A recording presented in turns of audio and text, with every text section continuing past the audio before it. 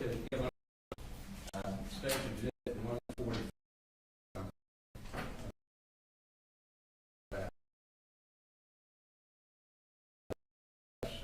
Rather than take okay.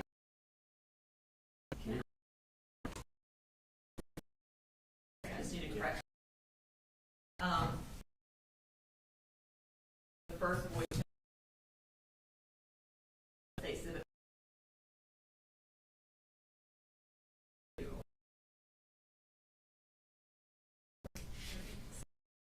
appropriately marked on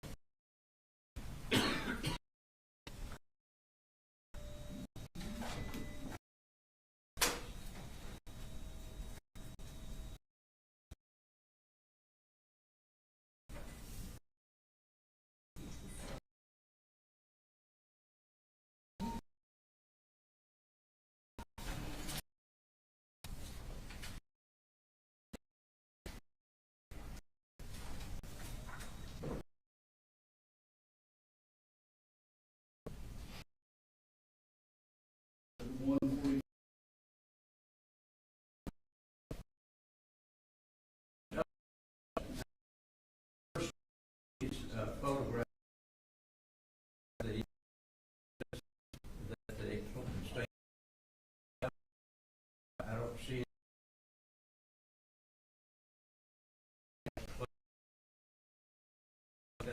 at all. Anything? Judge. Yeah. Here.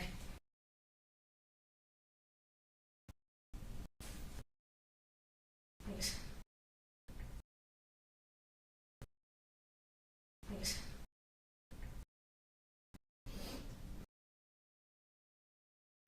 You go. Have several.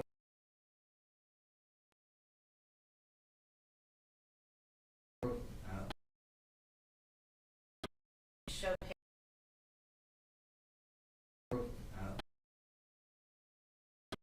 show or we learned down to when we have similar amounts, slightly. There's the state.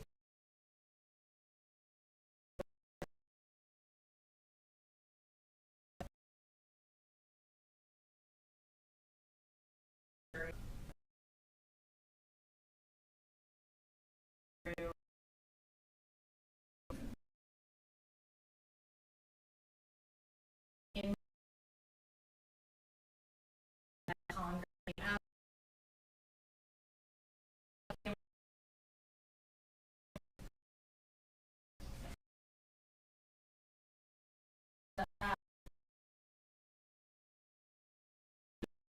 You just show something of nothing of that other than the fact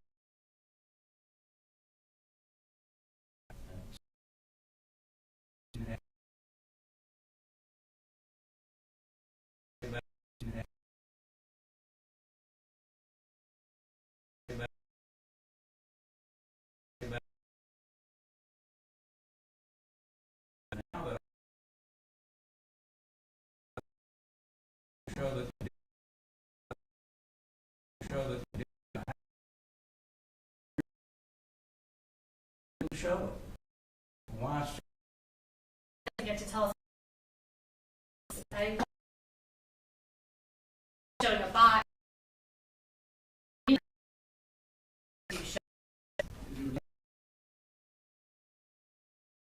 got to try the case.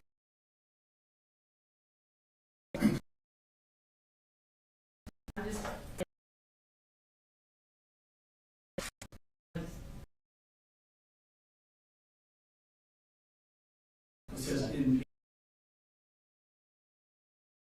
not stand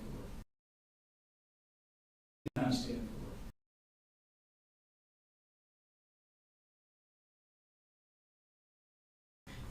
What's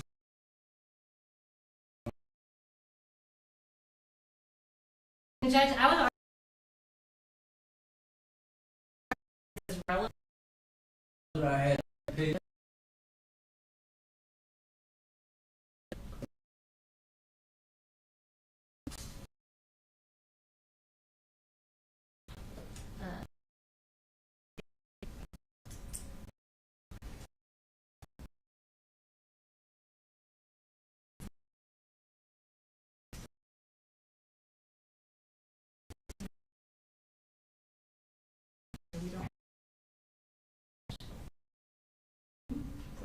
What's Mr. Barry? What's the last one on your list? Is that 146, 107, and 146.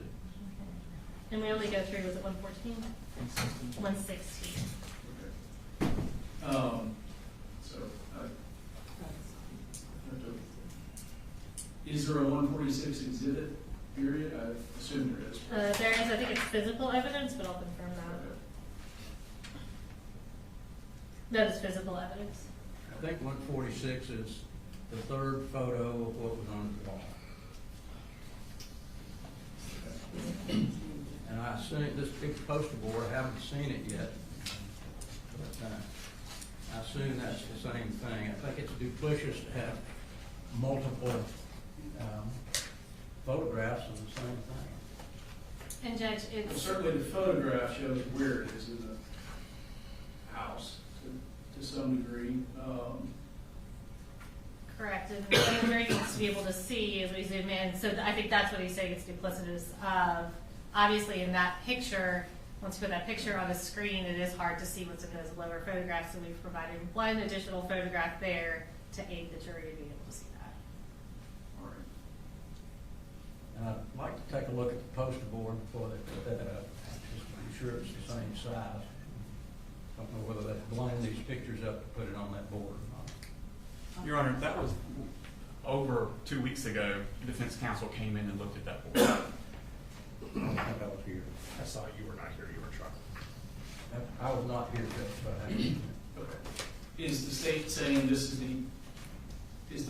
Yes, poster sir. board that's going to be tendered the actual poster board that was removed? No, Your Honor, there wasn't a poster board. Okay. But Put those on a are poster board?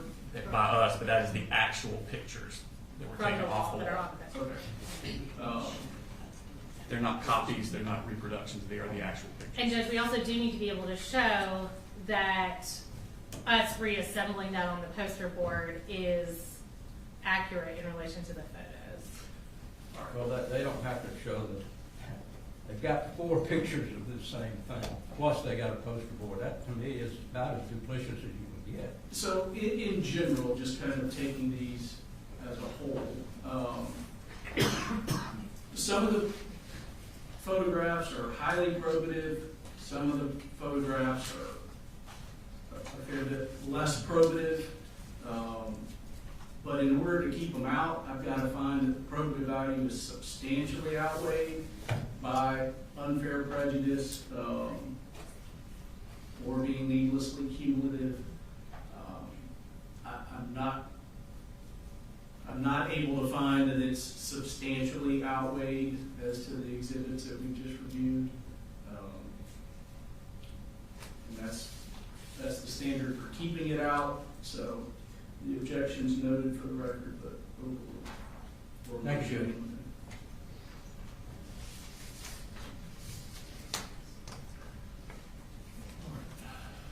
Brooks, if they're ready to bring the jury in,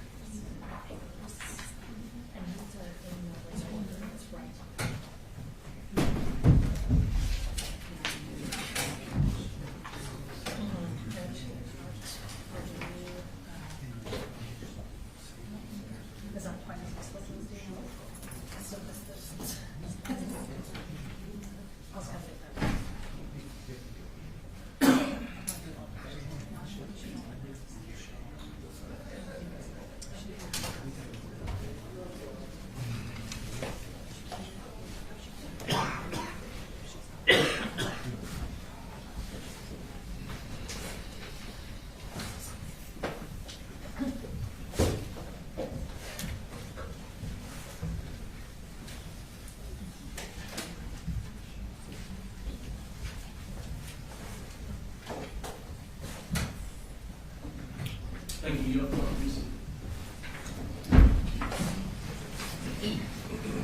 Good morning. Apologize for the delay when I took the bench, found out there was an evidentiary issue we needed to work through, so we did that, took a little time. But we're ready for the state to call its next witness. The state calls Special Agent Heather Lashley.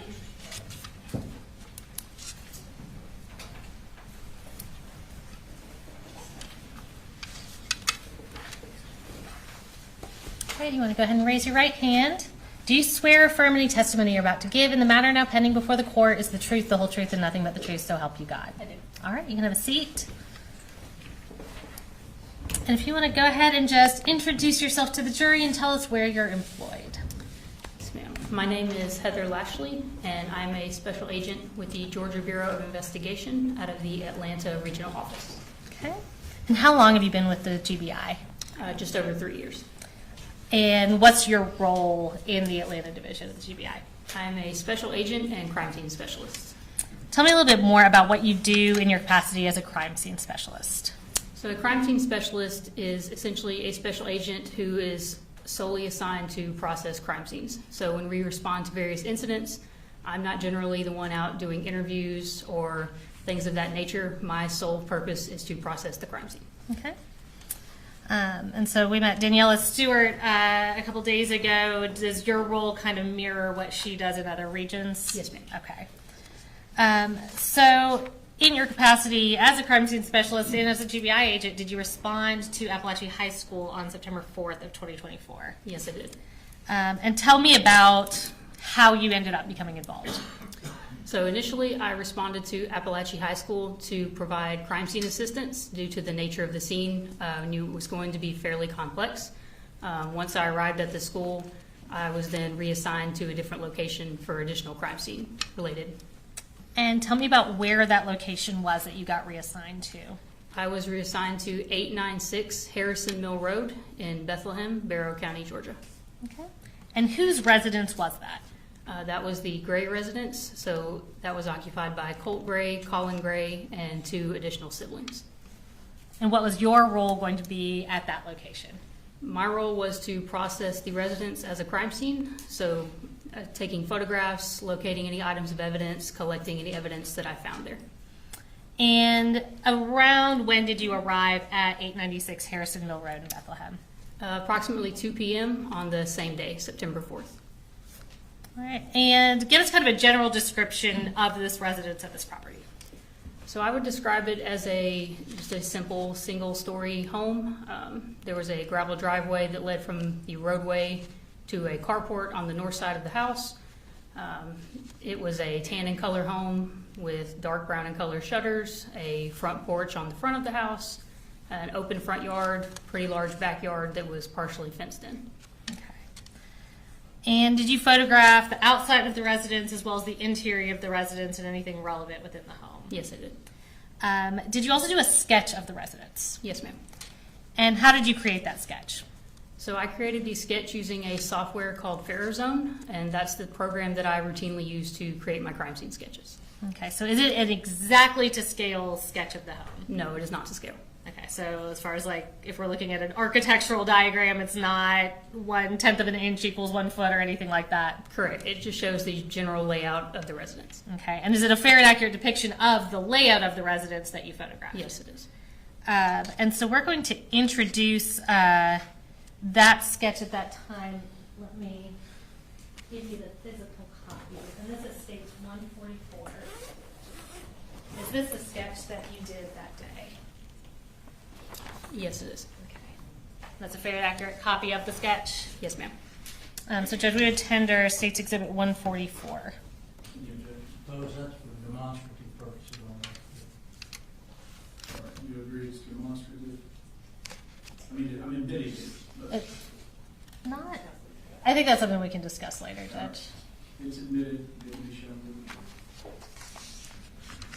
All right, so we're going to pull that up on the screen. It's showing up in front and behind you. And can you just kind of talk us through the layout of the house? Yes, ma'am. So I entered the residence through a doorway that was in the carport / garage area. So upon entering through that doorway, I was located in the kitchen. There were 2 doorways on the kitchen, one that attached to a laundry room / bedroom area and one that connected to the living room. When you go into the living room, that's where the front door was located. There's also a hallway that led to the remainder of the house. There were 2 doors located on either side of the hallway that were a combination of bedrooms, a bathroom, and then just a general room. Okay.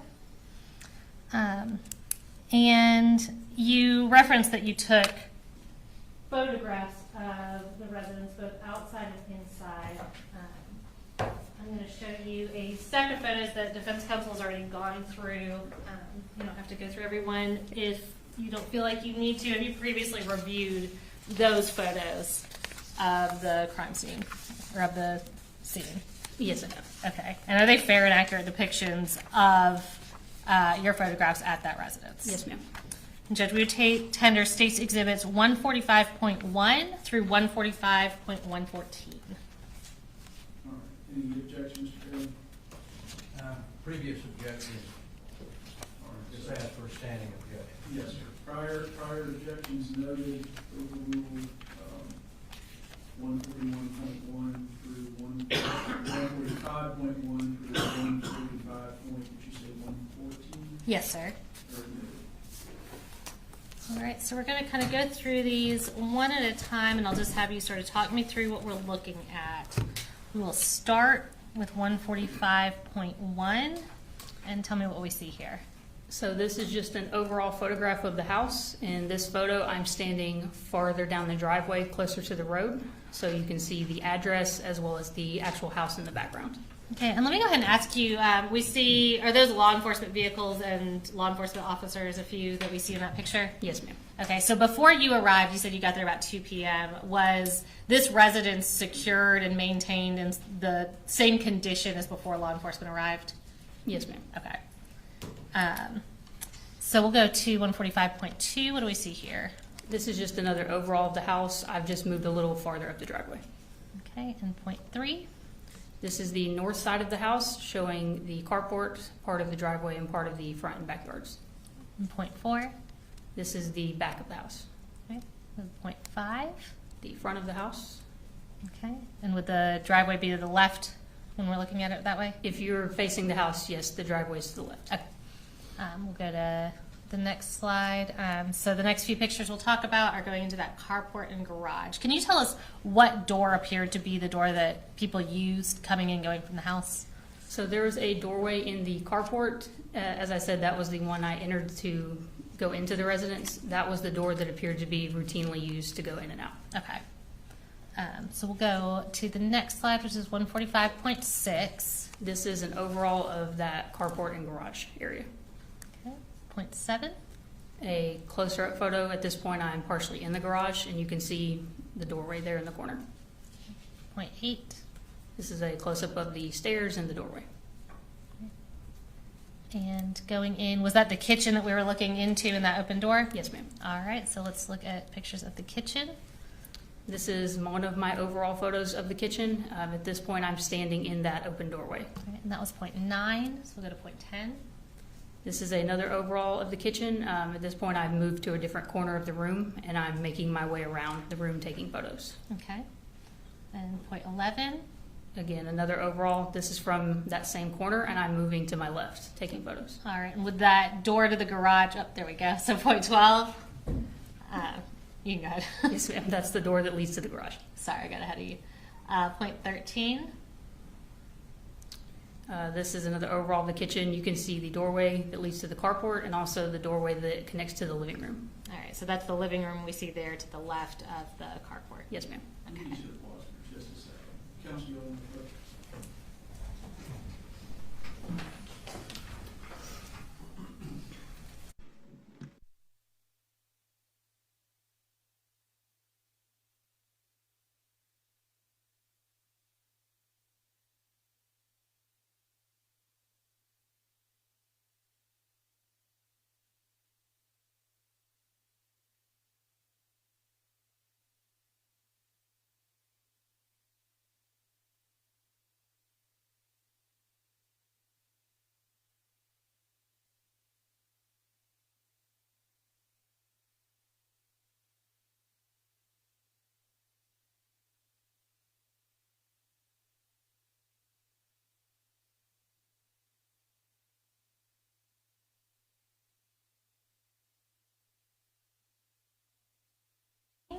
What are we looking at here? This is an overall photo of the doorway that connected to the laundry room / bedroom. Okay, and where is that in relation to the garage? So that wall where the doorway to go to the carport was, this is that same wall. So this would be the north wall in the kitchen. Okay, and is that accurately reflected on the diagram? Yes, ma'am. All right, so let's go to the next one. This is point 15. This is one of my overall photos of that laundry room from the perspective of me standing in the doorway. Okay, and point 16. Another overall, at this point I've moved farther into the room and I'm facing back towards the doorway. Okay. And again, I kind of hit on this, but when you go through and photograph a house, do you first photograph it in the exact condition that you find it in before y'all manipulate things or go through anything? Yes, we do. Okay. So we'll go to point 17. This is a close-up of a plastic tote that was in that laundry room, and you can see some ammunition boxes in the tote. Okay. And point 18. This is just a closer-up photo of that ammunition box. All right, go to the next one. 19. This is a tactical style vest that was located in the laundry room. All right. And the next one. This is 20. This is an overall of an ammunition can that was also located in the laundry room. Okay. We'll go to 21. This is an overall of the contents of the box once I open the lid. All right, so this is that same box we saw in the previous picture, that green one? Yes, ma'am. Okay. And we'll go to 22. This is a close-up photo of some cartridges and cartridge cases that were loose in the bottom of the box. Okay. And did you have to do anything to unlock that box, or was it secured in any way that you weren't able to get into it initially? No, ma'am. It has a handle to keep it secure, but there's no actual physical lock on the box. Okay. We'll go to the next one. That was 22. This is 23. This is another photograph of some ammunition that was located in the laundry room, just within a plastic tote in that room. Okay. And the next one is point 24. A close-up photograph of that same ammunition. Okay. We'll go to the next slide. This is a close-up of the ammunition can that we showed a few photos ago. Okay, and that's point 25. So is that after y'all took that into evidence? Yes, ma'am. Okay, so we'll go to the next slide. Point 26. Again, this is the contents inside the box once I open the lid. Okay, we'll go to point 27. These are all the boxes of ammunition that I removed from the box and laid out to photograph. All right, so all of these were contained within that green box? Yes, ma'am. Okay. And point 28. And this is after I removed the contents of those boxes, just showing how many cartridges were in each box. Okay. And the next slide. This is just a close-up of those cartridges showing their caliber. All right, that was point 29. And we'll go to the next one, 30. A close-up of one of the other boxes of ammunition. Okay. And the next one is point 31. And the contents inside that box. Okay. And the next one? It's .32. Close-up of a different box of ammunition. All right, and the next one, 33. And again, the contents that were inside that box. And we'll go to the next slide. A different ammunition box Okay, and that's .34, and the contents of that box. and that is .35. We'll go to the next slide. This is an overall of what remained in the can after I removed the boxes from it. Okay, and that's .36. So these are not ones that you previously photographed. Those are additional at the bottom Correct. of the These box. were just loose in the bottom of the box. Okay. And we'll go to the next slide, .37. This is an overall of which cartridges were loose in the box. As you can see, I laid them out and I wrote beside each one the make, the caliber, and how many there were. Okay, and can you just kind of read out what, basically what you've got written there? Yes, ma'am. So I have 2 PMC 308 Winchester cartridges. I have 12 FC 45 Auto handgun cartridges, 1 FC 40 caliber Smith & Wesson cartridge, 1 Spear 40 Smith & Wesson cartridge, and 1 Winchester 40 Smith & Wesson cartridge. Okay, thank you. And we'll go to the next slide. This is an overall of one of the evidence bags showing the barcode. Okay, and is that your writing on there? No, it is not. Okay. Is your handwriting better than that? I hope so. What is this? What's labeled on the bag? It says loose ammo from laundry room. And is that accurate as to where it was collected from? Yes, ma'am. Okay, that's .38. And we'll go to the next one, .39. And this was the contents that were inside that bag. Okay. We'll go to the next one. That's .40.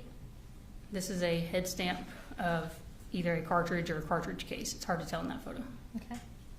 And we'll go to the next slide. .41. And overall of a difference evidence bag. Okay, and what's the writing on that say? It says ammo, secondary search, laundry room. Okay, and when we say secondary search, what's that in reference to? So generally a secondary search is what we do after we've done our initial search and marked any items of evidence that were readily visible. Once we've photographed, documented, and collected those, we will then do a secondary search in which we will move things that we may not have previously moved. It's more of just a secondary sweep to make sure we didn't miss anything. Okay, and that's 41, and we'll go to the next slide. And these are the cartridges that were in that bag. Okay, and that's 42. Go to the next slide. And overall of a Remington ammunition box. And that's 43. And the next slide. And the contents that were in that box. Okay, that's 44. And we'll go, before we go on through the house, I'm going to show you what's been marked as Space Exhibit 146. And can you identify what this is for the jury? And is this heavier than it looks as I walk this up here? Yes, it is heavy. Okay. This is the ammunition box that was collected from the laundry room. Okay. And does it appear to be in substantially the same condition as when you collected it from the laundry room? Yes, ma'am. After y'all photographed the contents of that box, did you put the contents back in the box and seal it? Yes, ma'am. All right, and since I'll go ahead and tender State's Exhibit 146 into evidence. No objection. Does it have the bullets in it? Is that what this? Yes, sir. Everything that was contained in it at the house is back in it now. 146 is admitted. And I will not have you open that up since you photographed so thoroughly the contents of it. But I do have one more. That ring. This is State's Exhibit 147. And can you identify what this is for the jury? This is the tactical vest that's been packaged that was located in the laundry room. Okay. And is that bag and sealed everything in substantially the same condition as when y'all placed it into evidence? Yes, ma'am. All right, and I'm going to have you open that up and show that to the jury. And Judge, we would tender State's Exhibit 147. Mr. Barrett? All right, 147 is admitted.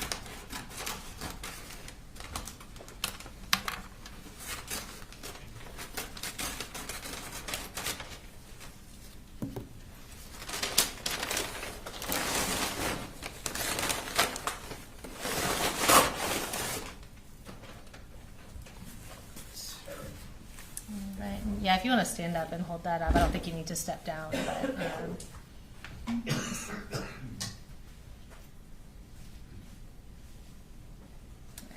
thank you. All right. Do you want me to put it back in the bag? And, yeah, sure, whatever's easiest. If you need to get it out of your way, let me know.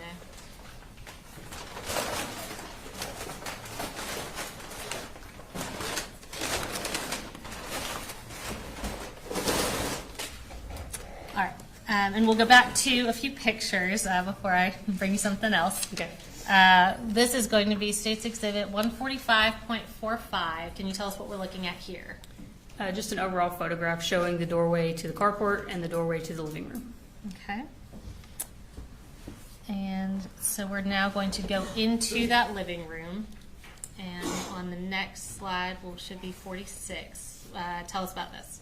This is one of my overalls of the living room, just showing where the furniture was and the overall appearance of the room. Okay, so this is kind of from the direction of that doorway. Generally, yes, slightly to the left. Okay. And we'll go to the next one, 47. This is more of a straight ahead view of me standing in the doorway, but this is again, more furniture and you can see the front door and a window in the living room. Okay, so just to be clear, that door on the left side of this picture, that's the front door to the home? Yes, ma'am. Okay.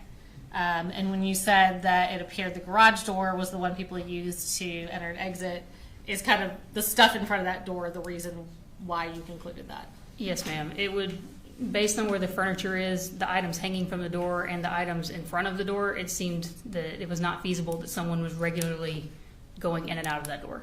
Okay. And now we'll go to point 48. Another overall from inside the living room. This is, if you're standing in the doorway, this is the wall to the right of the doorway. Okay. And we'll go to 49. Another overall from the living room. You can see the doorway that leads back to the kitchen, and you can also partially see where the hallway starts. All right, is that going to be the hallway that has all the bedrooms off of it? Yes, it is. Okay. And we'll go to the next slide, point 50. Another overall of the living room, again, just showing the furniture and the contents. Okay. And so now we're going to show a little bit of that hallway. And we'll go to point 51. This is an overall showing just the general layout of the hallway. Okay, and can you kind of tell us which rooms we see? I know it's kind of hard to see in this picture, but. Yes, ma'am. So in this perspective, I'm standing in the living room facing the hallway. At the very end, you can see a door. That is just a closet. If you're moving down the hallway on your right side, the first room is the just general, almost gamer setup type room. Mm-hmm. The room at the end of the hallway on the right is a bedroom. And on the left wall, the first room on the left is a bathroom, and the second room on the left at the end of the hall is another bedroom. Okay, is that a pretty narrow hallway? It is. Okay, and you said that door on the end with the damage to it, that's a closet? Yes, it's a closet door. Okay. And we'll go to point 52. This is another overall of the hallway. I've moved a little bit further down so you can see the rooms a little bit better. Okay, so what's this first door on our left? The first door on our left is a bathroom. Okay, and the door directly across from it? That was identified as Colt's room. Okay. And that was point 52. So now we're going to look at that first bathroom that was on the left. And we'll pull up point 53. This is one of my overalls, just showing the condition of the bathroom. Okay, and how many bathrooms total were there in the house? 2. Okay. We'll go to point 54. This is a perspective of me standing in the bathroom doorway. I'm taking a photograph of the doorway directly across from the bathroom. Okay. And you said that's what was identified as Colt's room? Yes, ma'am. Okay. And the next slide is point 55. This is an overall near the end of the hallway. You can see that same closet door, and on the right and left are doorways to the bedrooms. Okay. And we'll go to the next slide. So next we're going to talk about, was that last room next to the bathroom, was that identified as Jenny Gray's room, the daughter? Yes, ma'am. Okay, so let's show the next slide. This is point 56. This is just an overall of the doorway leading into Jenny's room. All right, and it's kind of hard to see in this picture. Is that damage to the door next to the doorknob? There is some damage to the door, yes. Okay. And we'll go in point 57. This is one of my overalls of Jenny's room. Oh, you're fine. And smoothly going into point 58. Just another overall as I'm making my way around the room. Okay. And the next slide, point 59. Another overall of Jenny's room, and you can see the doorway there that leads to her connected bathroom. Okay. And we'll go into that bathroom. As the only point of entrance for that bathroom in Jenny's room. Yes, ma'am. Okay, and it did appear that that was a bathroom exclusively used by Jenny, based on what you could tell. Based on the contents, yes. Okay. So we'll show point 60. These are just some of the contents that were in that bathroom. Okay. And so we're next going to go to this back corner bedroom. Did that appear to be Colin Gray's bedroom? Yes, ma'am. And did he appear to also share that with his youngest son, Coley? It appeared that way, yes. Okay. And we'll go to the next slide, point 61. This is one of my overalls of the doorway of Colin's room. Okay. And point 62. Another overall of the inside of the room. Okay. Go to point 63. Another overall, just moved the camera down to try to capture the whole room. Gotcha. We'll go to the next slide, point 64. Another overall of that same bedroom as I'm making my way around the room. All right. And the next slide is point 65. This is an overall of a pair of swim goggles that I located in that bedroom, and inside the goggles you can see what was identified as one bore sight and one rifle cartridge. Okay, and is that, fortunately we had that orienting picture. Is this zoomed in from where the previous picture was? Yes, it is. Okay. And we'll go to the next picture. This is that same pair of goggles. It's just now been identified with evidence marker 22. Okay, and you said that was a bore sight and a cartridge in there? Yes, ma'am. Okay. Just a close-up of the contents of the goggles. All right, and that's point 67. And is that object on the left the bore sight? Yes, ma'am. Okay. Point 68. This is an overall of the closet that was in Colin's room. Okay. And point 69. Another overall focusing more on the top of the closet. Okay. And point 70. One of my overalls photographing the top shelf that was in the closet. All right, and it's kind of hard to see in this picture, and we'll see clearer, but what are those boxes that we're seeing? Various ammunition boxes. Okay. We'll go to the next picture. That's point 71. That's another overall. That's the opposite side of that same shelf in the top of the closet. Okay. And next slide. These were overalls of some firearms that were located in that closet after I removed the clothing that was covering them. Okay. Were there 2 firearms up there? Yes, there were. Okay. And we'll go to the next picture. That was point 72. This is point 73. This is a overall photograph of a box of handgun ammunition that was in the top of the closet. All right. And we'll go to the next slide, point 74. This is another overall of one of the firearms that's been marked with evidence marker 17. Okay. And point 75. This was a pile of magazines that were located in the top of the closet that have been marked with evidence marker 19. All right. And point 76. This is an overall of the closet, still with all the clothing on top of the contents of the closet. Okay. So is this kind of on the left side of the closet? Yes, ma'am. If If you're you're facing the looking at it. closet, it would be more to the left. Okay. Point 76, and we'll go to the next one, point 77. This is the same boxes of ammunition that have been marked with evidence marker 16, and this photo, the clothing has been moved from on top of them. Okay.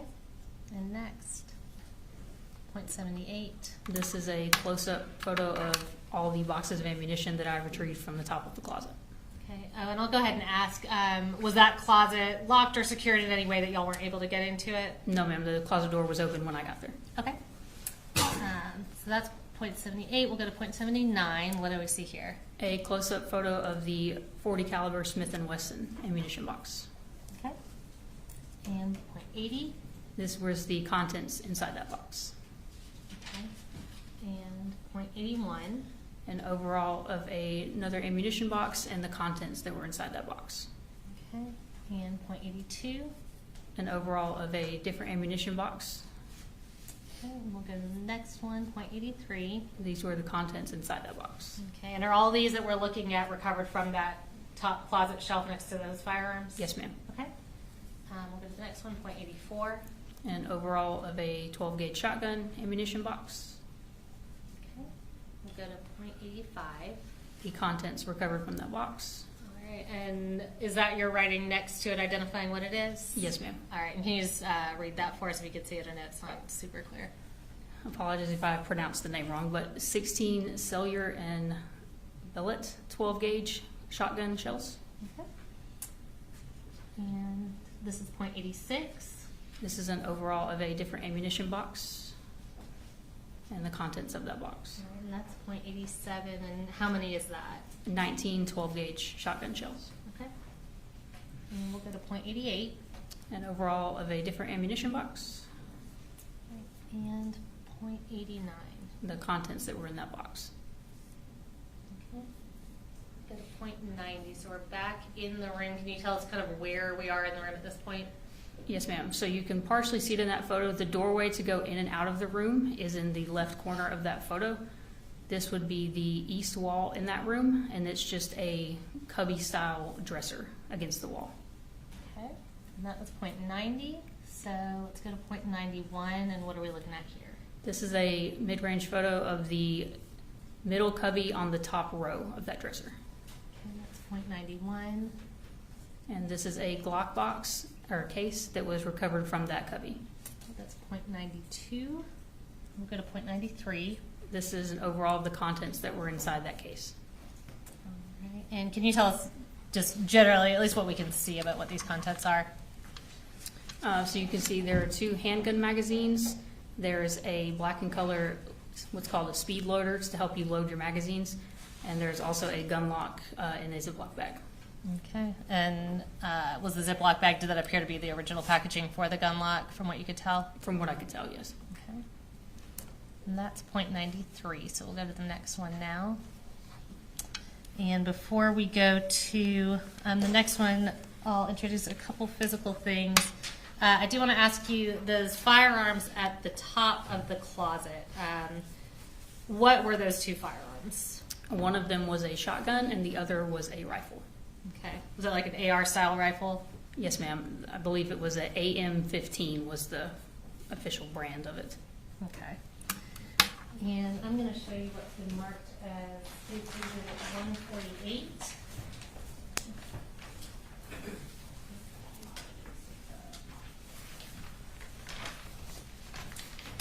Can you just identify what that is? Yes, ma'am. This is the Glock case that was recovered from that cubby in Colin's room. All right. And does it appear to be in the same condition as when y'all took it into evidence?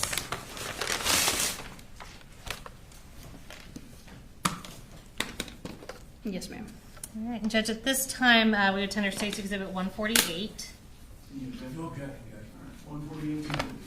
Okay, I'm going to have you go ahead and if you can just sort of show the inside of it to the jury, then I'm going to ask you about a couple of the individual contents.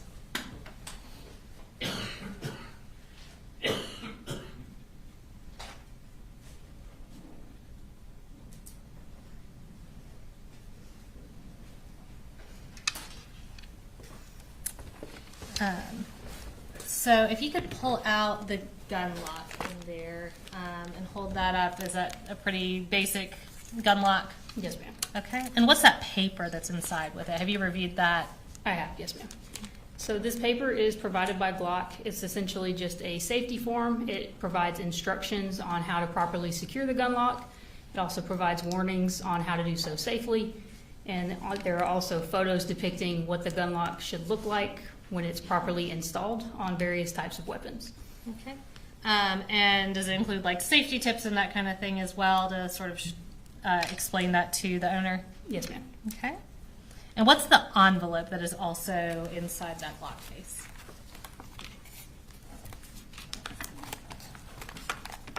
All right. So this envelope contains just Glock's safety pamphlet provided by Glock, as well as a just general user manual for a Glock handgun.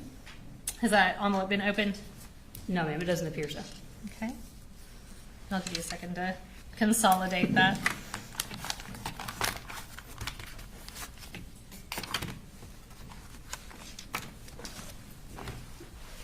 All right, so we'll go back to the pictures.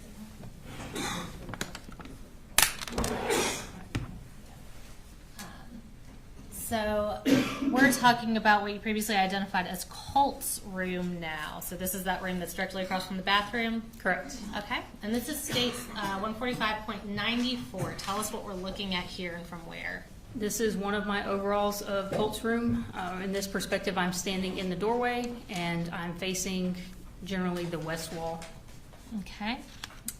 And we will go to, is that a like computer screen right there that we see? Yes, ma'am. There's a desk with a computer monitor, some video game equipment, and just some other assorted items on the desk. Okay, and that's, so we see that a little clearer in states 145.95. Yes, ma'am. Just another overall showing the desk and the chair and some contents that were in the floor. All right, and is that still kind of from the doorway? Yes, ma'am. Okay, so this is a pretty small room. Yes, ma'am. It's not very big. Okay.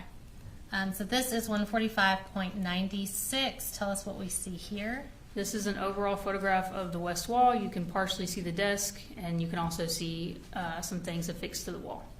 Okay, and you say some things affixed to the wall, so we see what's right in front of us. We'll obviously be coming back to that. Was there really anything on the walls other than what we see in this picture, that skull and these items on the back wall? There was one shelf mounted to the east wall, which is the wall where the doorway was located, but the only thing on the shelf was an empty shoebox, some loose papers, some push pins, nothing of relevance. Okay. So we'll go to 145.97. Another overall, just making my way around the room. This would be partially the south wall and part of the west wall. Okay, and is that door right there, is that the door to the room or a closet door? That is a closet door. Okay, so that's 0.97. We'll go to the next one, 0.98.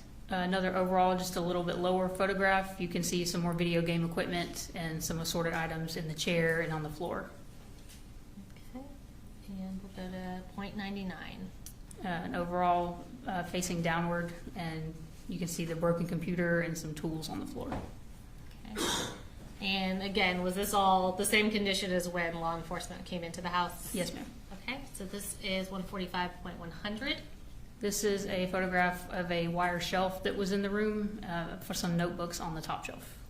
Okay, so we'll go to 0.101. This is an overall of the closet that was in Colt's room. Okay, so we'll go to 0.102. Just another view of the closet. Okay, and is this door on our left side, is that the entrance to the room? Yes, it is. Okay. And this is 0.103.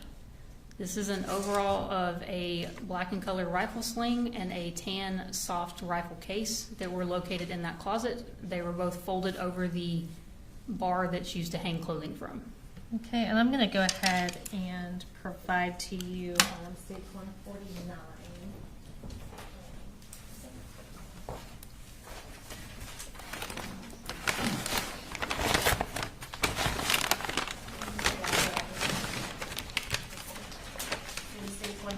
I'll trade you for a couple of those things you've accumulated. So here we have 149. If you want to go ahead and tell me what states 149 is. 149 is the rifle sling. Okay, does that appear to be in the same condition as when y'all packed it up and put it into evidence? Yes, ma'am. All right. And Judge, at this time we would tender States Exhibit 149. Want me to get it? All right, 149. All right, yeah, and if you want to go ahead and open that up, and I'll have you display that for the jury.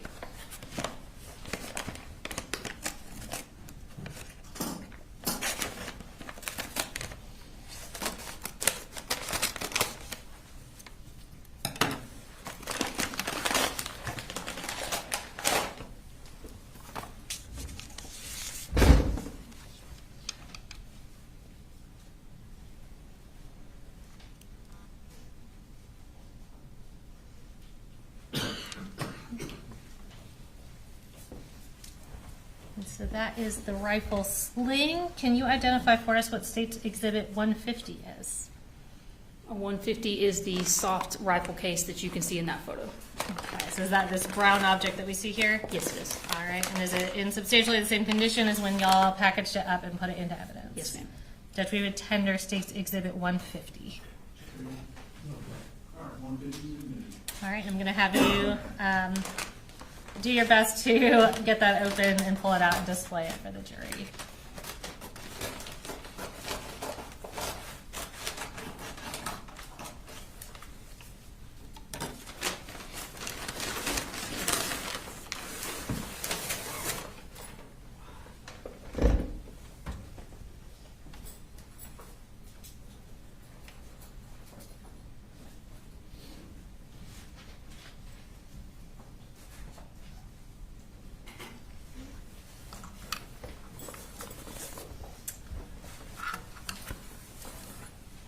And once you're ready, I'll go back to the pictures, no rush.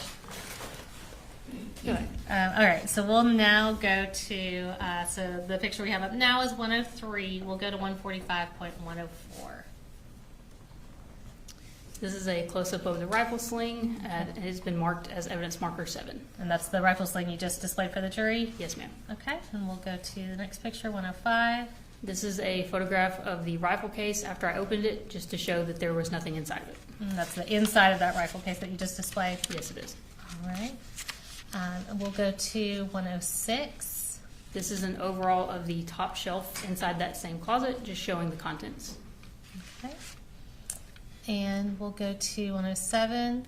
These are some targets that had been wadded up, and they were located in the bottom of the closet among some clothing and other assorted items. Okay, and we saw some of those as well in 106 and 107. Can you tell us, when you say targets, what are those specifically? These are shooting targets. Okay. And we'll go to the next slide, 108. This is an overall of a sight box, red dot sight, that was located in that same closet among some clothing. Okay, we'll go to the next slide, 109. This is a close-up photo of the box showing the brand information and a photograph of the site. Okay, and we'll leave that up, and I'll go ahead and show you what's been marked as State's Exhibit 151.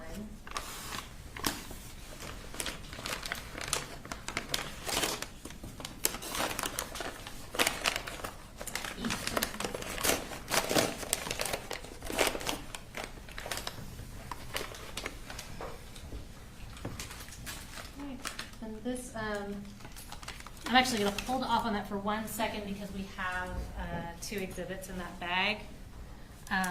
So you go to 110. All right, and what do we see here?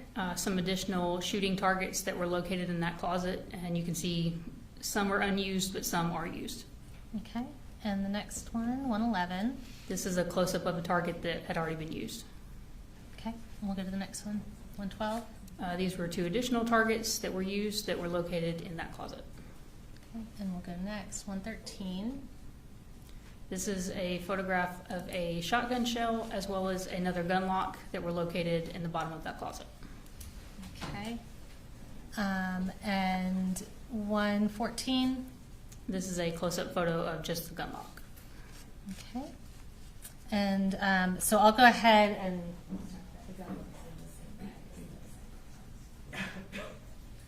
so you've got that bag in front of you. It's labeled, I believe it's 151 and 153. Is that correct? Yes, that's correct. All right, and what are the contents of that bag? This is the box for the red dot sight as well as the gun lock that is on the screen right now. All right, and do those appear to be in substantially the same condition as when you took them into evidence? Yes, ma'am. All right, Judge, we would tender State's Exhibits 151 and 153. You know, check. 151 and 153 are admitted.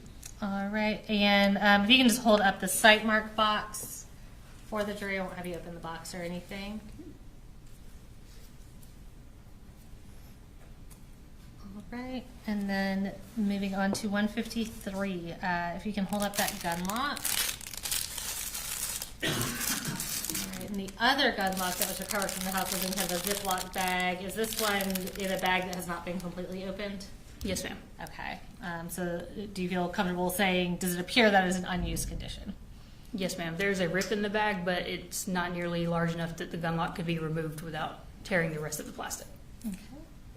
And I'm gonna circle back. I have my numbering a little out of order. So this is 152.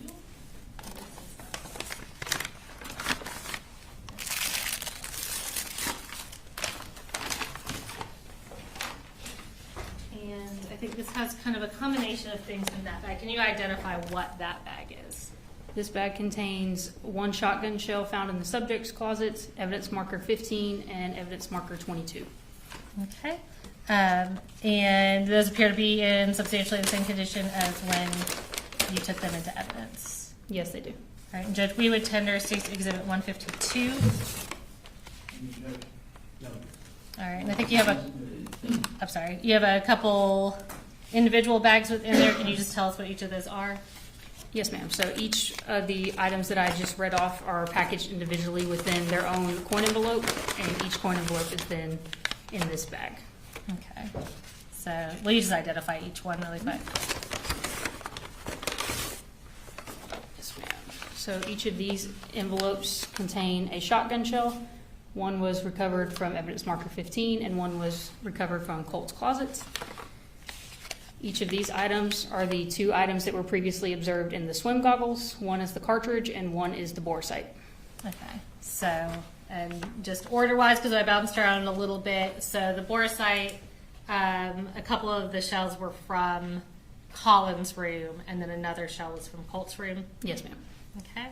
And just to kind of clear up something that the jury may notice, was there a bed in the room that we're referring to as Colt's room? Was there a bed? Yes. I'm sorry. No, there was not. And what is your understanding of where Colt would actually sleep? It was my understanding that Colt was sleeping in the laundry room that also was serving as a bedroom. Okay.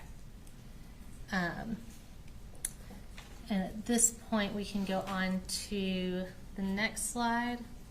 So this is State's Exhibit 145.96. We're just going to kind of use this for reference. Tell me about what we're looking at here. We are looking at the west wall in Colt's room. You can see the same desk that we discussed earlier, as well as a series of photographs and articles that were affixed to his wall. Okay. Okay,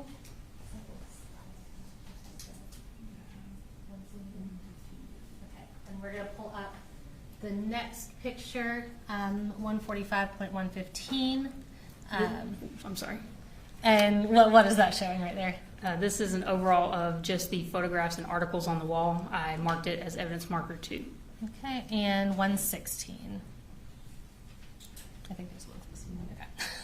And what do we see here?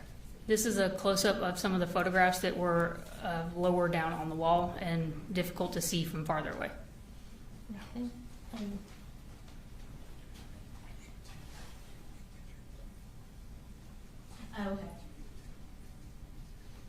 And Judge Mr. Smith pointed out that I had a numbering error. So I tendered 145 through 114. There's 116 photos. So I would tender State's Exhibits 145.115 and 116 at this time. They were previously reviewed and discussed with defense counsel. I just had my number wrong. So 145, 115, and 145, 116? Yes, sir. I just, in my aggregate numbering, left those out. The same objection that we made earlier. All right, so overruling the objection, 145, 115, and 116 for admitted. Thank you. All right, so I want to talk about. I want to talk about what we're looking at here. Did you collect these photos and news articles on the wall into evidence? Yes, I did. Okay. And were those affixed directly to the wall? Yes, ma'am. They were affixed to the wall using push pins. Okay. And in preparation for your testimony, did you use those, what was collected into evidence, the originals that were collected into evidence, and reassemble them on what's been marked as State's Exhibit 154? Yes, I did. Okay. And did you do that on a poster board? Yes, ma'am. Okay. Just kind of in place of a wall? Yes. Okay. And did you use your crime scene photographs as reference to make sure that the way you affixed it was as close as possible to exactly how it was affixed in size and order on that wall. Yes, I did. All right, and Jed, at this time, have you reviewed today stage 154 to make sure it's in the same condition as when you assembled that? Yes, I have. Will you tender State's Exhibit 154? We would object, Judge, under the duplicious aspect of photograph. All right, and as I understand it, these are what was actually removed from the wall? Yes, sir, Judge, we're tendering the original shrine into evidence, reconstructed on the poster board, as obviously we couldn't take the whole wall. All right, so the photographs, 154, it's admitted over objection. So I'm going to bring this over and display it for the jury, and then we're going to talk about what we are looking at.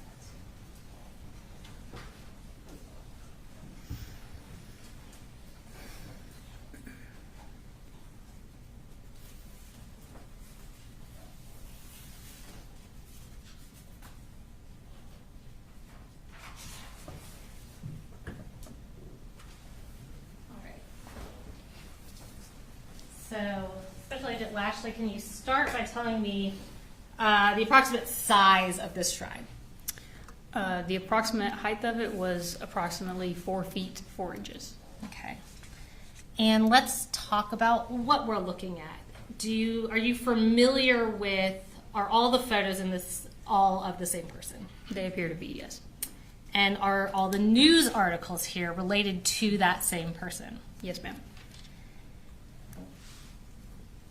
Specifically, I'm looking at a photo kind of down on the bottom right corner, and you can see it in the photo in front of you as well. That tactical vest that this individual is wearing, is that a similar vest to the one that you recovered from the laundry room? Yes, ma'am. Obviously, the color is different, but the style is generally the same. Okay. And who is this individual? This individual is Nicholas Cruz. And what is the significance of Nicholas Cruz? Nicholas Cruz perpetrated a mass shooting event at Parkland High School in Florida on February 14th of 2018. During that incident, there were 17 people killed, including teachers and students. Okay. Were there also several injured as well? Yes, sir. In collecting the evidence, did you review that are all these news articles related to that shooting Yes, they are. at Parkland High School? Correct. And you testified, again, I know we saw the pictures, but in orienting to Colt's room, where was this shrine? So if you were standing in the doorway of Colt's room, this shrine would have been on the wall across from the doorway. The doorway was on the east wall, this shrine was on the west wall.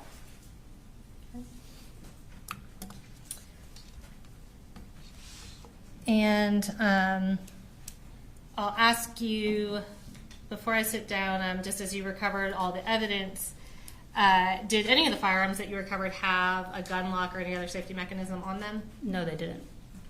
Did you find any gun safes in the house? No, ma'am. Did you find any other kind of safe or secured location that a rifle could have been stored? No, ma'am. Nothing further from me, but Mr. Berry or Mr. Hobbs may have some questions for you. Thank you. Cross?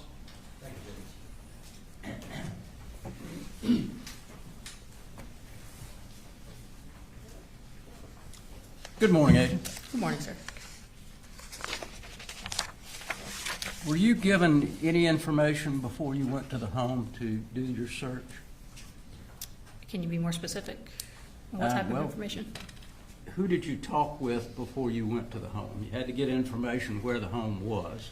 So who did you talk with before you got there? My direct supervisor, Special Agent in Charge, Lavender, out of the Region 10 office, is the one who directed me to go to the home and process it.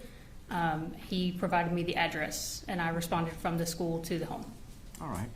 And did he give you the caliber of the weapon that had been used in the shooting at the school? No, sir. It was still very early on. I didn't get a lot of information. Okay. And when you went through the home, as you showed us, the room at the far end on the left you determined was Jenny's room. Correct. And would you classify that as the master bedroom normally in the house because it had an adjoining bathroom? For most homes, possibly. For that home, I would say yes. It was the largest bedroom and it did have an adjoining bath. Okay, so it was the largest bedroom and it had its own bath. Correct. Okay. And where you put the father's room, which is on the other side, correct? Correct. Far right-hand side? Yes. Did that appear to be shared, bunk bed shared with the younger son, Coley? Yes, it did. Okay, so he shared that room with him. Yes, it appeared that way. And who gave you the information that Colt slept in the laundry room? I can't recall exactly who gave it to me. One of the agents that I met with when I first responded to the house. Okay. Did you find photograph in that laundry room where a bed would be? There was a bed in the laundry room, yes. Okay. And, excuse me, going through some of the cartridges that you found in this box, I think the, let's see.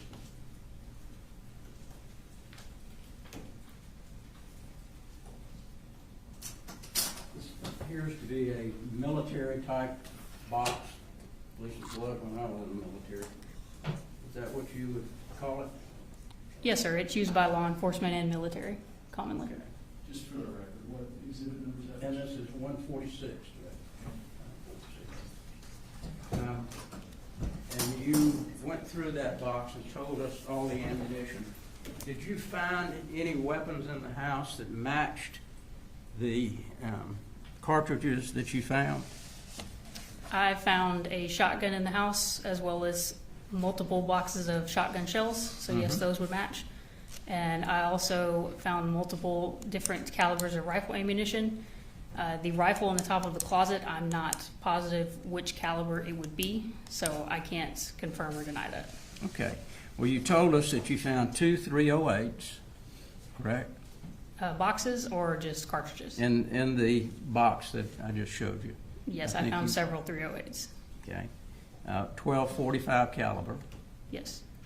And Smith & Wesson, different makes, but 4 Smith & Wesson type bullets. I found multiple types of handgun bullets. Yes. Okay. And did you find a handgun? Not in the home, in Mr. Gray's vehicle, yes. Okay. And you searched his vehicle also? Myself and Special Agent Andrew Still did, yes. And was there a Smith & Wesson found or a 45? Neither. It was a Glock 43X. Okay. So you didn't find a 45 nor a Smith & Wesson? No, sir. How many Glock bullets did you find in this case? So generally, you will not find a cartridge that has Glock imprinted on it. Glock is the manufacturer of the handgun. Right. It's 9mm though, right? Yes. Okay. How many 9mm did you find? I don't recall, sir. And you indicated that you found an AR-style weapon in the top of the closet where Colin Gray slept, correct? Correct. And did any of the bullets in this case fit that particular firearm? I'm not sure, sir. I did not attempt to load that firearm. Okay. You didn't check to see what caliber it might be?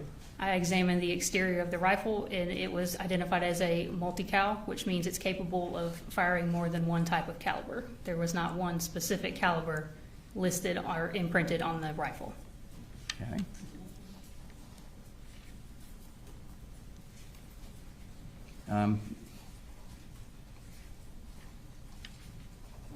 And the 208s, what are they? Caliber 208s that you testified to, I think. I don't recall testifying about a 208, sir. Okay. I Were there- testified about 308s. Were there any found there? 308s, yes. Okay. You remember how many? No, sir. Multiple boxes. Okay.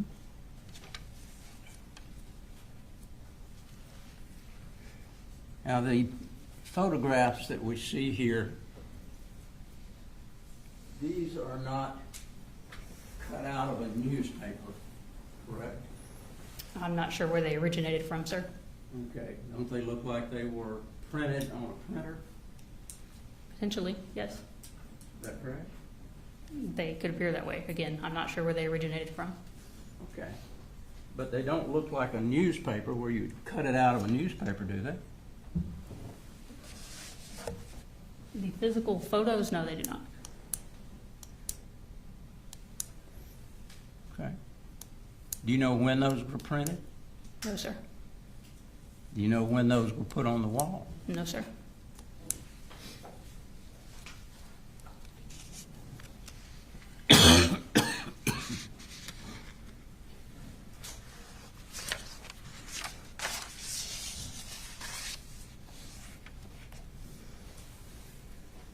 The site mark box that you saw, did anyone give you any information that there was corresponding site mark on the weapon that was used at the school?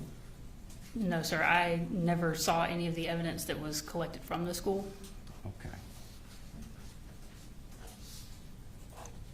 So primarily your duties was to go there and photograph everything pretty much that you saw. That'd be fair to say. My role as a crime scene specialist is to photograph the crime scene in its entirety. So that includes the outside and inside overalls. And if I see something of evidentiary value, then yes, additional mid-range and close-up photographs of that item. Okay. And do you sometimes get impressions about what you see? What do you mean, sir? I mean, if you see, for instance, the computer that was sitting on the floor in what was called Colt's room, Mm-hmm. the computer looked like it had been taken apart. Is that what it looked like to you? Yes. Okay. Components were on the floor. Yes. You don't know when that may have been done either, right? I'm not sure. Could you tell by what was taken apart on the computer why it may have been taken apart? No, sir. I'm not a computer expert. I would have no idea of the inner workings of a hard drive. Did anyone collect that computer to your knowledge? I collected it and turned it over to the GBI's digital forensic investigators. Okay, and which agent did you turn it over to? Danielle Murphy. All right. Thank you, ma'am. Any redirect? No, sir. All right. Thank you, ma'am. You're free to go.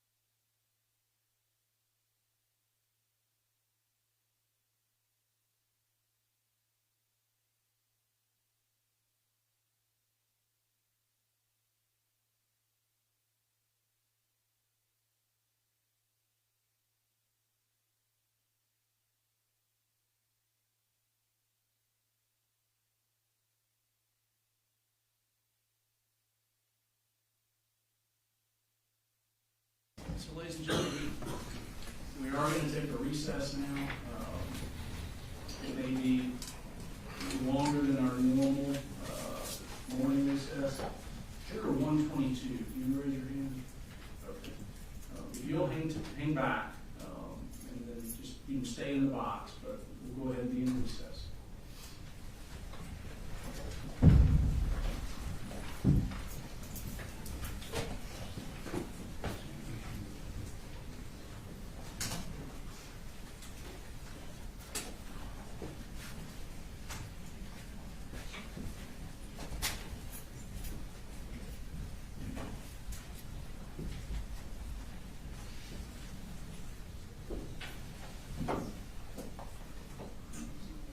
Good morning.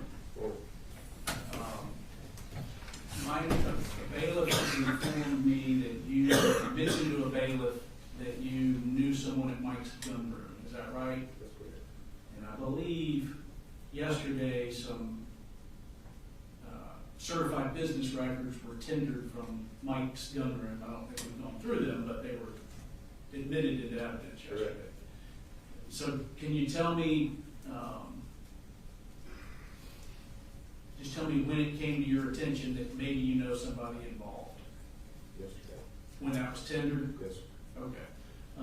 Can you tell me who you know at Mike's gun room? Right. The owner of Mike's gun room?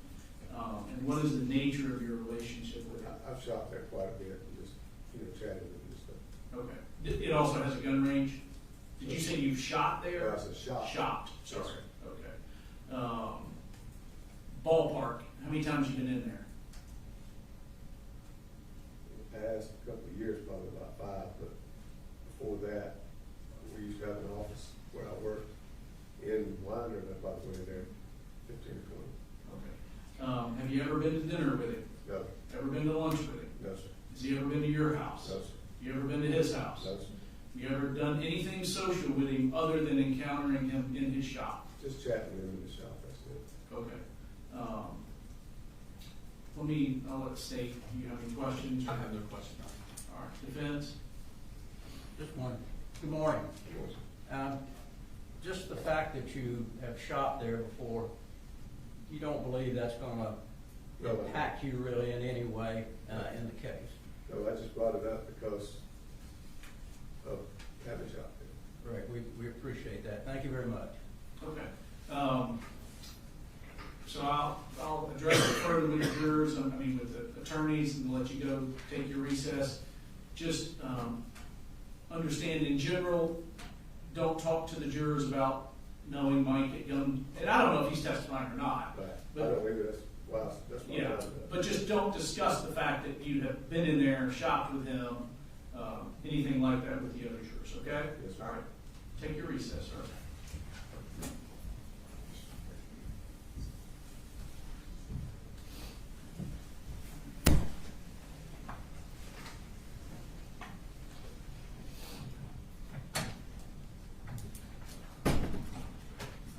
All right, any issues for the state? No, Your Honor, well, we're not calling anyone from Mike's gun room. It's a business record, just like we're putting in business records from Amazon where everybody shops. Anything from the defense? No, Your Honor, the court asked most of the questions I would have, so I don't think you will have issues. Very good, we'll be in recess, call it 10:45.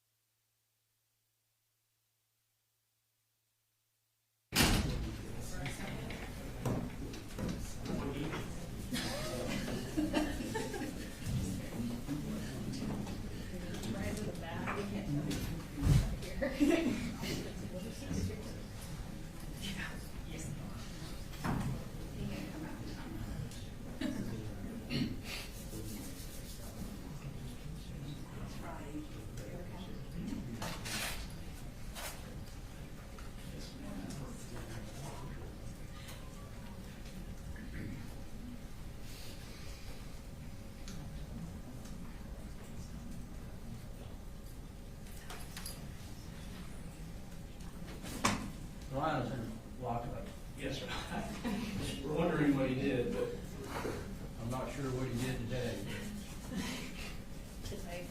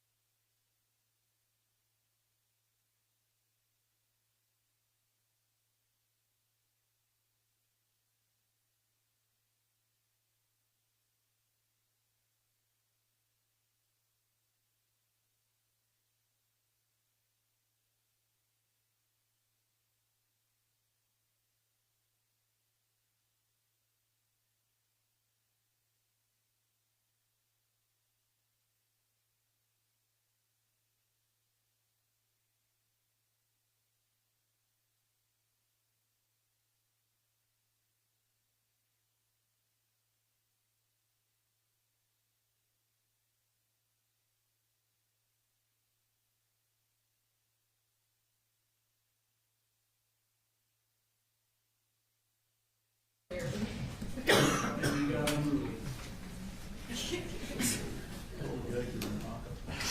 All right, y'all ready for the jury? Yes, Your Honor. All right, bring them.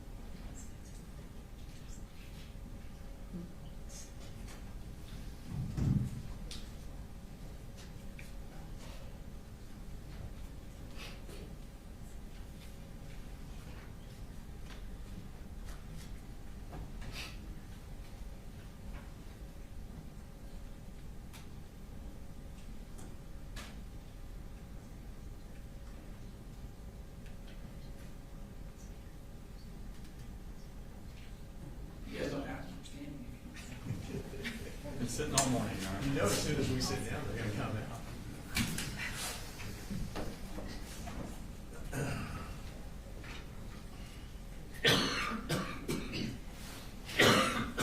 Actually, Judge, can we approach briefly? Yes. While we're waiting.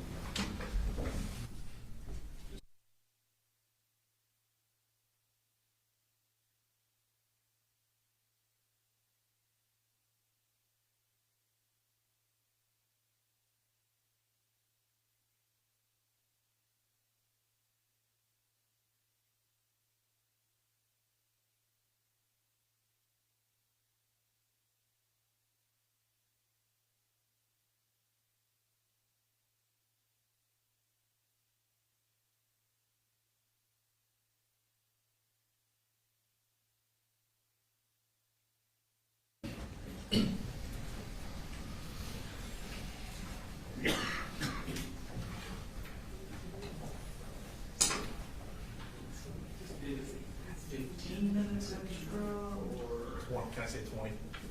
Thank you.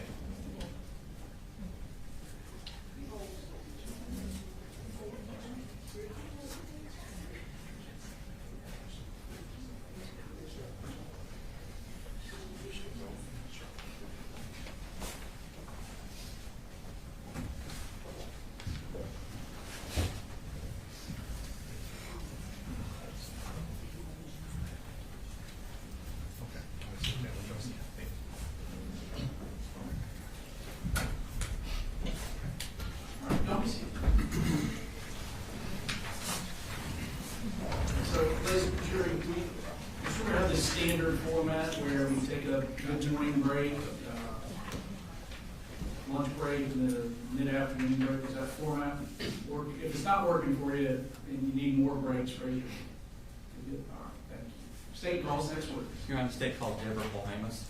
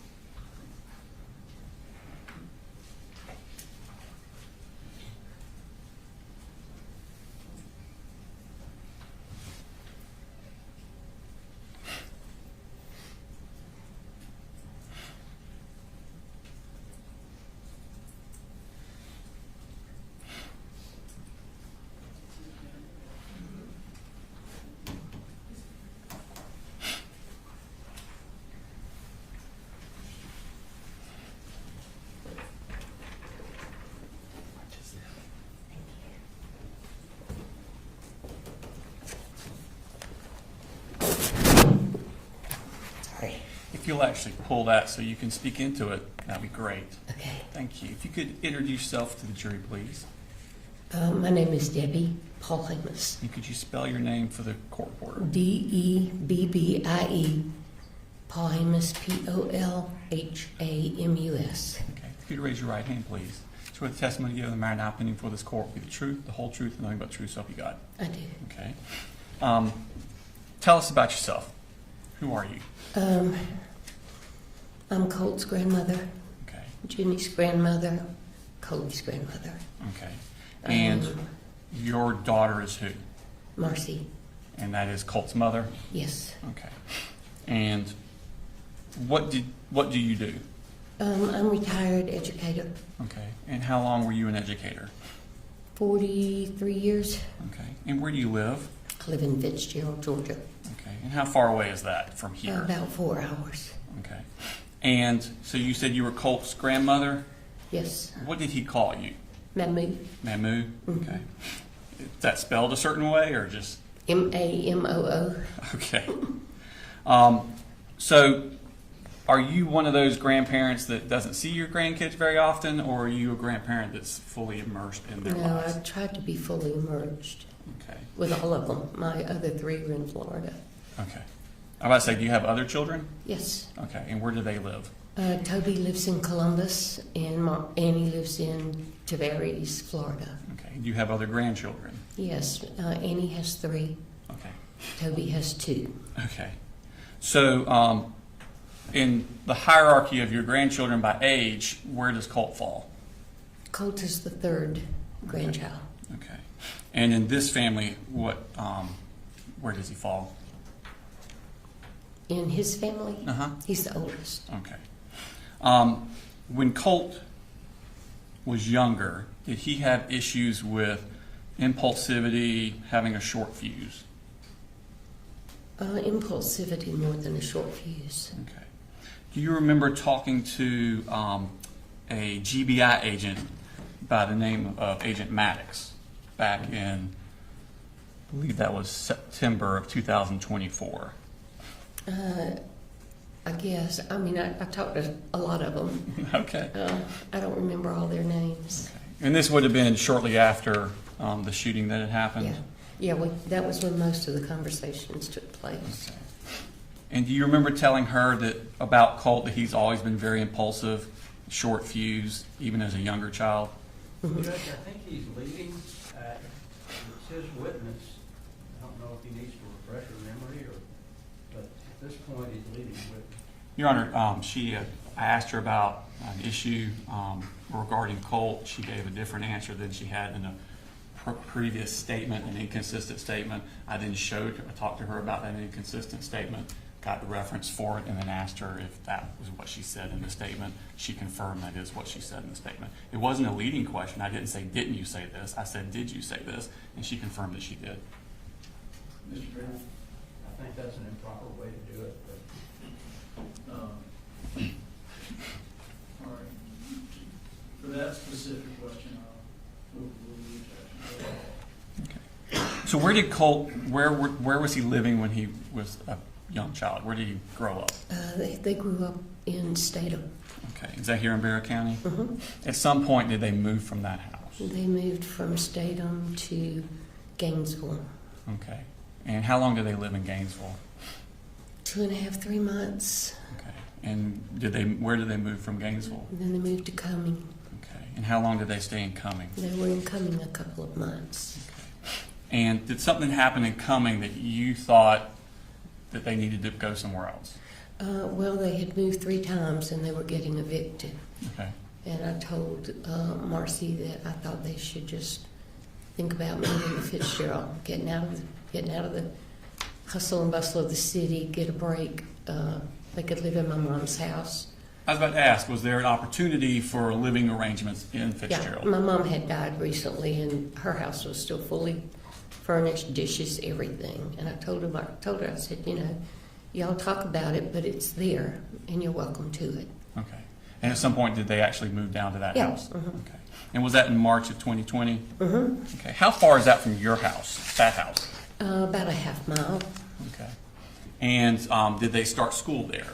Yes. Okay, and 2020, of course, that was the COVID year. Mhm. Tell me about the situation with schooling and how that worked. Well, they went to school for less than a week.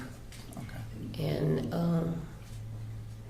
so what I did was I let Colt and Jenny come to my house, and I did school with them. Okay. And then we finally got them computers, Okay. laptops that they could use. I wasn't familiar with how to use them, but they seemed to know what to do because I retired before all that. But Well, let me ask you a question. Okay. I had children in school in Barrow County at that time. In Barrow County, March of 2020, they just stopped school. They weren't doing the digital learning. It was Yeah. just school ended early. Is that what happened in Fitzgerald County? no, they were still doing school. They did some digital. Mostly it was educational packets. Uh-huh. The teachers would do packets of work for the grade levels, Okay. and you could go by the office and pick up their packets and bring Okay. them home. And they had library books that the kids could pick up and take. I could pick up and take. I was about to say, Yeah. did you do that? Yeah. Mhm. Okay. And so they did those at my house. okay. Mhm. Now, in September of 2021, we got a new school year. Mhm. Where does Colt go to school that year? Colt was in the 5th grade, and he went to the elementary school, In 2021, when you went to 6th grade, where did he go? the middle school. Okay. And we've had some testimony about Colt doing a search on a computer.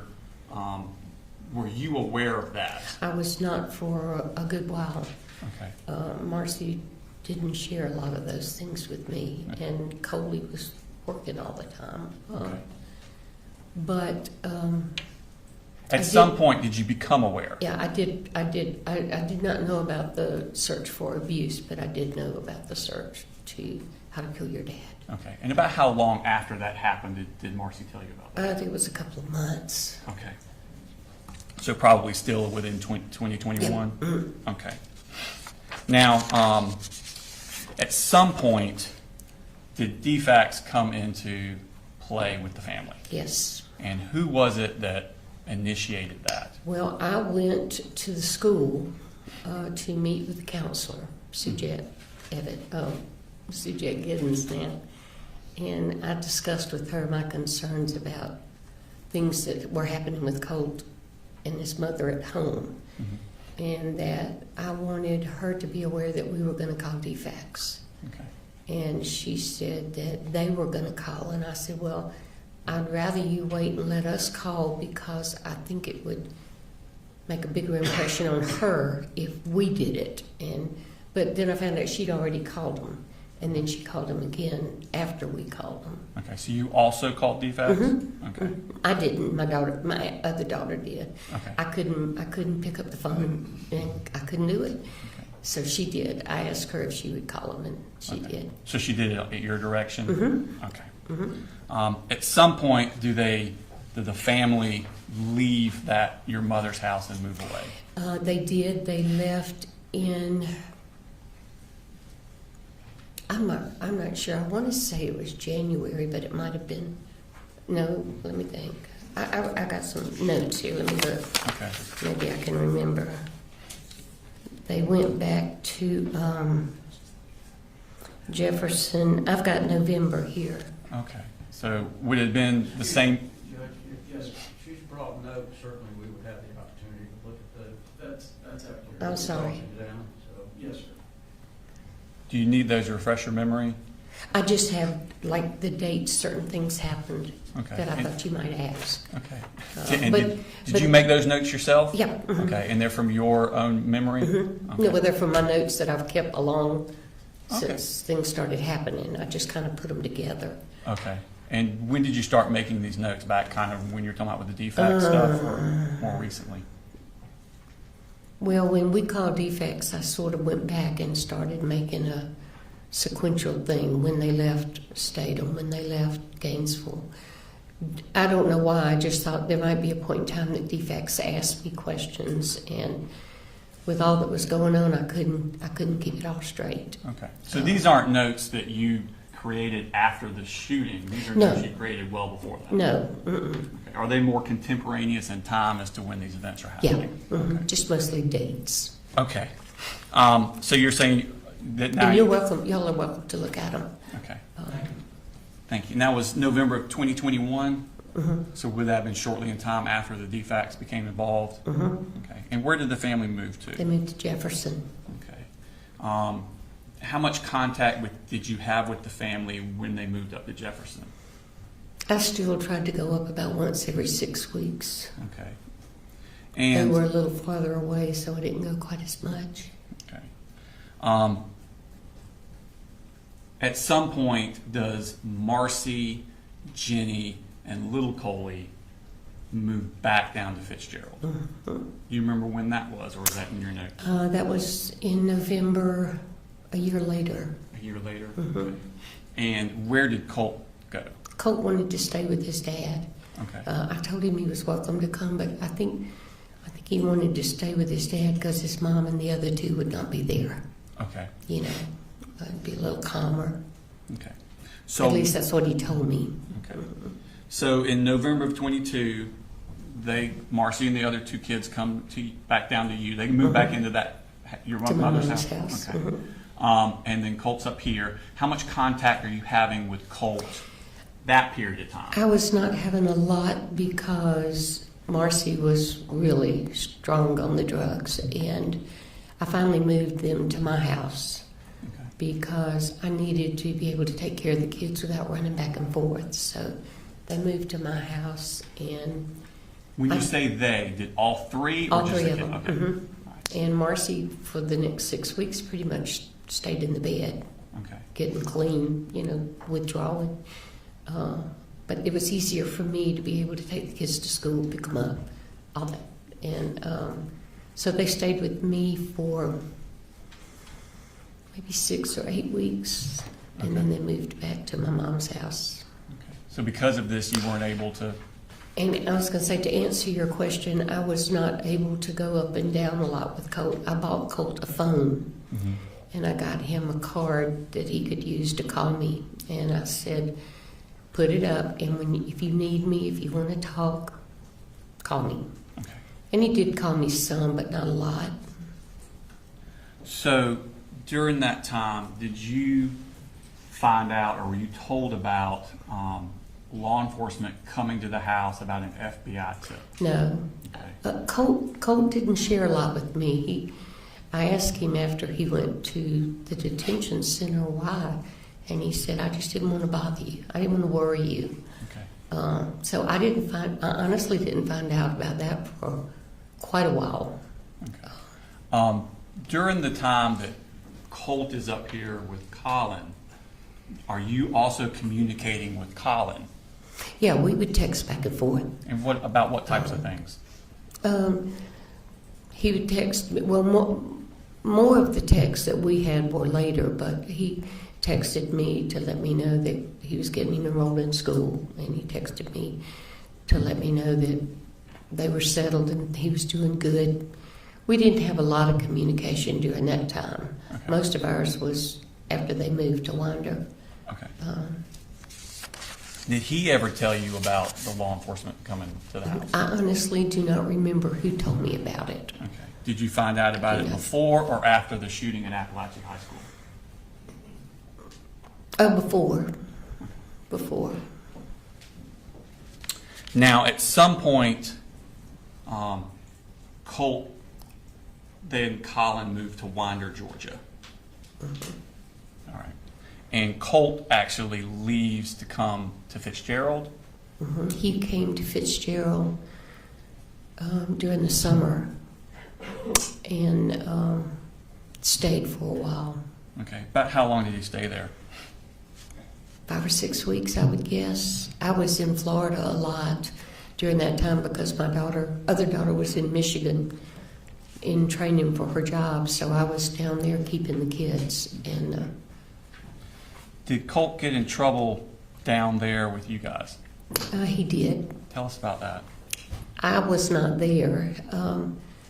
Colt, I know that Marcy was still doing a lot of drinking, and Colt just could not handle that. And I know that started it. I know that she called my husband and had him come over. He called the police. What was the purpose of calling the police? What had happened? Well, I think Marcy told him that Colt had hit her, but I honestly, I'm not sure about that. But something happened with them. They got into an altercation. Was Colt damaging property in the house? He did, apparently. He cut holes in the couch. But I have to tell you, this all took place while I wasn't there, so I never saw any of it. Did you see the happen. damage to the couch? I saw the cuts to the couch. Okay. And what was he cutting the couch with? I don't know. I would assume a knife. It looked like slit marks. Okay. Marcy and I were not on the most conversational level at that point. Did you have tensions with you and Marcy? Uh-huh. Okay. Did Colt ever do anything to hurt himself while he was down there? He did. I did not know about it, and I did not see it until Colt showed it to me and at the juvenile center. And what did he show you? He showed me the places that he had cut himself. Okay. And that happened down there in Fitzgerald? Down there. Mm-hmm. Okay. So he came and stayed with us for a few days, and then I think, if I remember correctly, Coley and I met halfway, and he got him. Okay, so at some point he goes back to live. Now you say Coley. Do you refer to Colin Gray as Coley? Yeah. Okay. I'm Just sorry. No, not your.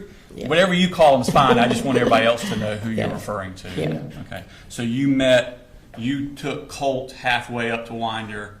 Mr. Gray came down and met Yeah, y'all. I think that's what happened. Okay. I know at one point we did that, but I'm not sure if that was the time we did it.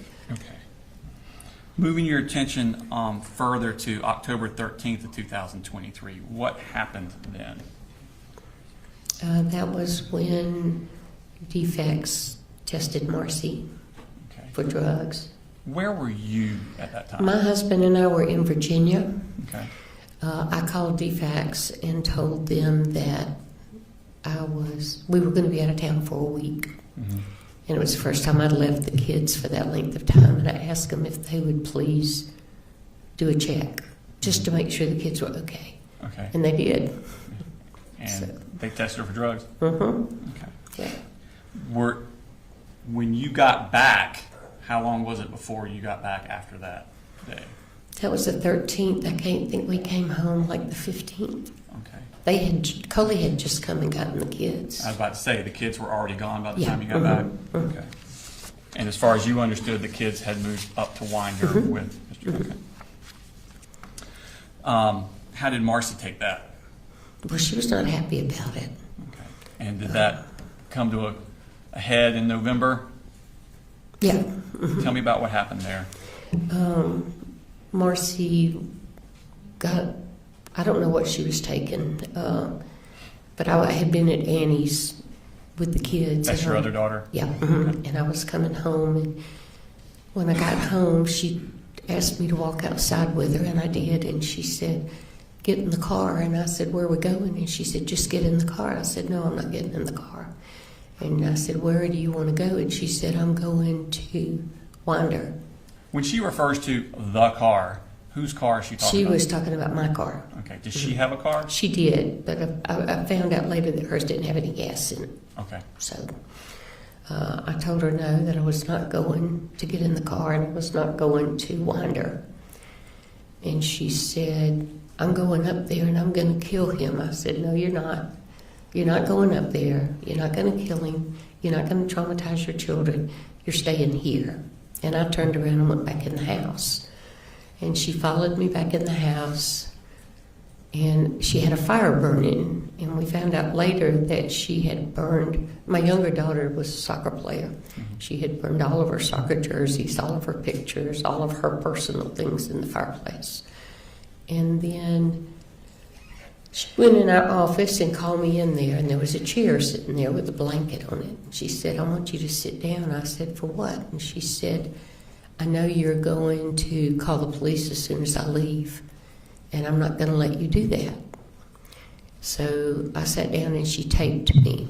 And I didn't fight her because I have worked with emotionally disturbed children long enough to know that when somebody's in that state, you don't get physical with them. And I was not going to do something that would get me hurt. So she taped me up and she switched car tags and put mine on her car and left. In your car? No, she went in her car. She got money out of my wallet to Okay. put gas in it. Okay, so she put your tag on her car, took money from you to buy gas, and then... She switched the tags because her tag had been flagged. Okay. And I didn't find that out until later. I didn't know what was going on. I heard her banging around in the house, and then she left. How did you get free? My younger daughter called. I didn't call her when I got home. I always called her. And she started calling my phone, and I wasn't answering. So she just figured I'd gone to bed. So the next morning, she still couldn't get me on the phone, so she called. You're still in the chair the next morning? Okay. She called her best friend, who lives 3 houses down from us, and said, I need you to go to my house and check on my mama. Where was your husband at this time? He was in Virginia playing golf with our son. Okay. So she said, check the car first. If her person's stuff is still in the car, there's something wrong. So she did, and then Annie stayed on the phone with her and said, I want you to go in the house and look around and see what you see. And Mary Beth is the one who found me. Okay. Did you call the police? Mary Beth did. I told her, I said, I have to go take a shower. I can't do anything until I take a shower and clean myself up. And then I told Annie, I said, y'all just stay on the phone. And then somebody came to the house and was beating on the front door. Mm-hmm. And it scared Mary Beth, so Annie called the police. Okay. At some point, you find out that Marcy has been arrested up here. Okay. And does she eventually end up back down in Ben Hill? Tell me about how that happened. Well, they put her in jail here for what she did to Coley's truck. And then she went to court, and they gave her fines and all that, but they did the first felony, whatever that is, so she didn't have to stay in jail. So we had her transferred from Winder to Fitzgerald. Because there were charges for her? at There were Fitzgerald? charges for her down there, and they wanted her down there. Okay. So they transported her there. And then I left her in jail for a couple of months. My husband didn't like it, but I told him, I said, she needs to get clean, and she's not going to get clean any other place. She may not even get clean in jail. But she was in jail altogether 5 months, maybe, Okay. something like that.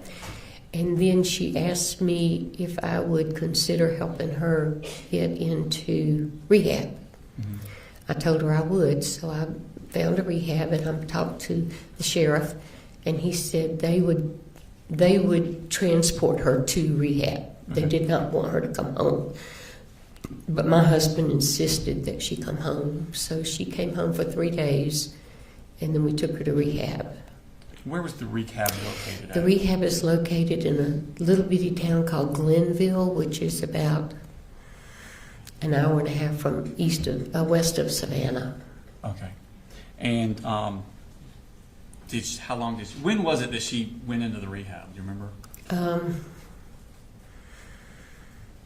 May, maybe, Okay. sometime in May.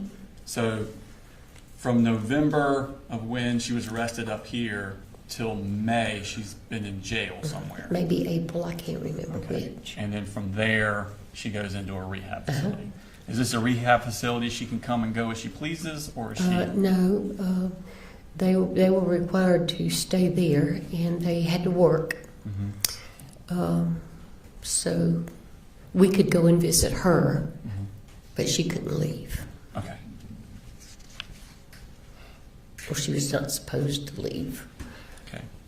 And when does she get out of rehab? Do you know? She didn't get out. She left. Okay. And how did she leave? She called me on Friday night and told me that she wanted to transfer to a rehab up around Winder. Mhm. She couldn't go to Barrow County, but she was looking at Clark Was she County. banished from Barrow County? Yeah. Mhm. Okay. So I told her to give me a few days, and we'd look around and see what we could find, and I'd get back with her. So then she called Coley and told Coley that her dad and I said it was okay for her to I'm leave. going to object. It seems like this would be hearsay at this point. What's your response? She wandered a little further than anticipated, Your I'll Honor. sustain the objection. It's fine. How did she get out of, who picked her Coley up? went and got her. She called him and told him that we had agreed to let her leave, so he Okay. went and got her. Okay.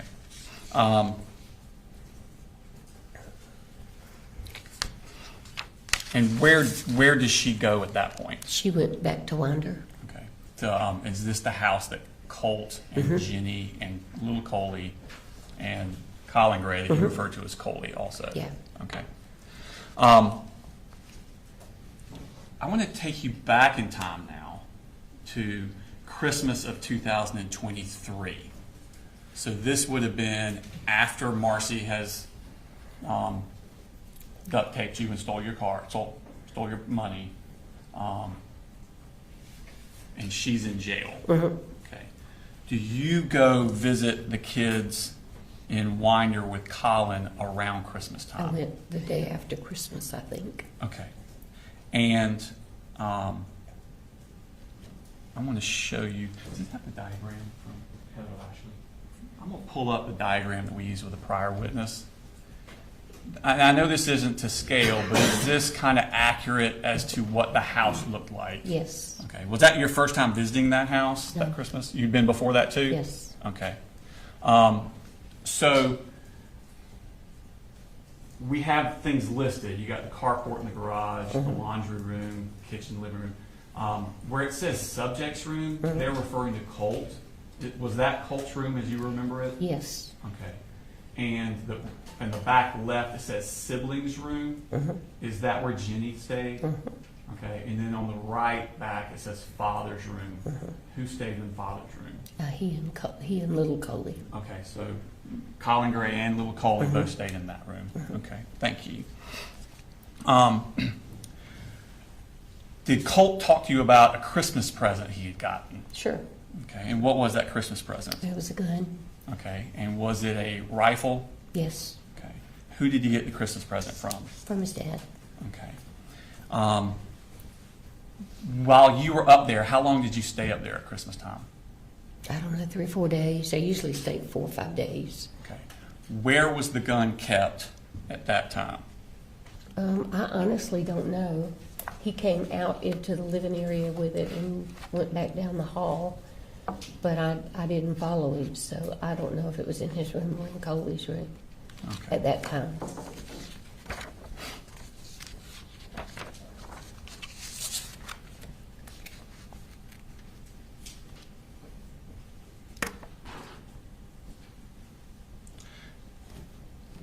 Did you see it? Did you go back up there after Christmas? Mm-hmm. How often would you go up there after Christmas? I went back for Colt's birthday his birthday was 14th of January. Okay, so shortly after Christmas. Mhm. Okay, where was the Colt gun at that time? It was in Colt's room. It was in Colt's room? Okay. I'm pretty sure it was. I Okay. couldn't swear to it. And when would be the next time you went up there? Probably sometime in February. I tried to go about once a month after they moved up there because, Okay, so once a month. yeah, And whenever you went up there, where was the gun? I never really looked for it. Sometimes, the couple of times I did see it, it was in Colt's room in the corner, Okay, propped up in the corner. okay.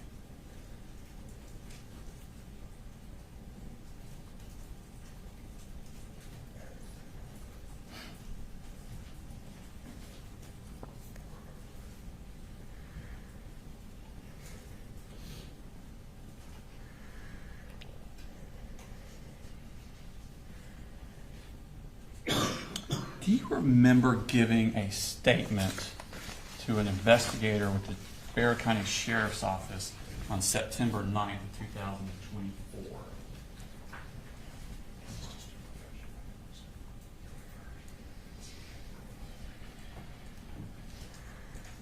Do you remember talking to Jason Smith with the Bexar County Sheriff's Office? Do you remember talking to him about these times you would go up there and where the gun was located? I talked to so many of them, I don't remember Okay. what I said to which one, Okay. honestly. If I were to show you a transcript of that, would it refresh your memory? I'm sure it would. Okay. Starting around here, read all the yellow down. All of it. Yes, ma'am. Just read it yourself. See if it refreshes your memory.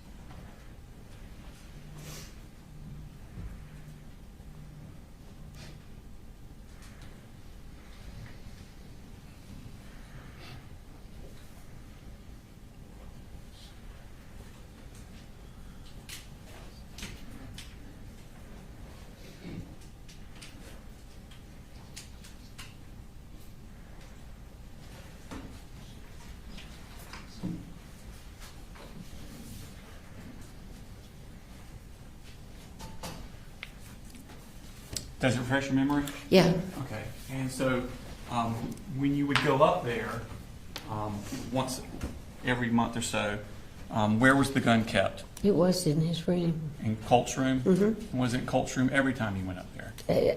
According to that, it does, and I'm sure that's a lot fresher memory than I've got now. Okay. So I do know when you it say was in according to his that, room you're most of the talking time. about your statement to, Yeah. and that was what, a year and a half ago? I'm That sorry, you what? gave the statement about a year and a half ago? Yeah. Mhm. Okay.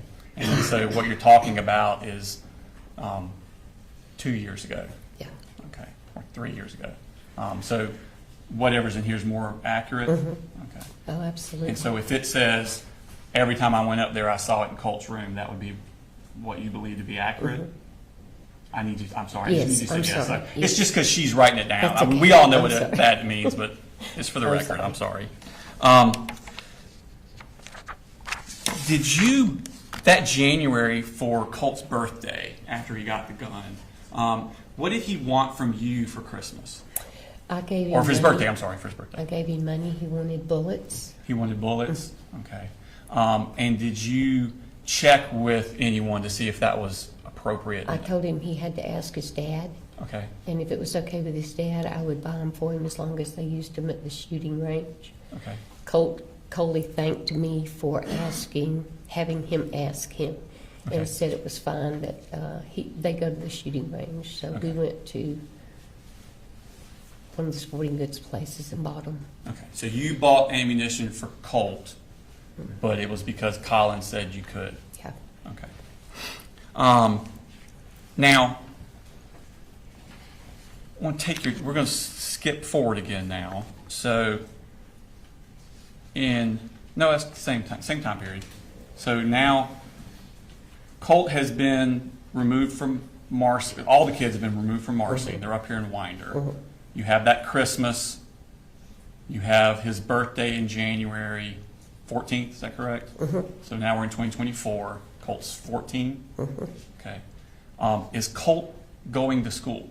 No, Are any of the kids going to school? Jenny and Coley were.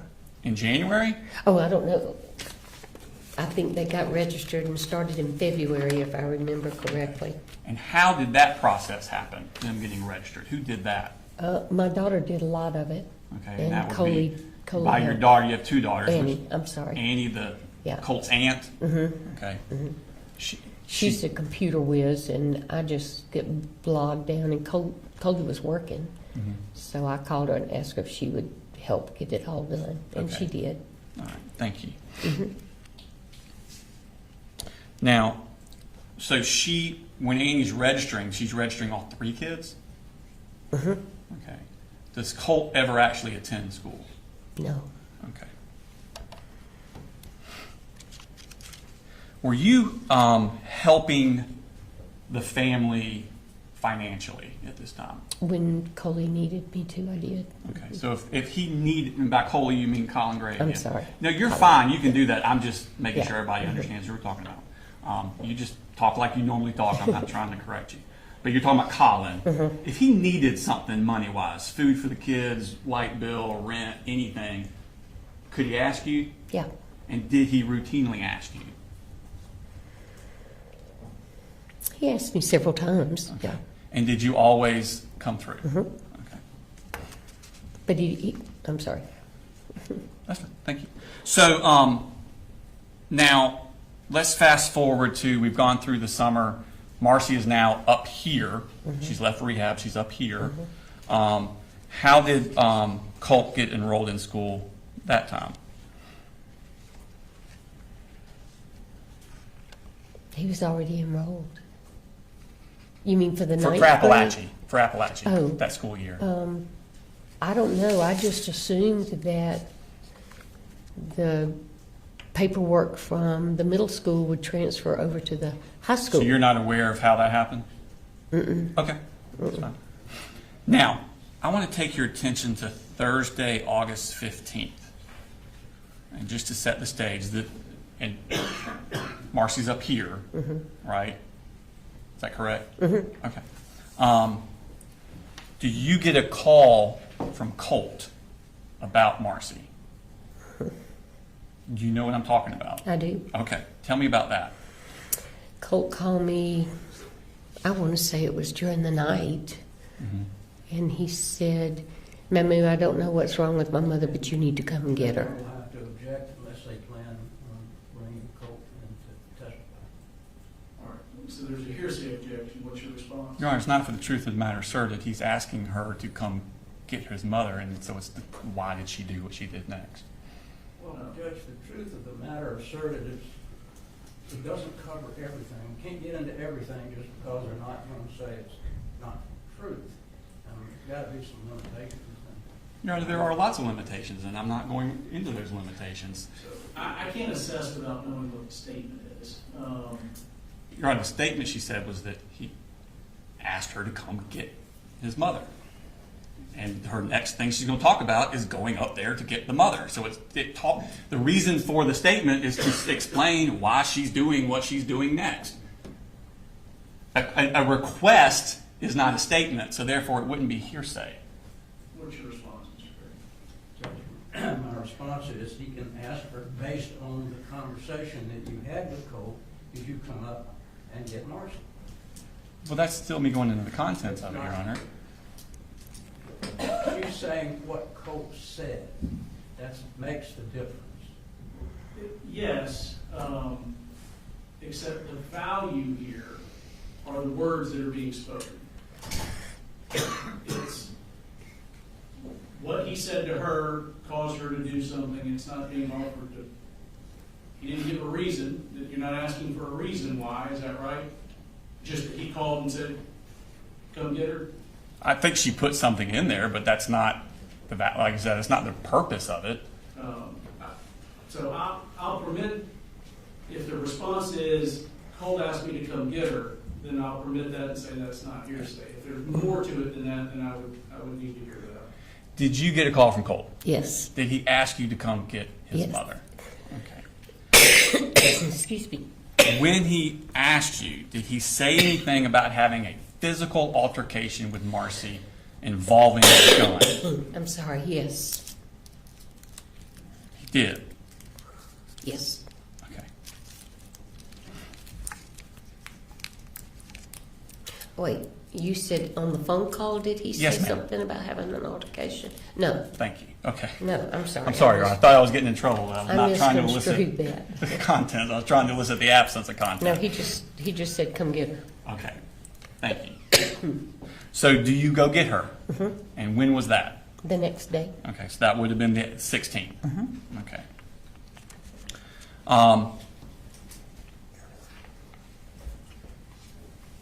Had Colt texted you that morning while you were coming up? He did. Based on that text, where did you think Colt physically was? At school. Okay. When you arrived, who was at the house? Colt was, but we did not know it. Okay. Thank you. Who else was there? Marcy. When you say Colt was there but we did not know it, do you mean we did not know he would be there, or when you got there you still did not know he was there? I still did not know. I thought he was in school. Okay. What did you do when you got there? What were y'all doing? We went in the house, told Marcy to get her stuff together. We were going back to Fitzgerald. Okay. And did she begin packing her stuff? Okay. Did y'all help her pack? Where were you standing while she was We were packing? in Coley's room. I was sitting on the bed. Charlie was just walking around. And is that where her stuff was, in Coley's room? What she was getting at that time. Okay. Did you see Colt at all? No. You have any knowledge that he was in the house at No. that time? Okay. No, I thought he was in school, so we didn't even look. Okay. He didn't come out and say, "Hey, Mamu." Okay. Was there damage to the door to Jenny's bedroom? Okay. And I'm sorry, I'm gonna need you to say it out loud. So Yes. Thank you. Was there discussion between you, your husband, and Marcy about the damage to the door to Jenny's room while you were in the house? Marcy and her daddy talked about it. Okay, thank you. When you were leaving, did you see Colt? Yes. Tell me about that. We were getting in the car and he opened the door. The door of what? The back door. The back door of the house? Okay. He had overheard a conversation she and her daddy were having, and it really upset him, and he was just yelling, "Don't come back, you lied to me, you're making all this up, don't you call defects on my daddy." What was his demeanor like? He was just upset. Okay. Was he furious? I would say probably yes, he was. Okay. And he threatened to kill you all? I honestly don't remember if he said that or not. Okay. If you had said it at one of these earlier interviews, would that be? Oh, yeah. It would be more Yeah, accurate? no, it would be accurate, yeah. Okay. Did you tell Colin about this, what he said? I can't remember if I did or not. We talked to him and went by to see him to take some medicine. And I figured that Marcy probably told him. I don't remember if I told him or not. Okay. I don't But you remember if I were- talked to him during that time. This was upsetting to everyone that Colt's come out yelling. Oh, yeah, it was to them. Okay. And so y'all leave at that point? Yeah. Are you in communications with Colin during that drive, or someone in the car in communications with Colin during that drive after Colt was home? Marcy was. We went by to see him, and Marcy, they talked for a while. Okay. I honestly don't remember if I talked to him or not. Okay. And At that where was point. he? You say you went by to see him. Where did you go? He was at work. Okay. And did you give him anything for Colt when you went to the work? Marcy gave him some medicine, What kind of medicine? Zoloft. And whose medicine was that? Marcy's, Okay. And what was the purpose of giving it to him? because Marcy had been giving it to Colt. Okay. And so what was the instructions to him about that Zoloft? I assumed to continue giving it. Okay. I wasn't in on the conversation. Now, at this point, would it be safe to say that Colt's mental and emotional health is kind of spiraling? Mm-hmm. And again, I'm sorry, just yes or no? Yes, Okay, I'm thank sorry. you. It's okay. And even before this, had he routinely had violent outbursts? Yes. Okay. And you and Colin had actually spoken about Colt's mental health? Mm-hmm. And again, yes? Yes? Yes. Okay, sorry. It's okay. It happens to everybody. Did you talk to Colin about Colt needing professional help for We this? did talk about it. Mm-hmm. Okay.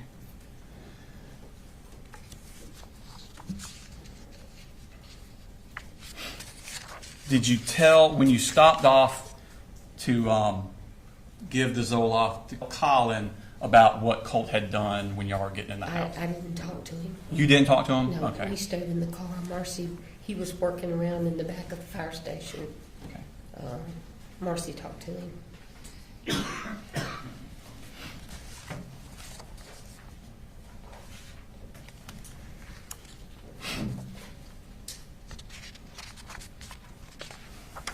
Did you get, after you left, did you get text from Colt during this time that on the 16th?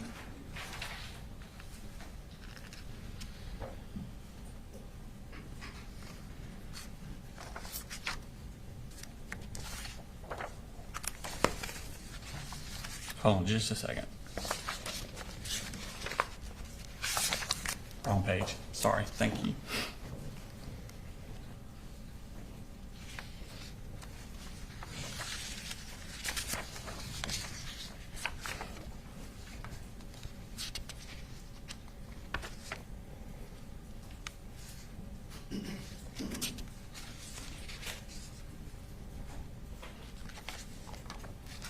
Okay. I'm going to show you what's already in the evidence in State Civic 158. These are text messages from Colt's phone to you.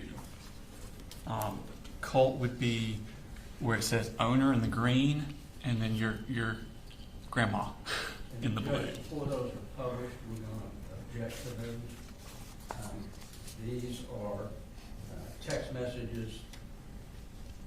Colin is not part of that text chain.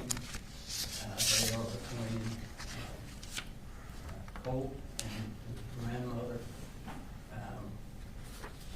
The statements that are made, we don't have an opportunity to have Colt come in and testify about what was going on, why he was saying these things. So it puts us in a pretty precarious position, especially the fact that we don't believe that Debbie ever communicated any of these things that were said to Colin. So that makes it even more of a problem. So we would object to any and all text messages that the state plans to put in. So the objection objections, essentially, they're hearsay. It's hearsay, Judge. Correct. Smith. Your Honor, if I could, I would like to lay the foundation for their accuracy, and then I will let you look through them. And once you've looked through them, then I will explain the relevance of them before I post them to the jury. Okay, so, yeah, presently don't go through the content or publish it to the jury. Have you had a chance to look through them?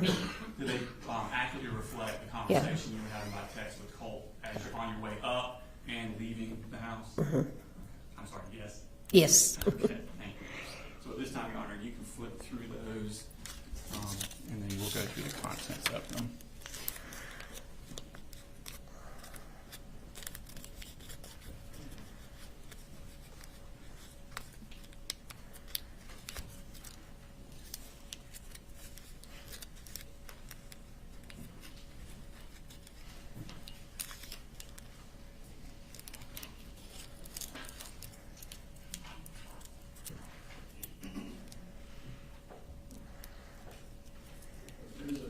There's a number of them here. Y'all just go ahead and take a recess while I look through these, and I'm sure we'll have to have some arguments. Take a short recess.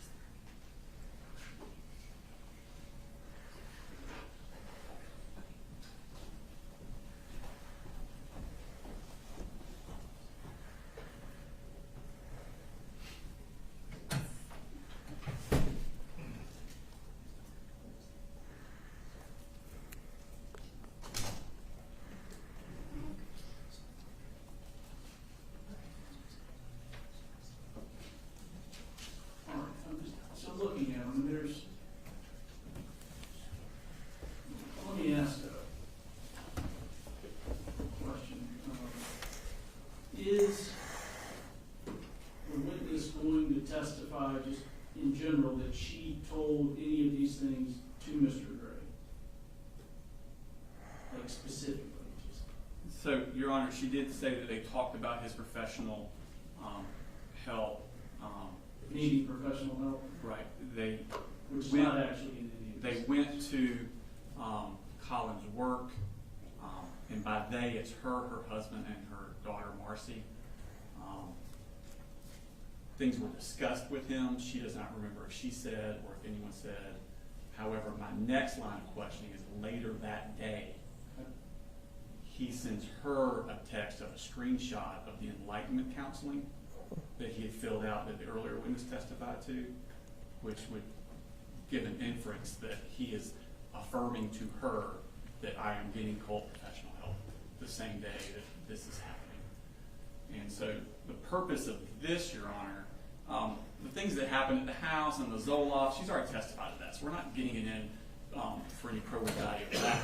We're getting it in is this is showing a complete, utter meltdown of Colt by text. You know, we don't have cameras of how he was acting. We have people's recollection, but this is a concrete, memorialized version of Colt's meltdown, and it shows his emotional state on August 16th, which is close in time to the shooting in Apalachee. And this is where these are loved ones that he's around and how he's acting around his family members, and the jury could use that to infer that this is Colt's state that he is in. There will be further evidence as we go along of the defendant's personal knowledge, his personal acknowledgement of these things. But at this point, this is showing the state that we're going to be talking about. So like I said, further witnesses, including officers that talk about Colin's statement that he gave to them, he references this time period and these types of things, but this is a memorialization of what we're actually talking about when people are describing Colt spiraling out of control and Colt needing help and things of that nature. So that's the purpose of this, Your Honor. Okay. Very, My turn. yes. The problem is this. He's been charged with knowing all these things. They want to put in something that he had no knowledge of. Now, let me ask, is that not something you can flesh out and explore on cross? To put those in and then say flesh it out and cross them, he wasn't, it's already before the jury. They already see this. They already make opinions about what they hear. Whether he knew it or not, they're going to make an opinion about, well, he must act like that all the time. So this is the problem with putting it in. There's no evidence that I know of where the statements that she's made, that she told Colin anything about the colloquy in these text messages. All of these that they're going to be putting in, there's problems with every one of them. Okay, if there's any text messages between her and Colin, that's fine, because they're parties. But we don't get an opportunity to cross-examine Colt, and that's obviously the problem. It's hearsay. It's not an exception to the hearsay, because he was never told what these say. Does it have to be an exception to hearsay? It is not hearsay if it's not offered for the truth of the matter asserted. We are offering it for the purpose of showing Colt's mental state, which is actually a exception to the hearsay rule. Excited utterances, his emotional existing. This is 803.3. Existing mental, emotional, and physical condition. A statement of the declarants, then existing state of mind, emotion, sensation, and physical condition. That's not hearsay. That's an exception to the hearsay rule.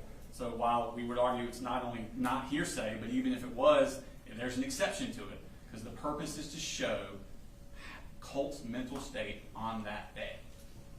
We will put in evidence with other witnesses about his knowledge of it.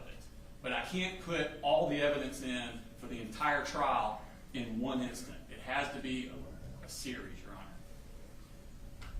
Well, I guess it's okay then for me to ask the detective who took Colt's statement, all of the hearsay from his statement. Only if there's an It's exception. the same thing. Well, so let me give you an example. So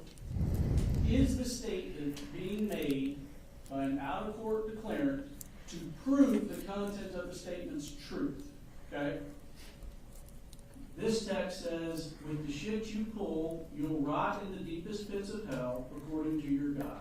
I don't think that's being offered to prove that the witness will actually rot in the deepest pits of hell. So it's not being offered to prove that.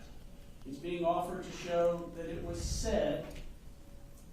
You know, is it relevant? I think they win the relevance argument on they can use this to argue and infer what Colt's mental state of mind was at the time. If Colt says, fuck you, he's not saying it because he wants that to be true.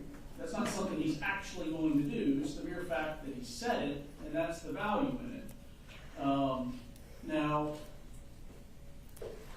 where he says, I've already told Dad everything. Well, I think potentially, you know, the jury would need to be informed that that one arguably is, for the truth of the matter asserted. They can't prove that Colt actually told Dad everything based on this text. So, you know, that text, I agree, there's an issue. Your Honor, I would argue that text he's referring to, I've already told Dad what y'all did at the house, not that I'm crazy and that kind of stuff. I don't know what he just says, But that can be brought up in cross, and I can clear that up also with the witness. You know, and as to this just issue generally, there's Gates v. State, 298, Georgia Supreme Court, 324. There were text messages that were sent. The text message sent, along with the naked pictures, was not offered to prove that Gates' girlfriend could, in fact, call or had permission to call Wilson if she were lonely. Rather, the text message was offered to show its effect on Gates and his motive for committing the murder. An utterance may be admitted to show the effect it has on a hearer. For such a purpose, the statement would not be hearsay, as it was not offered for the truth of the matter asserted, but for the effect or lack thereof on the hearer. As such, Gates claims that the evidence was inadmissible because its hearsay is without merit. I would agree if Colt was on trial. Colin is not a party to the crime. They didn't charge him as a party to a crime. It's a separate and distinct thing. I agree, and I think that you get to explore on cross that she never showed, and I'm just assuming things, that she never showed Colin these text messages. You get to explore that. You get to argue in closing. Colin was never saw these text messages, so they can't say that he knew something based on text messages that were admitted. I do think that they can argue that there's an inference to be made about Colt's general state of health, which isn't mental health, which is an issue in the trial, through the text messages. So I understand the frustration, but you know, things like a question, so what time? A question's not making an assertion. You know, if somebody says, what color was the car? That's not an assertion. If someone says the car is blue or was blue, that is an assertion. I just, in reading these, I don't see that they're trying to prove the truth of the content of the message.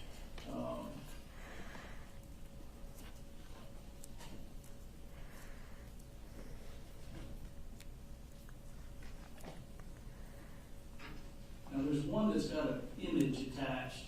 I can't tell exactly what that image is. I don't know what it is either, Your Honor. We just put it in there for the completeness of it. I can't tell what it is.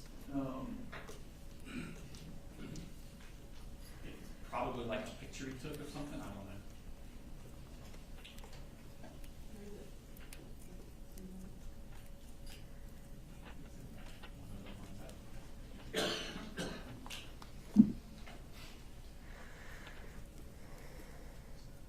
Again, we weren't looking for the truth of the matter, so I'm not interested in what the picture is.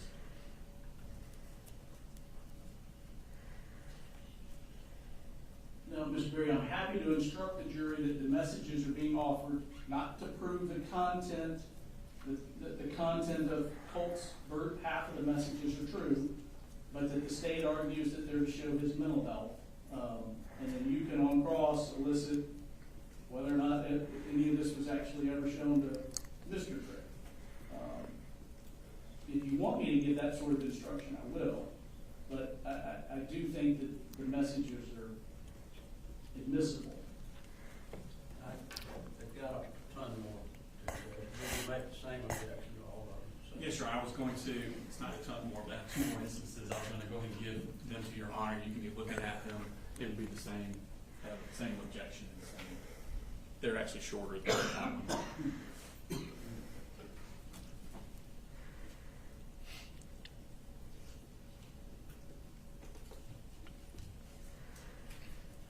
These are on different days, Your Honor.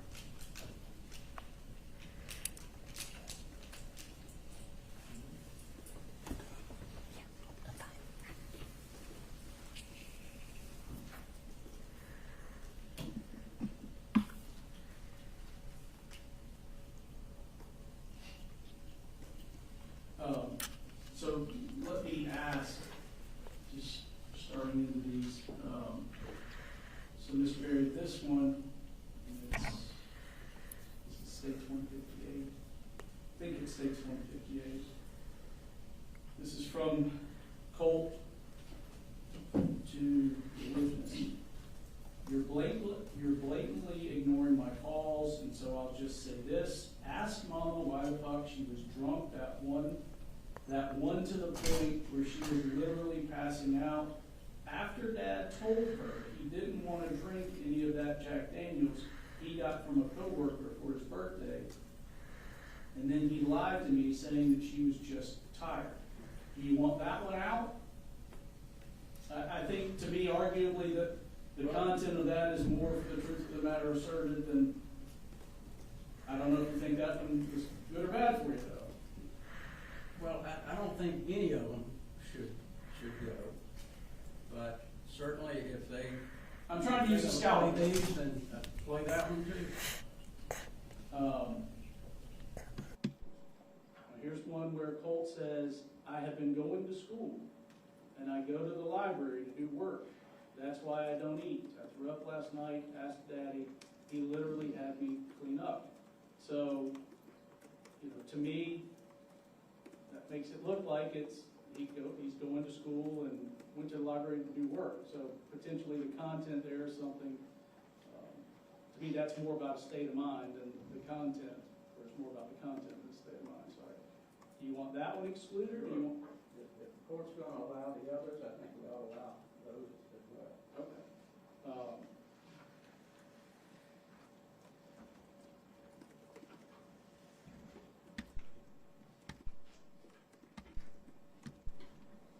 All right, so just generally then, I know you don't like the ruling, but your position is for the subsequent sets that have been handed here, based on my ruling on 158, the text with Colt, his grandmother, you want the others admitted. Is there any limiting instruction that you want? I think it certainly would be helpful to the jury with the limited instruction. What do you want that to look like? What the court had said earlier probably would be sufficient. We'd like the jury to know that, well, they're not going to remember what crosses now anyway. But I think it would be important for them to know these are text messages that are allowed under certain particular rules. That shouldn't take those. That they're not to be used to prove the truth of the content of the text messages, in as much as Colt has not testified, and I don't know if he is or isn't at some point, but it's here still. Okay, any objection there, Mr. Smith? Okay, I'm going to give these back to you. How much longer do you have with this witness? We could break for lunch now.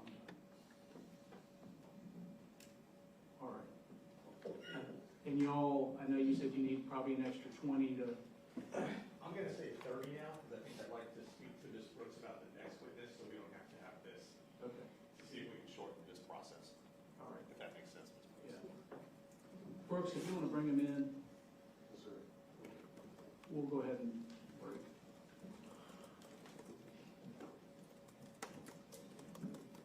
I had one minor issue to address with the court after they break Okay.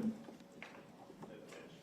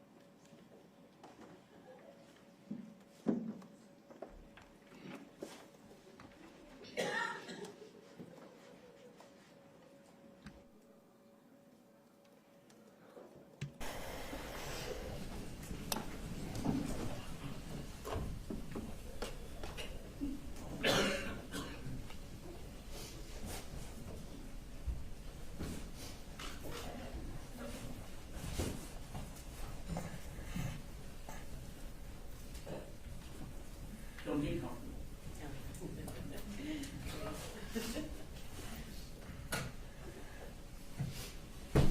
All right. Much of the trial has been incredibly smooth, probably going quicker than people anticipated, but we're hitting points where we're having evidentiary issues that we're just having to work through. There's some more of those on the horizon that we're going to try and address at the lunch hour, which is going to result in just a longer lunch. So why don't you all plan on taking a lunch recess till 12:35? Well, I'm sorry, 1:35. 1:35, and then waiting longer. Sorry. All right. Be in lunch till 1:35.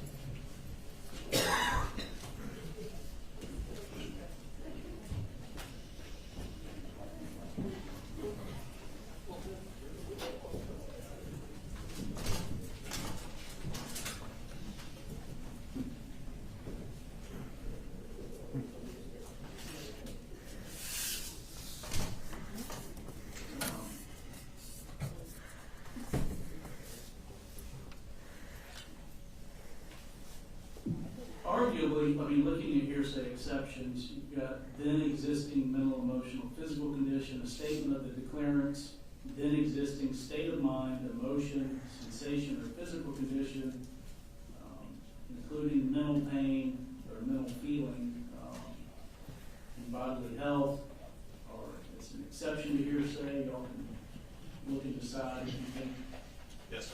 these qualify there as well. What time do you want me back on the bench?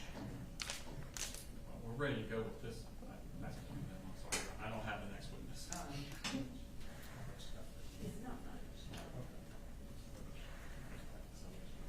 Yeah, I mean, probably 1:20. I don't feel like we'll have as much of a disagreement. We're pretty reasonable. I'll take the bench at 1:50. I'd like to- Come on, man. I'll take the bench at 1:50. I think they said Ms. Hall would be more reasonable. That hurts my feelings. Good cop, bad cop. Thank you.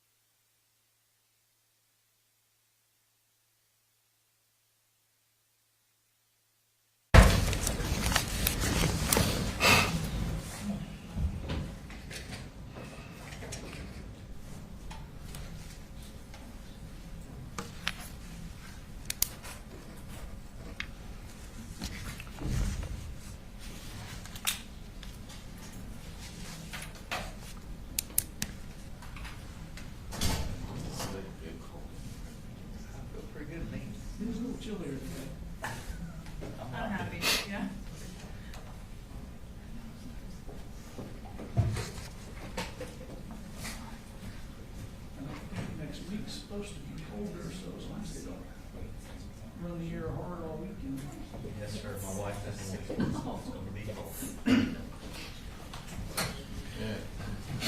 4 or 5, what? Second day, and last year I wore short sleeves What month and is red. it? July or August? Doesn't work. October to March. I always have to look at which direction it goes. Can I borrow you real fast, actually?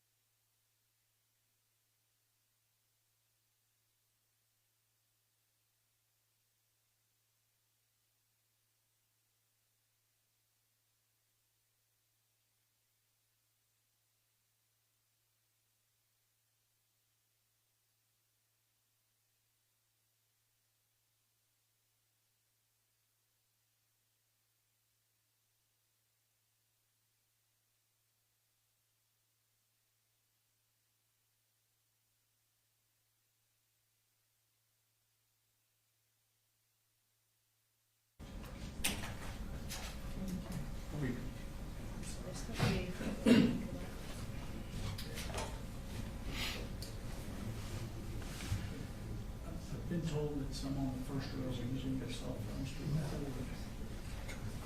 Yeah, and I think the media, but recording things are not supposed to. Well, right. Your Honor, But we, the news media, she was taking pictures photographs. of the witness, eyewitness, her taking pictures of the witness. She didn't have that phone pointed in any other directions. I think they've seen video of, is that right? You've seen That's video? all I can tell you, is all I can tell you what I saw. I'll just, Just a general, I'll remind you. just to be safe. Yeah. All right, what can we address? Okay, you guys, how you doing? We're straight. I think we're good. I did leave my folders in there, so I think we're good. There is one I email. mean, they take pictures. Yes. Right. I think they saw something online that was recorded around their table. Your Honor, may I have was there anything else you needed to address, or can I be excused to run down and get something I need to show him? Is there anything we need to take up? No, I think we're all good. We went over everything, and I think we're all in agreement. I think we're okay. Okay. So we can be in recess for 10 minutes, is that Yes, where we're sir. at? That's where we're Is there anything that, You have anything? is there anything bad cop and Mr. Smith need to take up? I don't know the back cop, sir. I think we've already argued everything, Judge. I'll try to think of something else between now and then. Reserve till I see the email back. All right, we'll be in recess for about 10 minutes. Thanks, sir.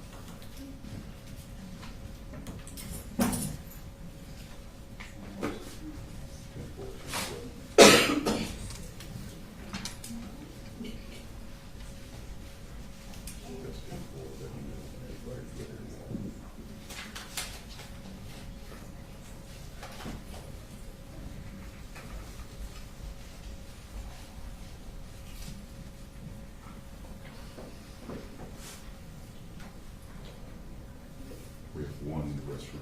Okay.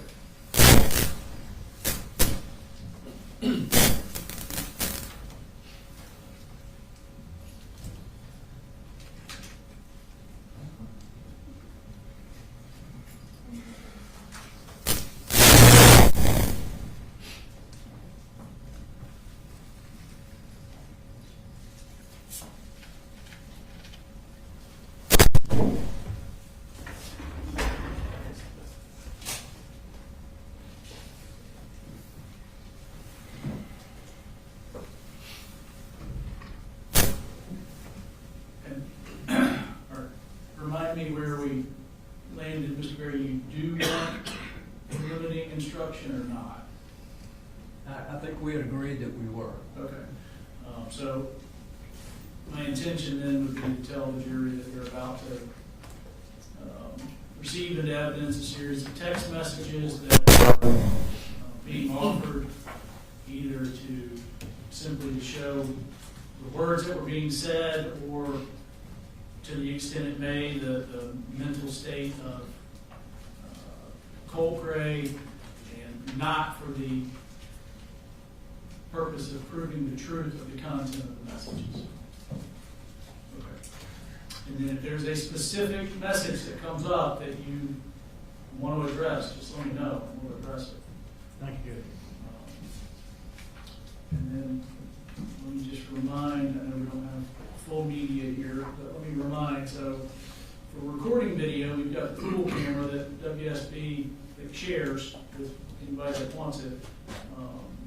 You can take photographs and stuff, but some of the things that you are not permitted to photograph would be things on the council table, any of the records or documents or notepads or anything that council table have, or their private conversations. You can take a picture of that, but you can't record it. All right, bring them in when they're ready, Brooks.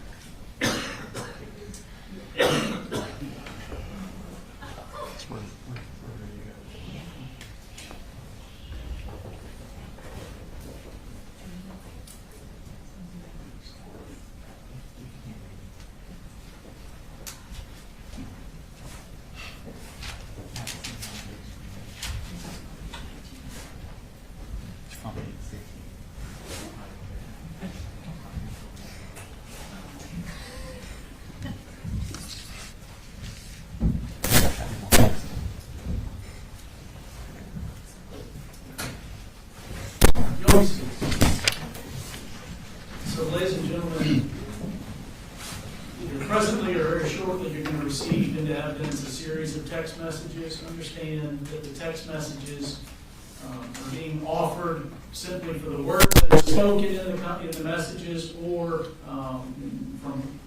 reportedly from Colt Gray, or to prove, to the extent it may, Colt's state of mind or his mental state at that time, not for the purpose of proving the content of the actual messages. All right, Mr. Smith? So, Ms. Polhamus, just to get everybody back on the right page, we were talking about August 16th. Y'all had come up to get Marcy and take her back. Colt had confronted y'all when you were leaving, and then you had gone to Mr. Colin Gray's place of work to give him the Zoloft medication. Okay? And I'd given you these text messages to look through to see if they were accurate as to the conversation you were having with by text with Colt on that day. Is that correct? Yes. Okay. And are they accurate as? Yes. Okay. Now, this time we publish those to the jury. They're already in evidence in Exhibit 158. All right. So if you could zoom in on the first one there. I'm talking to her, sorry. So this is the first one here. What I want you to look at the bottom right where it says 10:57:08 a.m. And it says UTC plus 0. So what that means is that's the uniform time stamp. That is going to be 4 hours faster than us. So we would be UTC minus 4. Okay, so where it's showing 10:57, that's actually going to be 6:57 a.m. Okay, does that make sense as to about the time that this text would have been coming in? Yeah. Okay, and so he asked you there, Dad wants to know when y'all are coming. All right, and you respond a couple minutes later, we'll be there in a little bit, just getting up. If we don't get there before you leave, I'll be back to see you guys after we get something done with your mom. You, bud. Have a good day. Was this you still anticipating him going to school that morning? Okay. Yes. And then, so I think this is him asking you that same minute, so what time? And you respond. Or y'all driving, or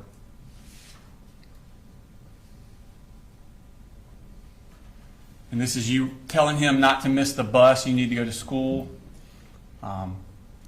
And if your mom is just up to avoid her, she'll be gone when you get home from school. And then I think you told him that, responding to his other, if you're driving, that you're actually already up here. Did y'all get a hotel room? Yeah. Okay. We did. Okay.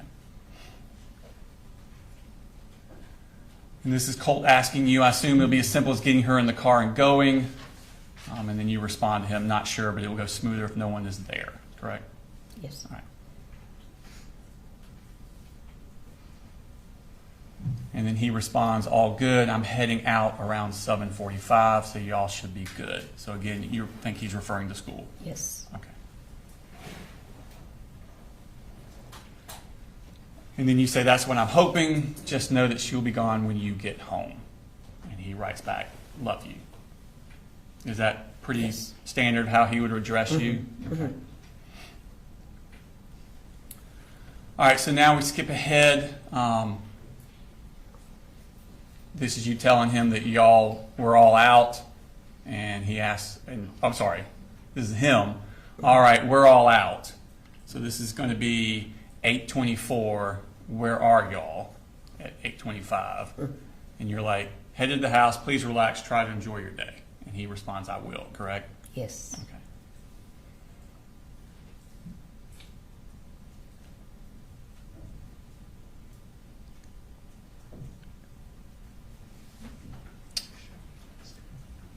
All right, zoom on the top one there.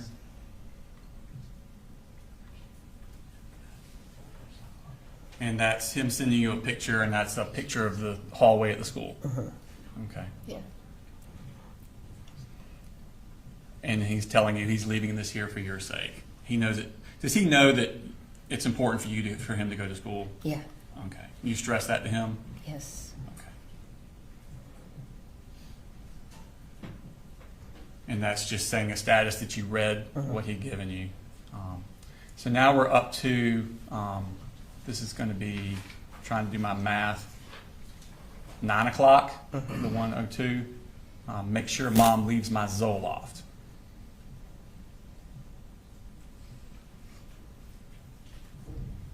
And then he tells you, if you don't leave it, things will turn really bad really quickly. Yeah. Okay. Now we're skipping ahead.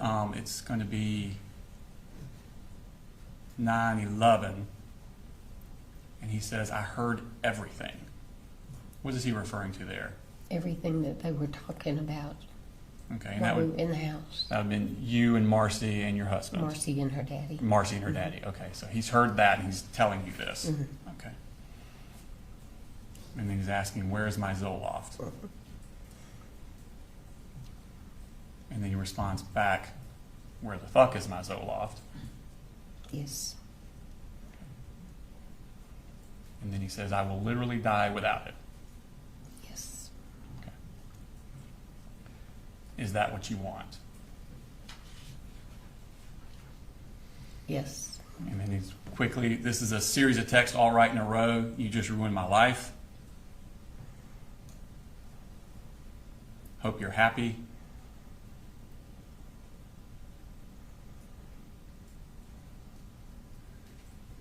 Why would y'all lie and say I threatened to kill y'all? Is this going to be after y'all have left and he came out and confronted y'all outside the house? Okay. And so he's, have y'all spoken to anybody about that? I had not. You had not, but somebody had? Charlie had not. Okay. So next slide. I didn't say shit remotely close to that. You ruined my fucking life. Fuck all of you.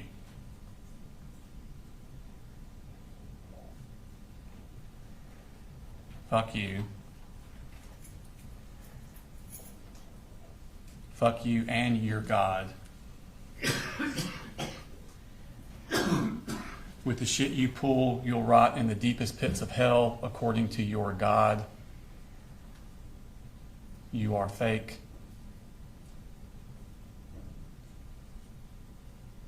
A lying, two-faced rat. It is unbelievable how fake you are. A deadbeat alcoholic son who's been fired from his job and is now being sued. A schizophrenic daughter who is also an alcoholic and assaults her husband on a day-to-day basis in front of her own kids. And finally, a daughter who chose meth, opioids, alcohol, and pills over her own children.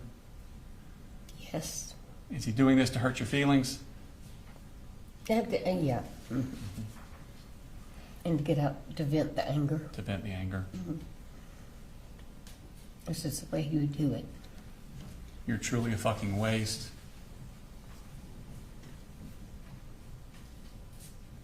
If you call DFAX and my dad ends up fired,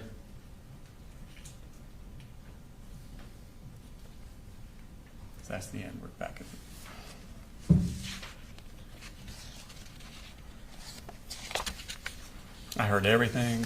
Okay, I'm sorry. Thank you. And I've told Dad everything.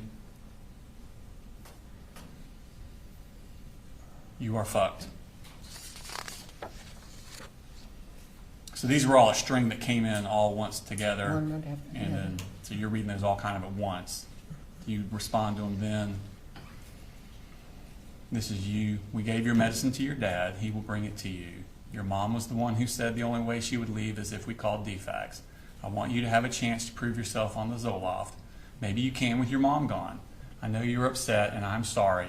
Once again, the lies are muddying up the waters. I'm sorry we have such a screwed up family. I still love you and hope things will settle down. Yes. And he responds, my mom wants DFAX called after the shit she's done to this family. Wow. Yes. You respond, I know, hoping to get her out will give you guys a chance to settle. Be sure to take your Zoloft and go to school. Yes. Did Colt often have outbursts like that? Verbal outbursts? Usually once every couple of weeks he'd blow off at me about something. Okay. Now, later that same day, and again, Colt is doing this. He's obviously in a specific mental state. Are you communicating this with Colin about Colt's mental state and you hoping that there can be some sort of like counseling for him or Well, treatment for him? Colin already knew it. Okay. But were you Just as I communicating? did. Were you also communicating it We with had them? talked about therapy. Okay. And on that same date, I'm going to show you what's already in evidence in State Exhibit 156. This is a screenshot if you like. Now, this is from Colin's phone to you on August 16th. Do you recognize that? I have to tell you, it's very difficult for me to read. Okay. I have macular and I can't read I understand. off dark paper. Did he very send good. you a screenshot where he had signed Colt up at Enlightenment Counseling Yes. Services? He did. Okay. And he sent you that on that same day that y'all had this issue Yes. with Colt. Okay, so this is later in the day. And is that accurate? Yes. All right, this time I tendered that. Oh, it's already in evidence. I'd like to publish that to the jury. Which exhibit number is this? It's going to be under 156. It comes from Colin's phone, Your Honor, but it's a text message from Colin Gray to her. It's just- If it's from Colin to her, we would not have objection to that. All right, we may publish it. It's admissible. And is that a screenshot of the Enlightenment counseling service thing that he sent? And did you respond to him, thank you? Yes. Okay. And that's we pulled out the screenshot there. Yep. I think your text to him after that was, this is awesome, Coley, thank you. Now, moving on, I want to go to August 21st, so 5 days after this. When you take Marcy down on the 16th, which we were just talking about, did she stay in Fitzgerald throughout? Did she ever come back up to Winder? Yes. Let me me think. change the dimensions there. Yeah. You take her down on August 16th. Yeah. Prior to the shooting in Apalachee, does she ever come back up to Winder? No. So she stays down there with y'all in Yes. Fitzgerald. Okay. Until after the shooting. Okay. Yeah. So on the 21st, which is August 21st, which is a 5 days after we just talked, did Colt talk with you about having urges to hurt other people? He talked to me about urges to hurt himself. Did he ever talk to you about urges to hurt other people? I really don't recall. Okay. Do you remember I seeing do him? remember vividly him talking about hurting himself. Do you remember seeing him when he had in one of these urges to hurt other people? Not that I'm aware of. Do you remember a text conversation between you and Colt where he tells you about having urges to hurt other people and you responding, yes, I've seen you in the middle of that? Okay, then I guess I did. Okay. I honestly don't remember. That's okay. I will show you these text messages from the 21st. Again, Your Honor, this is under States 158, which is from Colt's phone. You can just flip through those and look at those.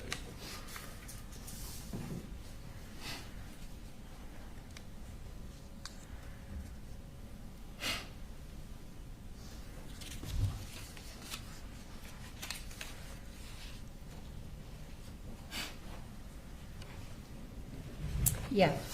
Okay. Do you remember that now? Mm-hmm. Okay. Are those accurate text Yeah. messages? Mhm. Okay. And did Colt talk to you about having schizophrenia? He did. And did he talk to you about having acute mania? He did. Okay. Did you share that information with Colin Gray? I don't recall. I should have if I didn't. Okay. Now, Colt wanted you to order a graphics card for his computer. Mhm. Do you know what that is? Uh-uh. I don't either. But you remember him specifically asking for that? Yeah. Okay. Were you going to use that graphics card as any sort of incentive for him? I told him I wasn't ordering it. Okay. He wanted to know why, and he kept going at it. And I said, you start going to school and doing what you're supposed to be doing, and then we'll talk about it. Okay. Would he have vulgar outbursts if he did not get this graphics card immediately? Well, yeah. Okay. So at this time, we're going to look at those text messages from August 21st.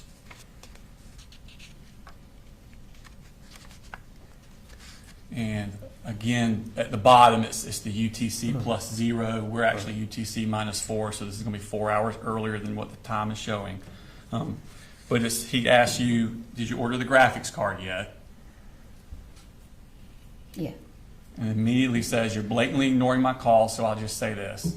Ask Mama why the fuck she was drunk, that one to the point where she was literally passing out after Dad told her he didn't want to drink any of the Jack Daniels he got from a coworker for his birthday, and then lied to me saying she was just tired.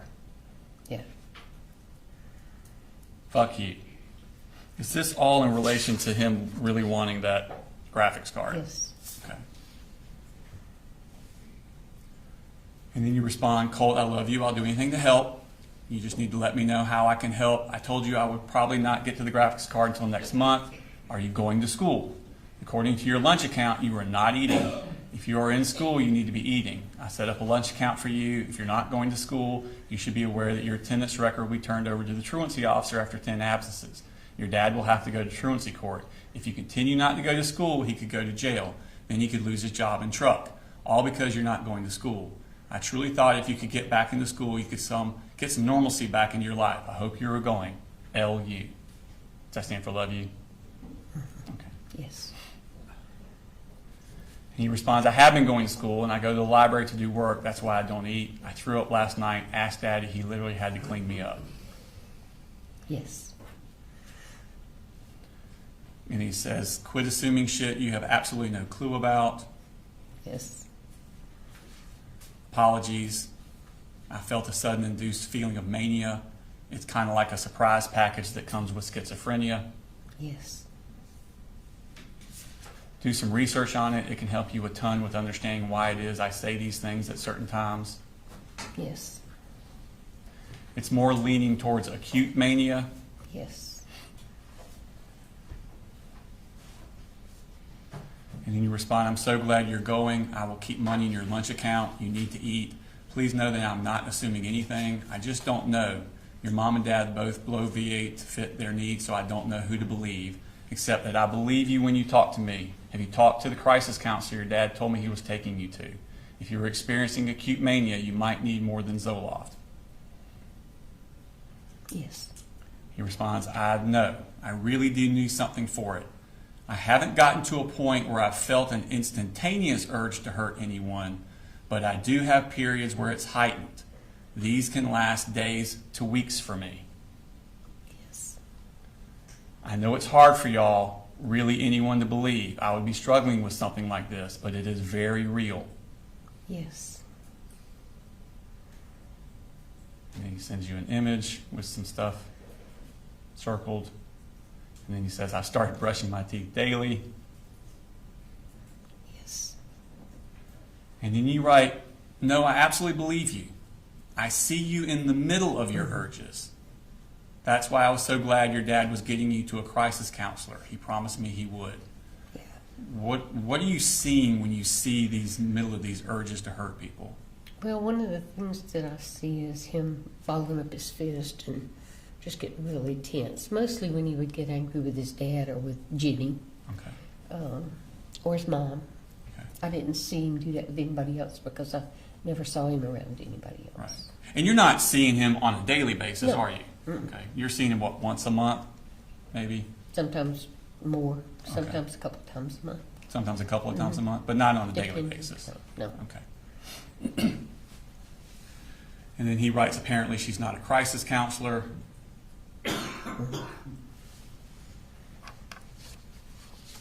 I wish she was.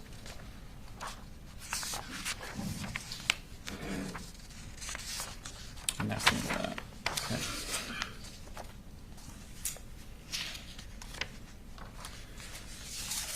Now, going up to 5 days after that, on August 26th, were you aware of Colt having an anxiety attack at school? Yes. Okay.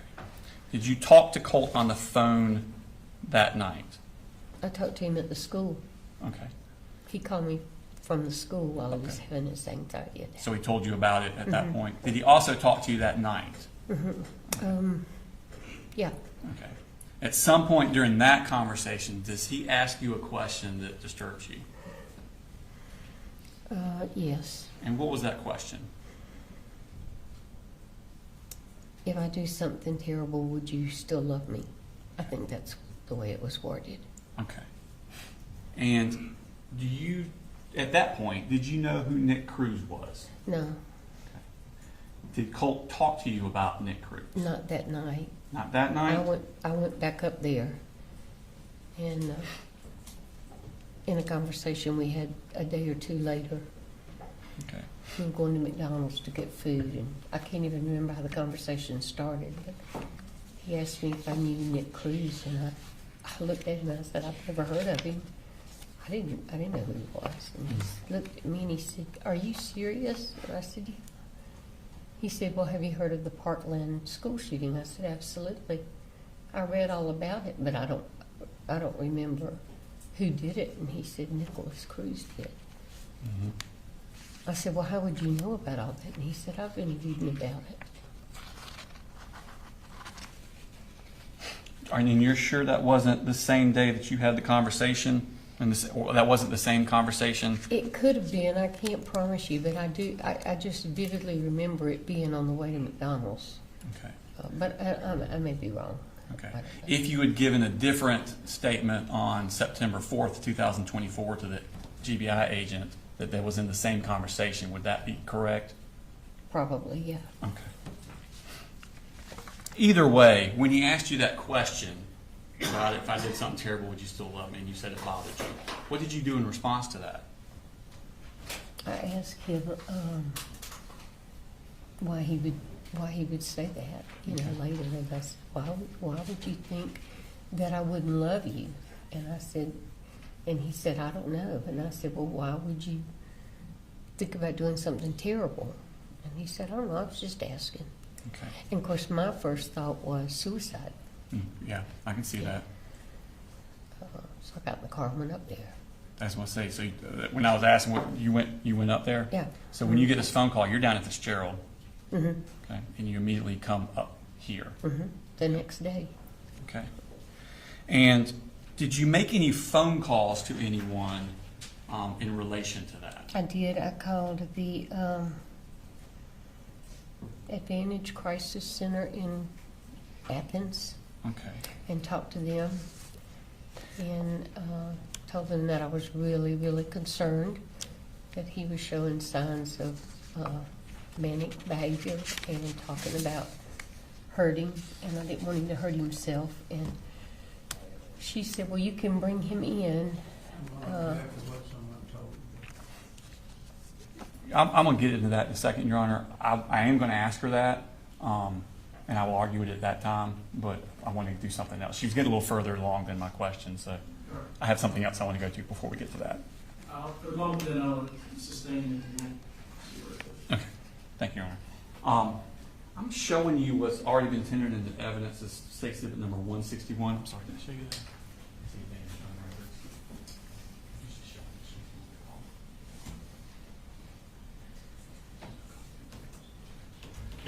Showing you State Exhibit number 161. These are some already put in evidence. They're the phone records from Advantage, and it shows that a phone call was made on August 27th at 2:02 p.m. And I want you to look at the number from and tell me, is that your cell phone number? It is. Okay. And what is that cell phone number? 425-229-425-5704. Okay. So those records reflect that you were the one that called at that time to Advantage case. Yes. Okay.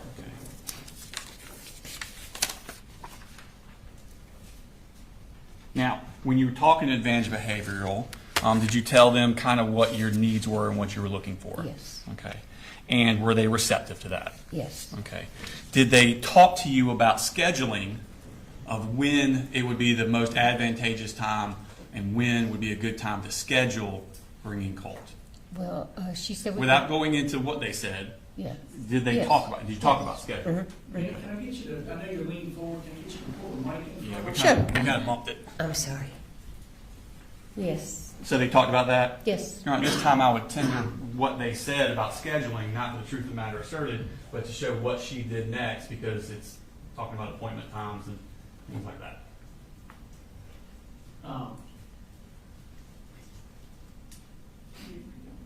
You're renewing your hearsay objection? Correct, yes.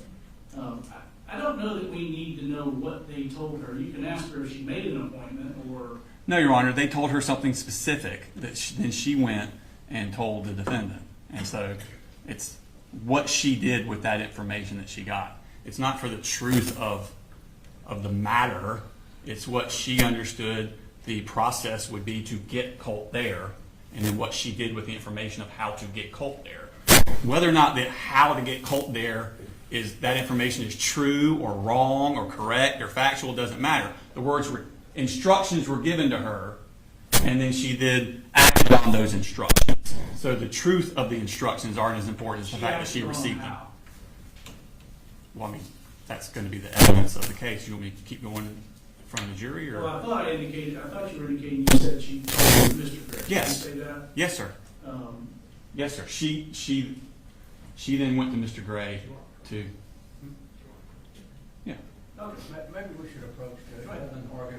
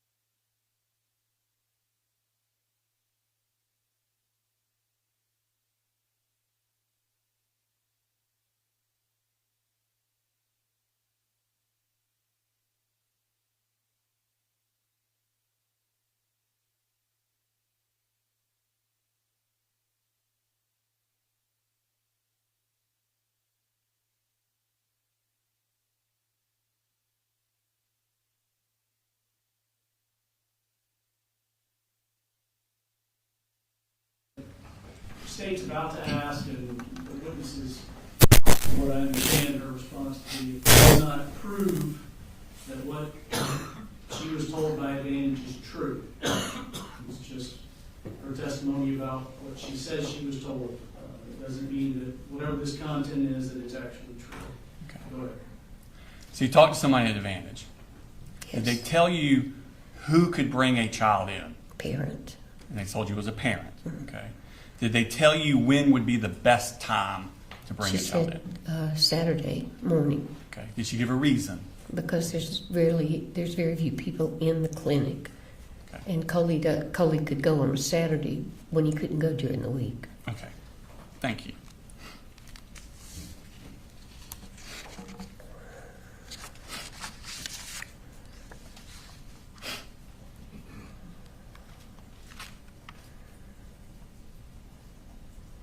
Now, you called Advantage on the way up, or before you left, or when you got here? After I got here, Okay. Did you call anybody else? the counselor at the middle school, Okay. I mean, high And school, at the high school. And you know who that was? Butler, Okay. And did you go to meet with her? I did. Okay. You remember when that was? Same day. Okay. And do you remember what time of day it was? It was after lunch. Okay. And without going into the subject matter of the conversation, were you told about different services that could be provided Yes. for Colt through the school? Yes. Okay. Tell me about when you talked to Lisa Butler. Did you tell her that Colt had urges to hurt other people? I did. Okay. Did you tell her about violent outbursts? I did. Did you tell her about him cutting himself? I did not, because I didn't know at that time. Did you tell him anything about references to Nicholas Cruz? No. Did you talk about an assault rifle in the bedroom? Okay. Tell me about what happened when you left the school. I left the school and fell after I walked out on the sidewalk and broke these 4 fingers on my left hand. Okay. So as you're leaving the school, you actually Yeah. fall and break your hand. Mhm. Okay. You have to go to the hospital, I went to the emergency room. and at some point you have to then leave to go back to Fitzgerald because of that. They told me at the hospital that I needed to see an orthopedic doctor immediately. And I didn't want to do it up here because I don't live up here. So my younger daughter called and made me an appointment with an orthopedic surgeon for Friday morning. Okay.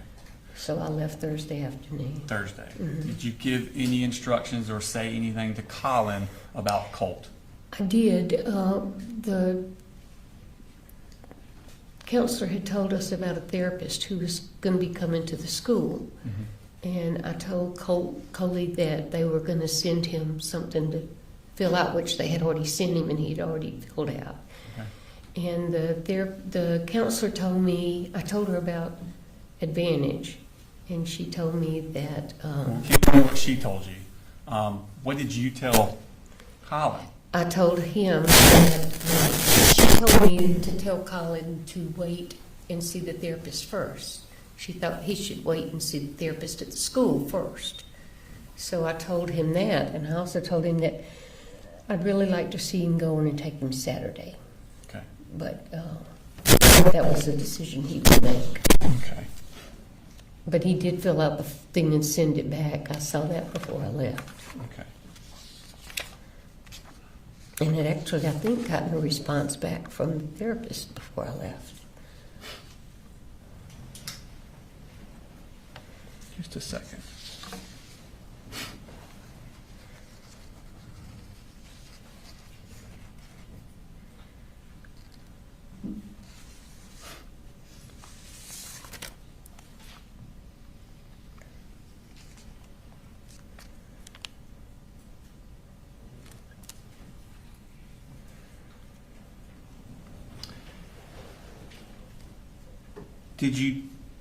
Did he tell you that he would take Colt on that Saturday?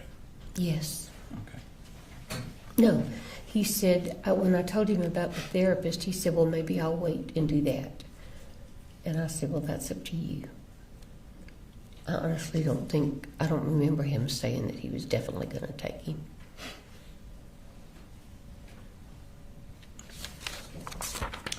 I want to take your attention to September 2nd. Okay. Do you remember that day? Did you have a conversation with Colt about the graphics card again?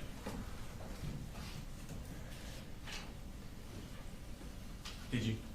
About what? Did you have a text conversation with Colt again on September 2nd about the graphics card? Yes. Let me show you what's in. States 158. This is from Colt's phone, Your Honor. Flip through those.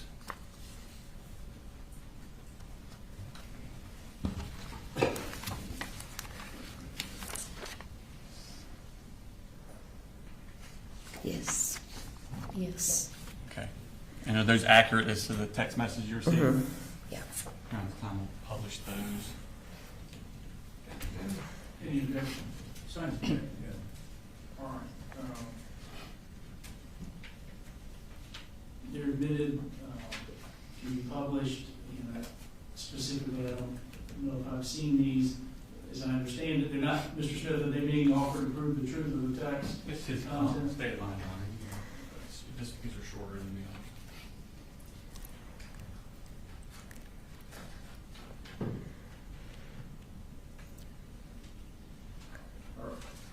others. Ladies and gentlemen, their admission is to show that these were words that were said for state of mind to the extent it may. Go ahead. Thank you.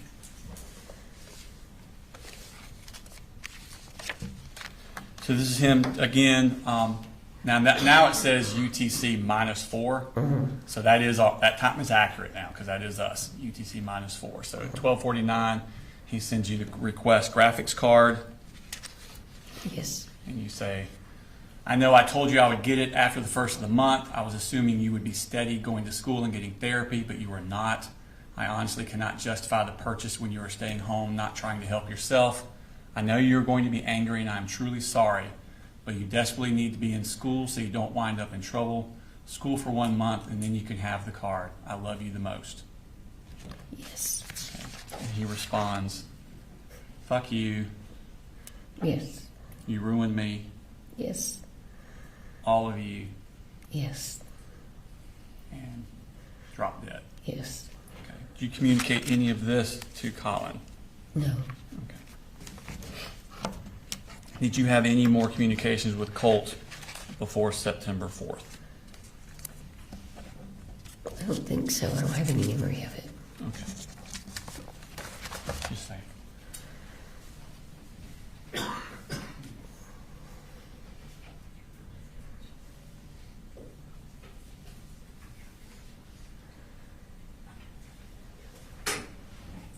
Nothing further this time.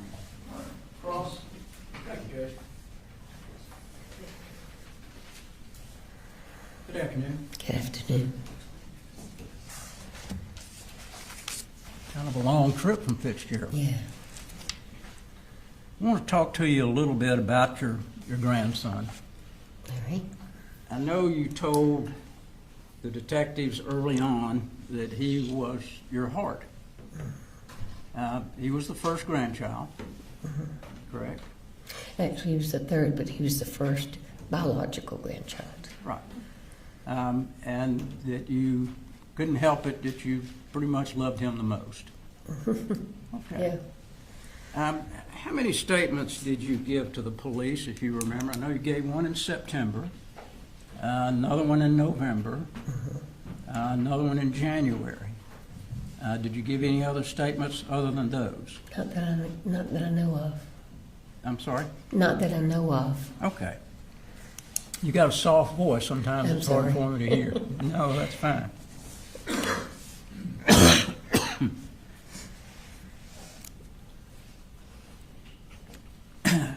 Now, when I want to talk about a particular time period, I know that that all of the kids lived with you for a certain period of time. And as you told us, Colin and the kids and Marcy moved out to your mother's home. How long did they live in your mother's home?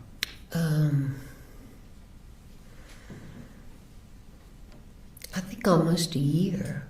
Okay. They moved in January, I think, and they moved out in November. And what year was that, if you remember? Oh, gosh. 22.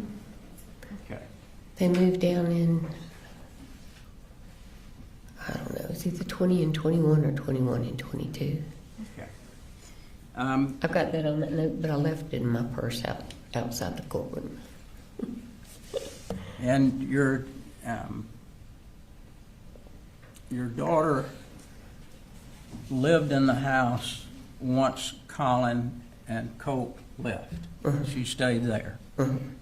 And as you told... No, actually, they all left Okay. and went They to all Jefferson. left and moved to... Okay. But then she came back She came back with the two young with ones. the two children. And how long was she there with the two children? She moved back down in November, and it was the next October that they gave the kids to Coley. Okay. Let Coley have them. Almost a year. And that was that when COVID started? No, the first That one was was when before. COVID started. And when the kids moved back down with you and Marcy, did the kids enter school there? Yes. And you helped with that? Yeah. And that was what grade for Colt? Well, Colt was with his daddy. Okay. Jenny was in the 6th grade. Okay. Coley was in the first or second. I can't remember. Second, I think. And when all three children go back to live with Colin, did you know that they were registered in school? No, we helped him register them when they got up there. Okay. And did Colin talk with you about registering them in school? Okay. So y'all communicated about school and, Yeah. and how to get them registered and Sure. that sort of thing. And that was when I called my daughter and asked her to help. Okay. And Yeah. you helped Colin with a number of different things. He would call you about, what do I do with this and how do I handle this? Matter of fact, you co-signed for him to be able to get a truck. I did. Okay. And that was a truck that he got after Marcy had torn his other truck up? Yeah. After she keyed it and he lost his job. So when he found another job, he didn't have a way to go. So I co-signed with him to buy a truck. And when was that? What year was that she keyed his truck? 23 or 24. It was after she tied me up. It was that November. It was November. I think it might have been 23. I just honestly don't remember which at this point. Okay. And it was a work truck that she keyed, is that right? Yeah. Yeah, it was a company truck. Company truck. Brand new one. Now, when Colt was in the 8th grade, he was living back in Jefferson with his dad. Did Colin talk with you about how to get him homeschooling? Yeah. Okay. And did you help him with that? We did. We looked into it, but all of the homeschool programs that were offered were already full. And all they could do was put them on a waiting list. Jenny wanted to do homeschool too. And did your other daughter, Annie, help with that process She did. too? She did. Do you know whether or not Colt told his father he was enrolled and he was doing the homeschool on the computer? That I don't know. Did you ever talk with Colt about that? No. Okay. I do think that his mom told Coley that Okay. he was doing it. And But I don't during know about the, him. I'm sorry, go ahead. I just said I don't know about Colt saying anything about it. During the whole time that he would have been in the 8th grade, how many times did you come up to visit then? Not as many, maybe 5 or 6, Okay. because the Would other you ever, kids were with me. Well, no, when he was in 8th grade, they were all up there, so I was up there about every 6 weeks. okay. And would you talk to Colt as well as the other children about school? Okay. Coley and I talked a lot about it, what we could do to convince him that he needed to go. I actually talked to somebody at the school about it. They sent somebody out to the house, but nothing ever happened. Now, when the police talked with you back in November of 2025, you indicated that your daughter, when she was living there with Jenny and Coley, she was a mess. What drugs do you know that she was on? You ended up telling the officer the drugs that you thought she was on. I don't think she was on any after she got home, because she didn't have any. She was just having withdrawal from the ones that she had been taking. And did you tell the police that she was taking methamphetamines as well as a number of other drugs? Tell the police? I'm sorry? Did I tell the police that? In November of 2025, did you tell the police that your daughter Marcy, during that time period, was on a myriad of drugs? She was. I don't remember telling the police that, but I do know she was on a myriad Okay. of drugs. Page 1 of 48. My memory won't even allow me to remember talking to the police. No, you can't read my handwriting. Just don't even think about that. I'm going to show you this area right here. Just get you to read that Okay. yourself.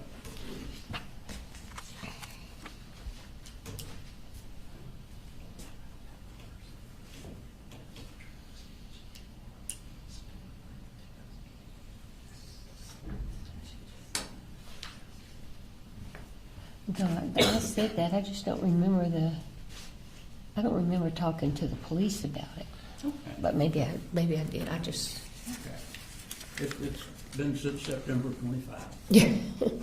But I should remember that. September 25.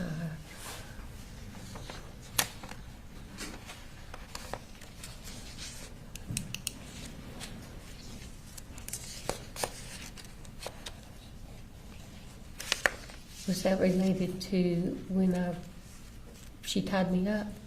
I'm sorry. Was that a meeting with the police after she tied me up? Well, you met with the officers after the incident Okay, back in September? yeah, okay, Remember that? yeah. Okay, all right. And you told us earlier about the situation where Marcy tied you up. Did you hear the telephone conversation where Marcy called Colin and told him that she was going to kill him and Colt? No, she, once she tied me up, she left and went to the other end of the house. Okay. And she was in and out. I could hear her banging and breaking things, but I couldn't hear a phone conversation. You didn't hear did you hear that she was on the phone but didn't know what she said? No, I didn't even hear her on the phone. Okay. You told the police that she had, and this is going back to September of last year, that she had threatened to kill not only Colin, but Colt as well. Yeah, she told me that. She told you that? Yeah, I don't know if she told Coley or not, but she told me that. And she told who? Me. Okay. Do you know whether she told Colin that? I don't know. Okay. Do you know whether she told Colt that? He called me and was upset about it, so somebody told him, but I didn't. Okay. So Colt called you and was upset that his mother threatened to kill him. But it was not then, it was a few days later. I'm sorry. That's okay. That's pretty understandable, I guess. Yeah, Yeah. yeah. He was upset because she had threatened to kill him, and he didn't understand why she would want to kill him. And were you concerned about that? I was concerned about her saying it. I really didn't put a whole lot of merit in her doing it because she didn't have a gun. But we did call Coley. I think Annie called him and told him she was on her way up there. Or I did, I don't remember. I didn't because I couldn't find my phone. Okay. Annie must have. So he was called and told about what was said. Mm-hmm. Did any of the other children know that, Jenny and Coley? No, You know? I don't know. Okay. You told us also, the state asked you about some incidents where Marcy and Colt apparently got into it, and she told you that he had stabbed a couch. Is that right? You were not present. Did Colt ever tell you that he did that, or was it just Marcy? Just Marcy. Just Marcy. So the only information that you got about him doing that was from Marcy. Marcy always tell you the truth? No.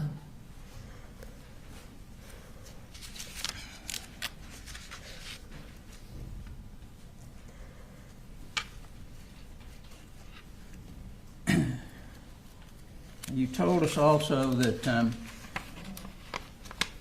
you had bought Colt a phone. Do you remember approximately when you did that?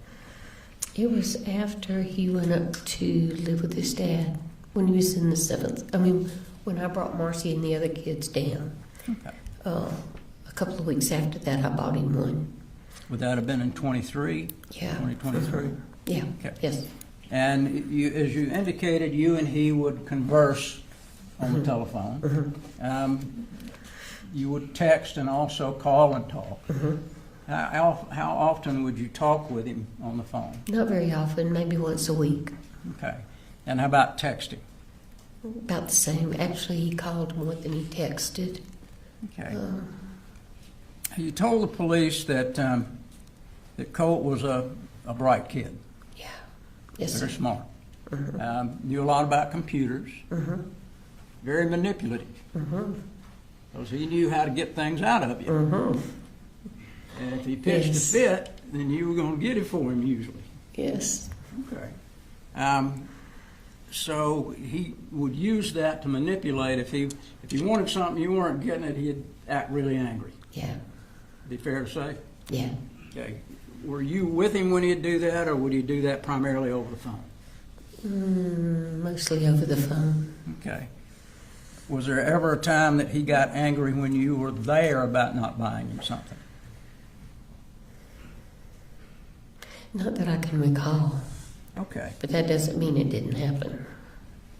All right. So the only times you remember are things that he would put in text messages or phone calls about the anger. Yes. Is that right?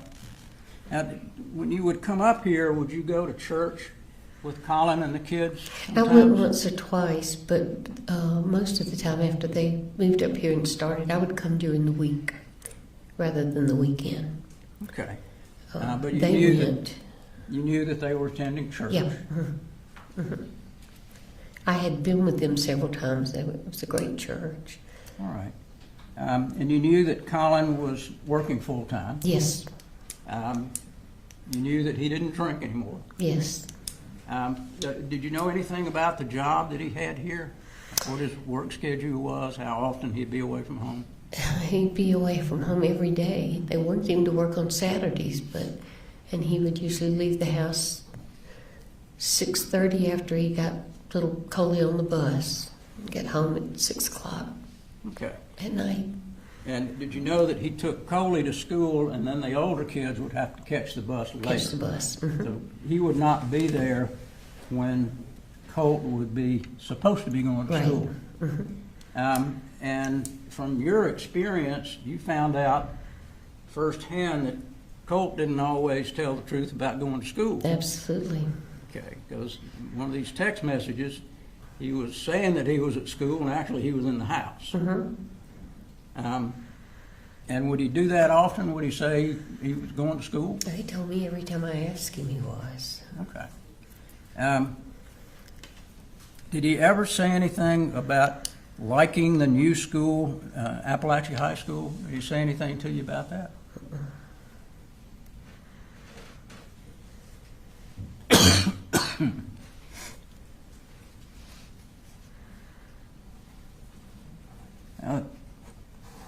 Some of these text messages are about Zoloft.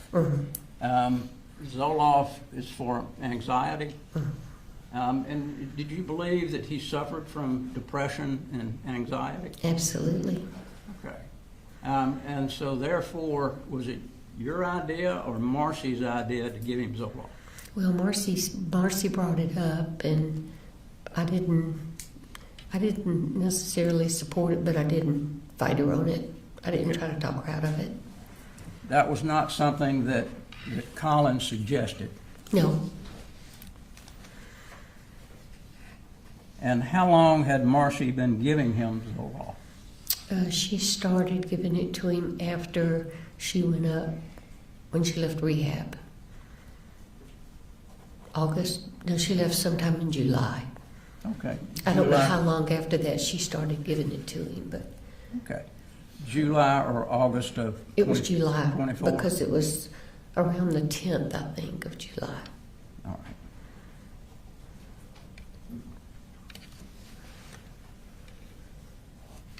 Now, you told us that during the 20 years of 24 and 25 that you would come up at least once a month. I tried to.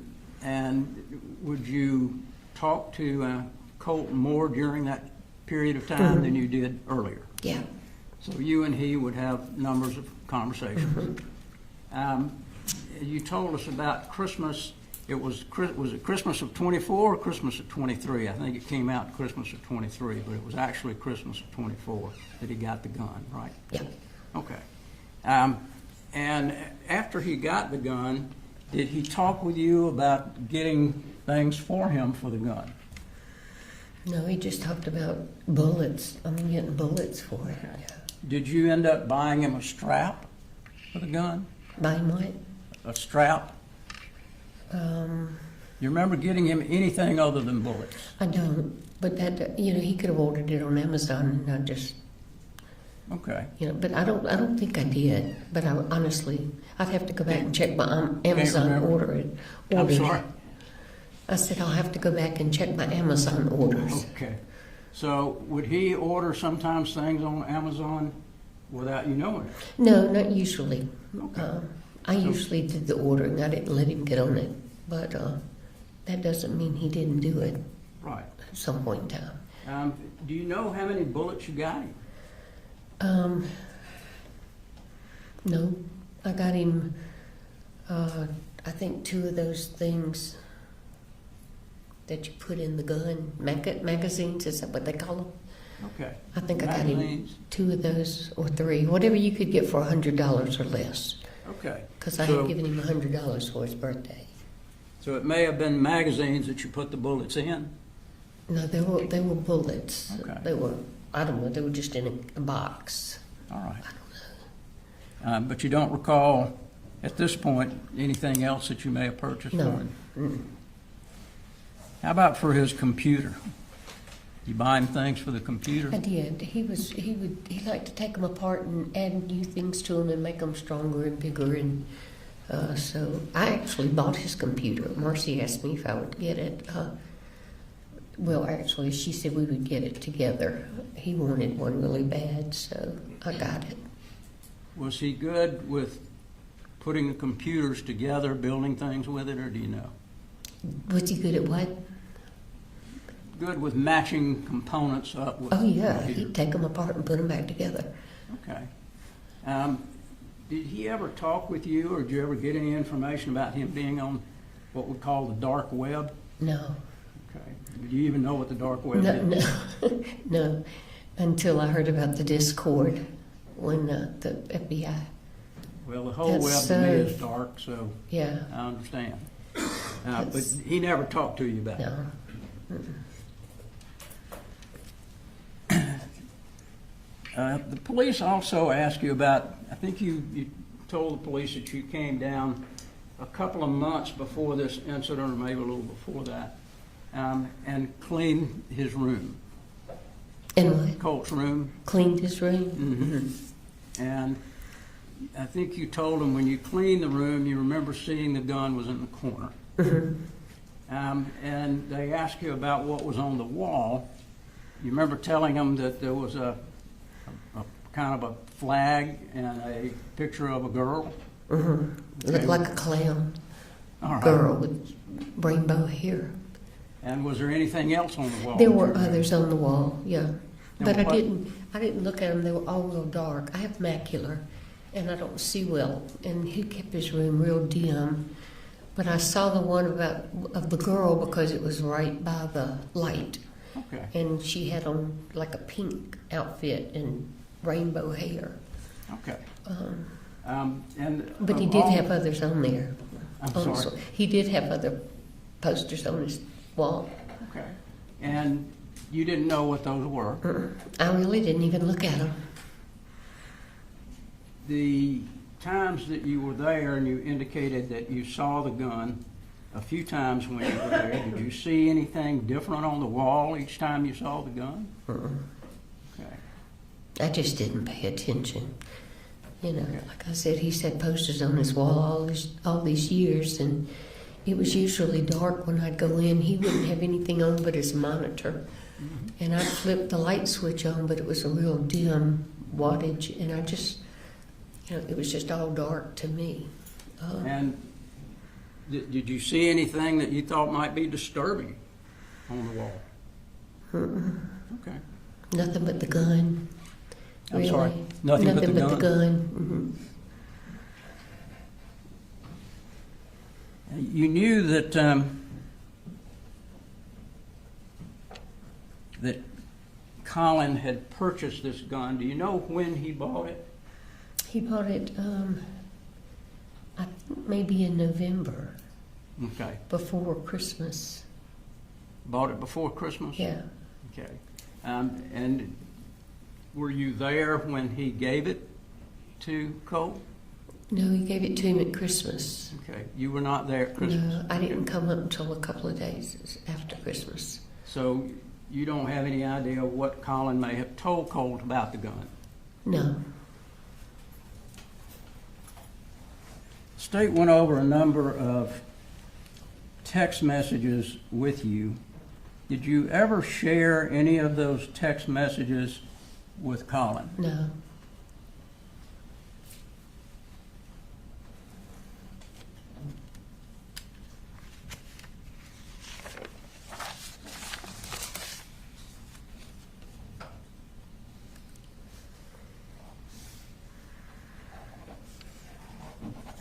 One of the text messages was Colt saying that she lied. I didn't say anything about killing you. That came from Marcy. Is that right? And Colt indicated that he did not say that. He would not what? Colt said he did not say that. Is that correct? Okay. Did you share that text with Colin? No.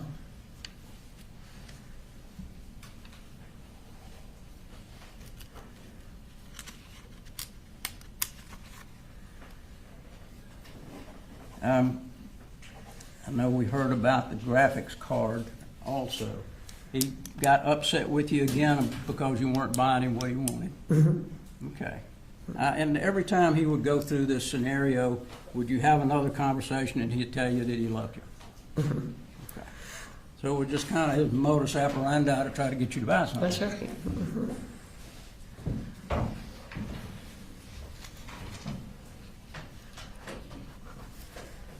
When he talked about hurting someone, did you tell that to Colin? I don't think I did. But you said you told that to the counselor at the school. Yeah. And if I told Coley, I don't remember. All right. And you also told us that on the 27th, when you went over to talk about the therapy, they told you that the best time would have been Saturday. They didn't tell you that was the only time. No, they said you could come anytime, and I said, well, Coley works all week. And she said Saturday would be better because most people don't even know we're open on Saturday. Okay. And she could get him in, he could get him in real quick. So Saturday would be the best time, but he could come anytime Yeah. because they're available Yeah. anytime. And did you tell that to Colin? I did.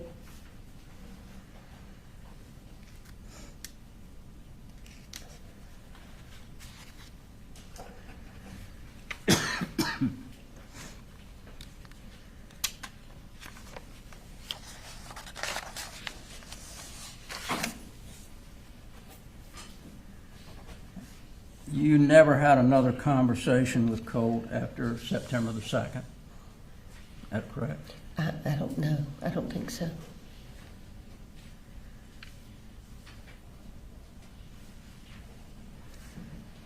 You also told us that you got some forms from the school, and you gave those to Colin, and he filled them out and turned them in. Actually, they emailed them to him. Email, okay. And did he tell you that he had filled them out? Yeah, he filled them out before I even left to go home. Okay, And so, I think he had gotten a response back from the therapist too. so he had done that quickly. Yeah, and he was supposed to, Colt was supposed to see her on Thursday. Okay.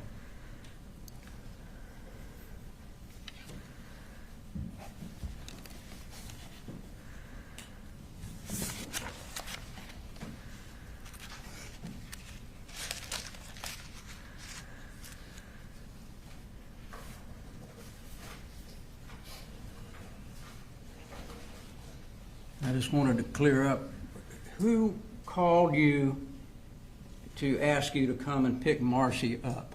Colt. Colt. Okay, it was not Colin? No. It was Colt. No, apparently, I'm sorry, go ahead. And it was you and your husband and Marcy that came up. Oh, well, No. Marcy was already Yeah, here, Marcy I'm was sorry. here, yeah. But it was you and your husband to get Yeah. Marcy. Yeah. And when y'all came in the house, did you go to his room? To Colt's room? Colt's? Mhm. I thought he was in school, Okay. and he always kept his door shut, so I never even checked. And where was Marcy? Marcy was in the living room when we got there. Okay. And Yeah. Marcy didn't even know that he had gone to school or had not gone to school? Apparently not. Or if she did, she didn't say anything. Okay. Uh, After that, when you went to pick her up, she wasn't real happy about that, was she? Did you and she talk at all after that much? About what had About happened anything? on the way home, not much. And after you got home, did she discuss with you anything that Colt may have told her? Not saying what he told her, but did she discuss anything that Colt had told her? She told me that Colt had gotten angry with her and had shoved her and had gotten his gun and pushed her with the gun. Did she tell you that she had gotten the gun? No, Okay. So you weren't there, and that was just her No. statement. that's right, both of them. I wasn't there for any of it. Okay. And the question is, after you got back home with Marcy, did she ever discuss anything that Colt may have told her during any of the time period leading up to September the 4th?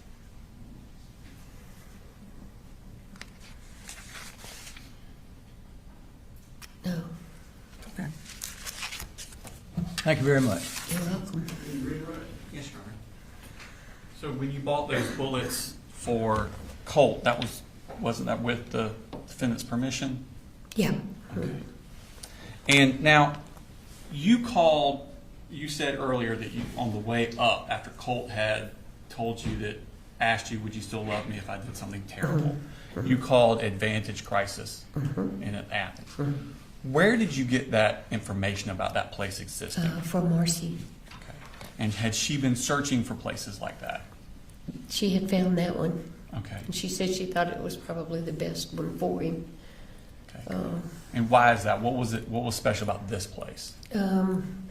Because it was in-house. They would take him immediately, Okay. and they would keep him whatever length of time they felt they needed to So, figure out what was going on. so it was an inpatient kind of place? Inpatient, yeah. Okay. And were you in conversations with Colin during this time period about Colt needing to be inpatient? Yeah, well, I don't remember if we discussed being inpatient. We had discussed at length trying to find some therapy for him. Okay. But that's why Advantage was the place that you were looking for because of the inpatient. And then when you talked to Advantage, did you describe to them Colt's symptoms and his issues? And did they tell you that they would be able to help him? I'm sorry, it's just a yes thing again. Yes, I'm sorry. It's fine. They said Coley could just walk in the door with him. Okay. And it didn't have to be that Saturday. No, It could be any day. yeah. And you told Colin that he could take him at any time. Well, I told him that Saturday was the best day for him to take him because there wasn't anybody there. I really didn't say you could take him anytime, but Okay. But you he told him works Saturday. all week, so He I- worked during the week, so Saturday just sounded like a good idea. Okay. And you asked him to please take him that Saturday, didn't you? Okay.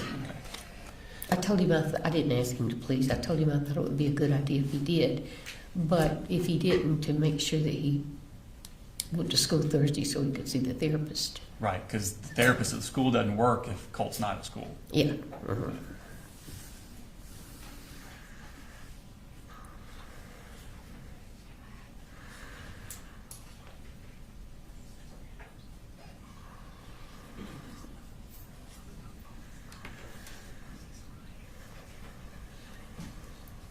When the situation that you were talking about on Cross, where Colt shoved Marcy to the ground while he was holding the rifle, did Colin text you that day saying, I need you to call, I'm at work, something's happening at the house? You remember that? He did text me that, but I don't remember if it was that day, but yeah. Okay, so he was aware of that incident. Oh, I don't know. I don't remember when he texted me to call him. Okay. I don't remember if it was that day or not. Okay. Do you remember him telling you about the shoving down? Colin telling you about it? No, I just remember Colt telling me. Okay. You don't remember Colin texting you? I don't. But It's that a lot of doesn't stuff mean he happening, didn't. isn't it? Yeah. Is it fair to say that sometimes it you're- would be in my text? Okay. Is it fair to say that sometimes your memory's not? Yes. Okay. I'm 76. Yes. Is it possible that sometimes you can I'm trying to think of the word. I'm getting older too. You confuse different issues, different times with, and sometimes put the same things at the same time that were different. That's kind of leading. I'm 83, and I feel for it, but still. Yes, Your Honor. We're We talking. need you to reword the question. Well, Your Honor, I do believe I'm allowed to lead a little bit when we're talking about her lack of memory and not being able to answer the questions I'm giving. I'm allowed a little bit of leeway under those circumstances. Well, just re-ask the last, reword the last question. Is it possible that you have issues sometimes putting two different memories together? Yes. Okay. But if I can continue, I do remember Coley and I communicating that day Okay. because I remember him saying, "Please don't bring Charlie up here with you." That's my husband, Okay. because he was afraid something would happen, And which that- was a and- valid fear. And that's the day that Colt shoved It Marcy was, down. yeah. I remember now. Yeah. Okay. Thank you. I have no further questions, Your Honor. Jeffrey Cross. Just a couple of things that take remind me. You knew that Colt and his dad, Colin, went hunting. Mm-hmm. You knew that that Colt had killed his first deer back in, was it 23 or 24? 23, I think. And matter of fact, they sent you a video of that. Okay. And so you knew that that his dad and Colt bonded over hunting. They did other things. They played golf, correct? But that was one thing that they bonded over, was shooting. And did Colin tell you that he would take Colt to the firing range? Your Honor, I'm going to object. This is beyond the scope of regret. Well, he brought up the bullets. It is, but I'm going to allow it. Go ahead. That's all I had, Judge. Okay. You should be excused. Please, Your Honor. Thank you, ma'am. Thank you. I'm sorry. Free to go. Yep. Thank you.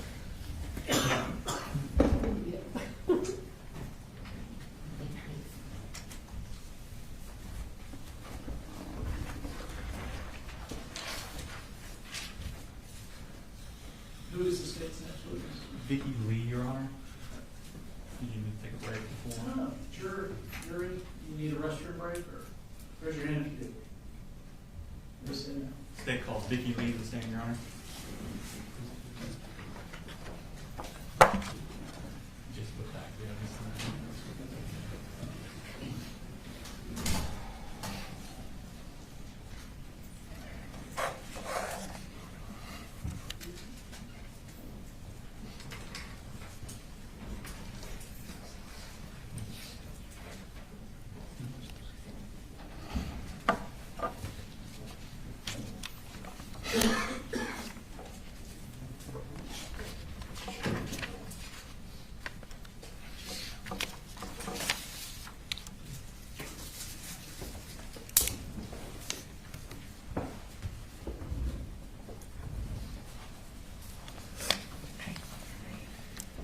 Could you raise your right hand, please?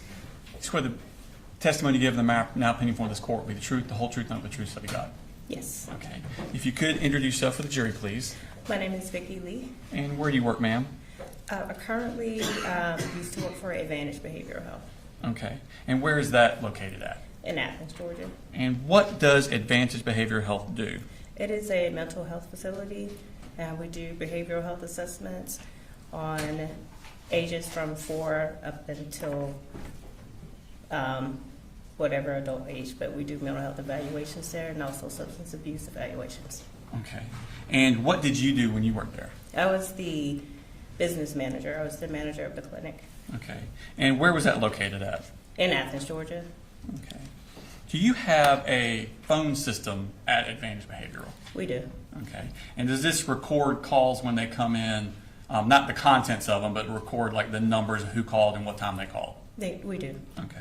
And are they kept in the ordinary course of business? yes, And do they do this recording contemporaneous in time as to when it happens? yes. Okay. Your Honor, I'm going to show you what Smart State Exhibit 161.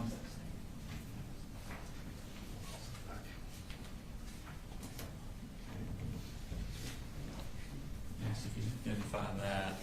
I think what we're going to be looking for is page 3. Okay. Are those business records from Advantage? It is, Okay.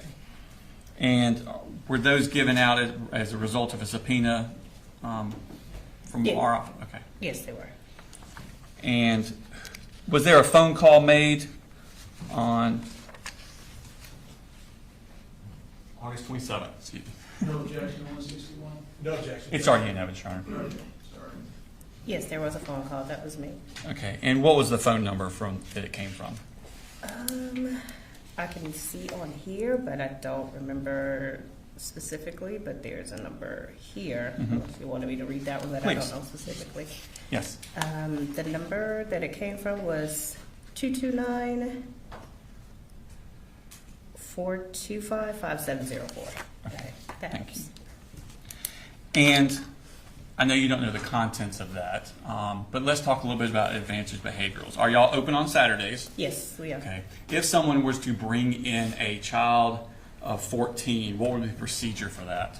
Typically, what happens is we get all of their information. We always do, every child that comes in, we always do a behavioral health assessment. Okay. So that's the primary thing that comes in. If there's anything else that happens after that, we will make that decision at that time. Okay. Do they have to be brought in by a parent? They do. Okay. If someone were to bring in on a Saturday, or do they need an appointment to come in? No, we don't Okay. need, you don't need an appointment. Okay.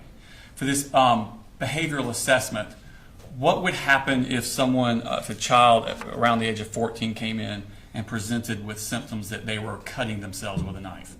Typically, at that particular time, once we do the behavioral health assessment with the therapist, typically, more than likely, we will require a mandated referral to a psychiatric hospital, which what we typically call is a 1013.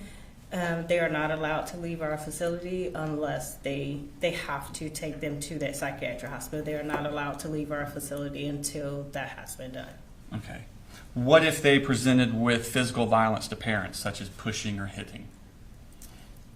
If we have deemed that it is an unsafe environment, we don't allow the child to go back with that parent because we do believe that the child needs to be safe and it needs to be a safe environment also between the child and the parent. Okay. What about property damage, like if the child was putting holes in doors or breaking windows? All of those would be concerning to a therapist at our facility. Also, if they're having the conversations with the parent and also the child, sometimes at that point we do make that recommendation to be 1013. Okay. And again, 1013 is inpatient. Yes, Okay. it is. What about if the child presented with panic attacks? That would not necessarily require a 1013, but it just determines what is actually discussed with that therapist at the time. What if they said phrases like, I have no control over what these things say and tell me to do? So those are type of situations or conversations that we primarily would look at. Those types of things, we would kind of, at that particular time, kind of decide if that child would need to go to a psychiatric facility. Most of what we do is homicidal ideation, suicidal ideations. If it is a plan, if they have a plan and things of that nature, those are typically red flags for us. Okay. What if you find out they have a specific fascination with school shooters? That would definitely be a red flag for us. Okay. And what if you found out they also had access to firearms? That would be a red flag too. Okay. Just a second. Ross? Yes, sir. Good afternoon, Miss Lee. Hi. For the jury, what's a custodian of records? What is a custodian of records? Medical records. Well, you said you're the custodian of records for Advantage Behavioral Health? I'm the business manager for Business manager? Yes. All right. Yes. So you're familiar with the records at that practice? Yes. Okay. And what is your educational background? So as far as my education, I do have education in medical billing and coding. Okay. So I do have an associate degree in that. Okay. And I don't mean this, but just to make sure I'm not getting the roles mixed up, you're not a therapist at Advantage I am not Behavioral a Health? therapist, Okay. no. But I've managed a Perfect. therapist, yes. Gotcha. Yeah. All right. Well, that must be fun. Okay. So according to this, there were 3 phone calls from this particular phone number. Is that correct? That's correct. And then it lists the duration of the phone calls by seconds. Is that right? Yes. Okay.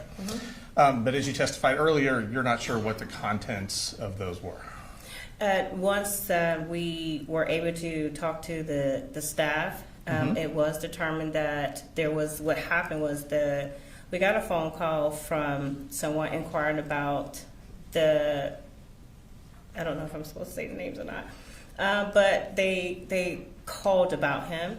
They called our crisis line, which we do have an on-site psychiatric facility. So there, that call was transferred to our main office, which we service kids. And how were you able to determine that? Determine what exactly?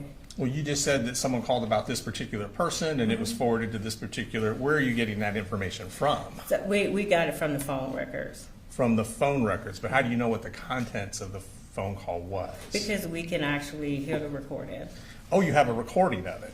Well, not this right here, but yes, our phone calls are recorded. Your phone calls are recorded, but you don't have any recordings of these 3 phone calls? Is that correct? Not that, to my knowledge, they don't. Okay. Yes. Gotcha. But I gotcha. do know that this was, talking to our staff, they do recall the conversations, the call that was transferred to them. They all remember that. Who was the staff you spoke to? I didn't I don't remember. These people no longer work there. All right, so Judge, I'm going to object that would be hearsay, and I would ask that to be struck and the jury be instructed not to consider that. You have a response. I didn't, I wasn't asking the question. I understand. I mean, testimony has to be based on personal knowledge. I'll ask the jury to disregard the comments that came from staff at the Advantage Behavioral Health. Okay. Now, you were talking about a 1013, which is an involuntary commitment. It's not involuntary, it is voluntary. It is voluntary. Yes. So you can't hold the person What, if they for don't a want to child, be there? For a child, we can't.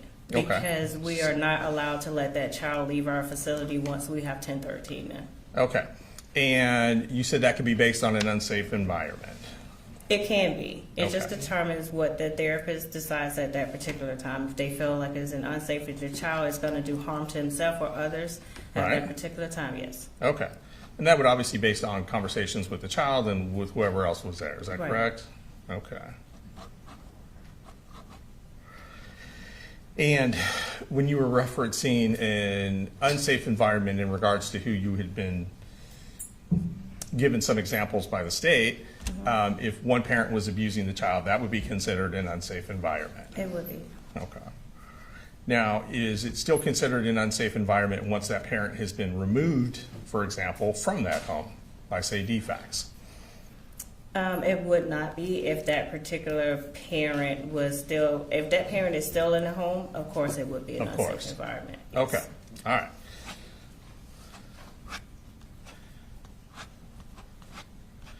And if you interviewed a child and he or she presented no symptoms, that child would not be 1013, No, correct? but we do have a safety plan. We do have to have a safety plan. Anytime anyone comes into our facility, we do have to have a safety plan in order for them to leave. So everyone, well, let me clarify that first before we move on.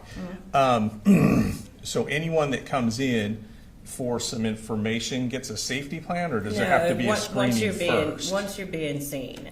Once you're being seen, if you do speak with a therapist and we do a behavioral health assessment, Okay. at that particular time, we always develop a safety plan. So everyone gets a safety plan If who you sees do. a therapist? Yes. Okay. And you said y'all are open typically on Saturdays. We are. Are y'all open on holidays as well? We are typically open on holidays. As far as like Thanksgiving, Christmas. Right. Now, our office is not open, but our inpatient hospital is 24 hours. Okay. And so you'd be open, obviously, Monday through Friday as well? Yes. Okay. I have no further questions. Thank you, ma'am. Hang on, excuse. All right, thank you, man, for free to go.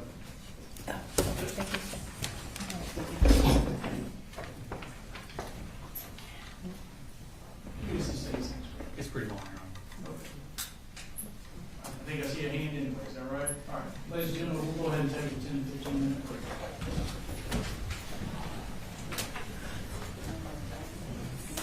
What's that? Yeah, I think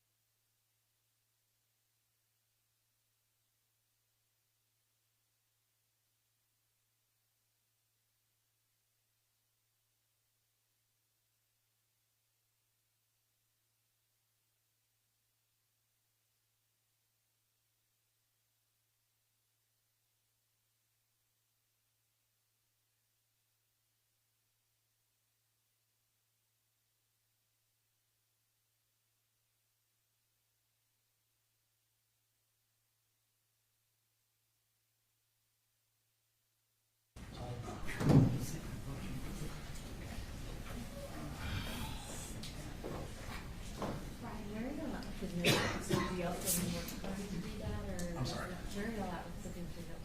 We need more time to do that.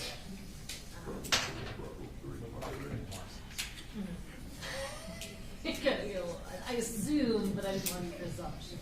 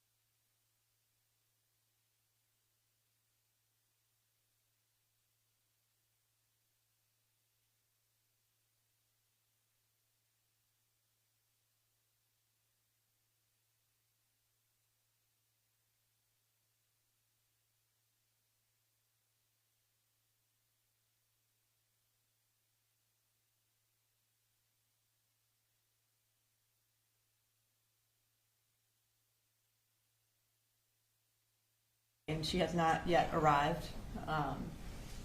We are in the process of, I guess, locating her. We believe she is 10 minutes away based on our efforts to find her. So Mr. Hobbs and I were discussing kind of other options. She would be our last witness for the day. He does not believe that he would get through his cross today if I started my direct. I can share with the court the crosses. This is going to be our longest cross-examination. It's probably going to be at least 2, if not 3 hours. Okay. If not more.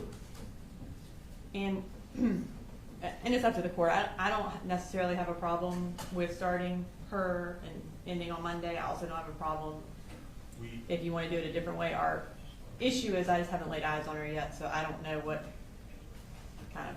How long do you anticipate direct will be? I probably an hour to an hour and a half. I think it just kind of depends on how much I have to refresh my recollection with stuff. I also would say Mr. Berry and I still do need to look at some of the exhibits and the phone records. You know, the state would probably like Ms. Gray to be here to slap some type of court order on her to reappear on Monday. But. Yes, we would also, if the court decides to wait for us to call her on Monday, we would ask that there be some sort of court order from you requiring her to come back. When is the witness that you anticipate the big notebooks that I mentioned before with them reviewing it ahead of time? I have at least another day of witnesses before we get to her. Okay. Maybe a day and a half, maybe 2 days. So there's little we can accomplish with the jury anyway. walks in and, if you had to, predict, when do you think the state might rest? What do you think? Do you have any sort of idea? We would believe Wednesday or Thursday.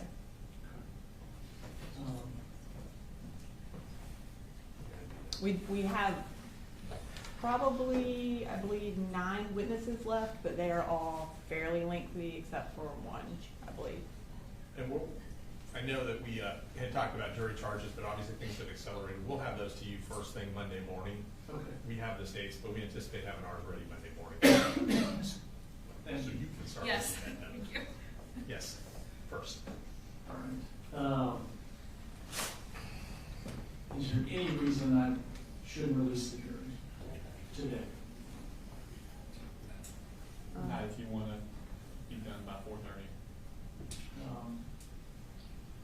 But we would ask that we remain in the courtroom We will remain. so that we can address Ms. Gray. Yeah, I think we'll have enough time to go through the book and everything and make whatever objections. we Yeah. want to. Get started on that. All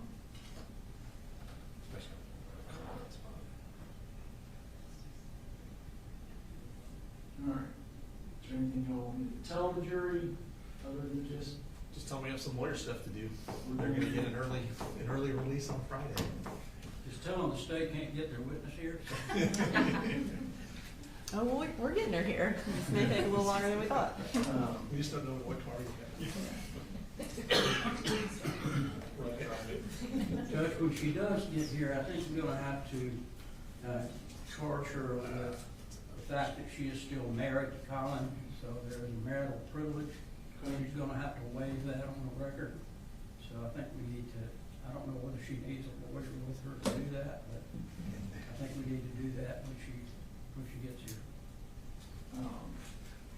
I don't believe that that is the case, Your Honor. I don't think legally she has to waive the marital privilege on the record. I think that would be something, an antiquated view of that statute. I think it has changed since then. Well, it's been a minute since I looked at it, so I'm gonna look at it anyway. So you just did that on another murder case that I had. Wife testifying about.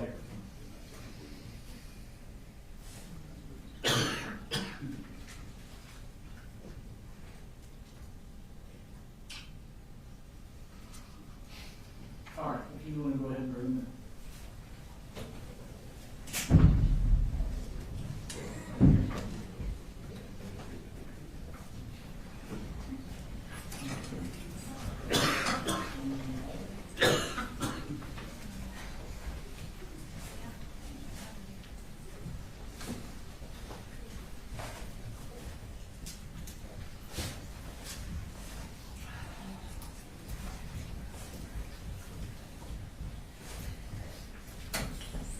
Y'all can see.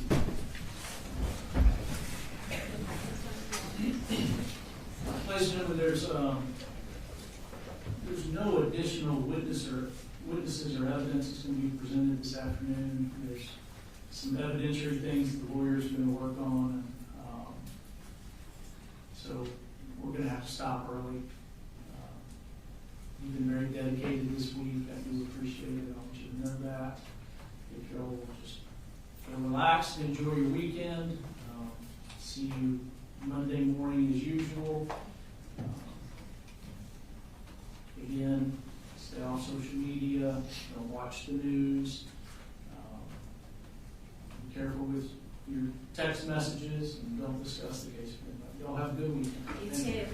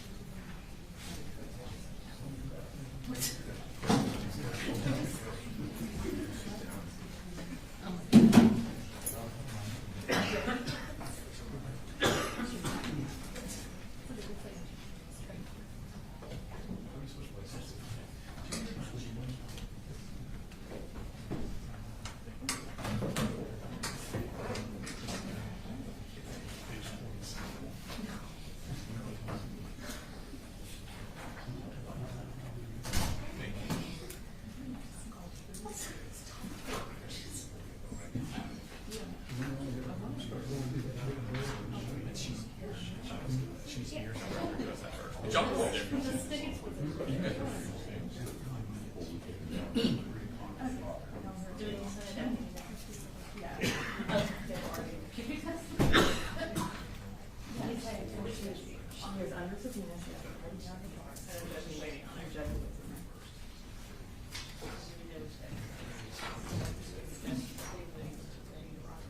Take this back. In that phase.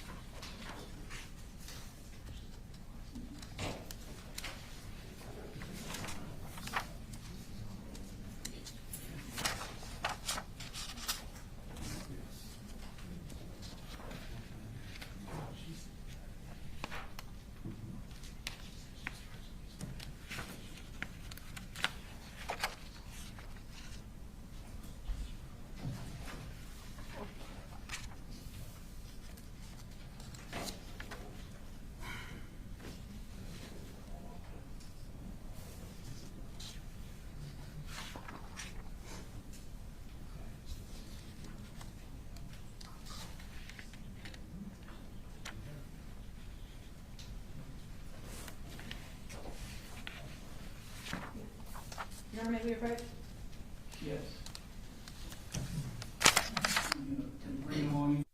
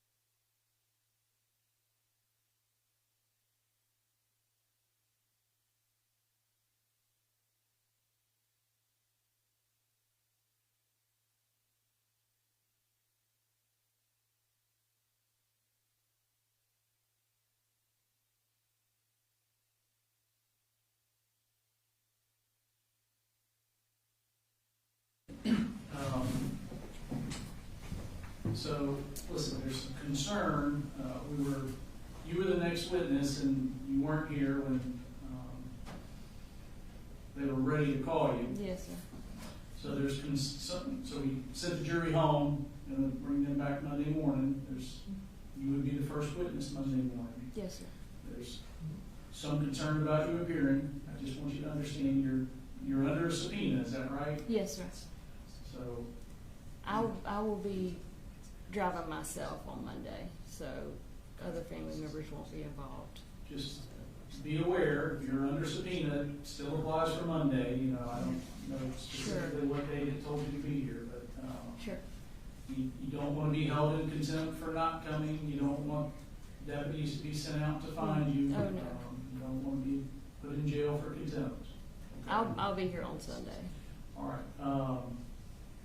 So I'm gonna, should be here by 8:15 Monday morning. Sure. Okay, Absolutely. and then check in with the DA's office when you get here.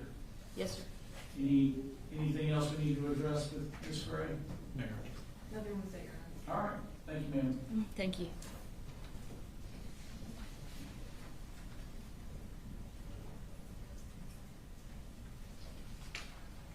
All right, anything that y'all need me to do to help pave the path for a smooth presentation on Monday? I know y'all may need to look at some things, you may need to talk, but we're not ready for me to do anything, is that right? That's correct. And I think you indicated the larger notebooks that y'all needed to review, that's not being presented until, it's not on Monday. Correct, it'll be Tuesday or Wednesday. Okay. Yeah, so we're gonna, I'm going through it right now anyway, just to right, get get a good started. idea of where I need to As be. long as the deputies will let us do that, This is but. not one of Okay. Hang These are this. the school records, this isn't one Yeah, of Colin's. I was gonna go through these two. Are there any, with respect to Ms. Gray, are there any objectionable documents that you need rulings on that could take time like some of these others have? Probably not. I think we've kind of gone, For Ms. Gray? yeah, for Ms. Gray. I don't believe We've so gone through for- most of it. I don't believe so for Ms. Gray. Right. And I think for the remainder of the witnesses, other than Investigator Gilliland, we won't be introducing much evidence beyond interviews. Right about that. Right. All right. So anything else y'all need me for? one quick thing, with one of the deputies in the state. Okay.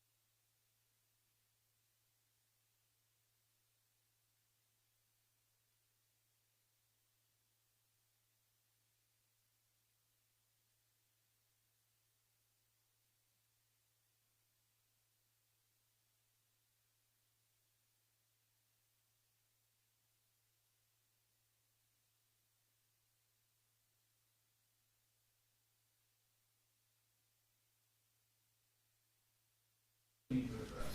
No, sir.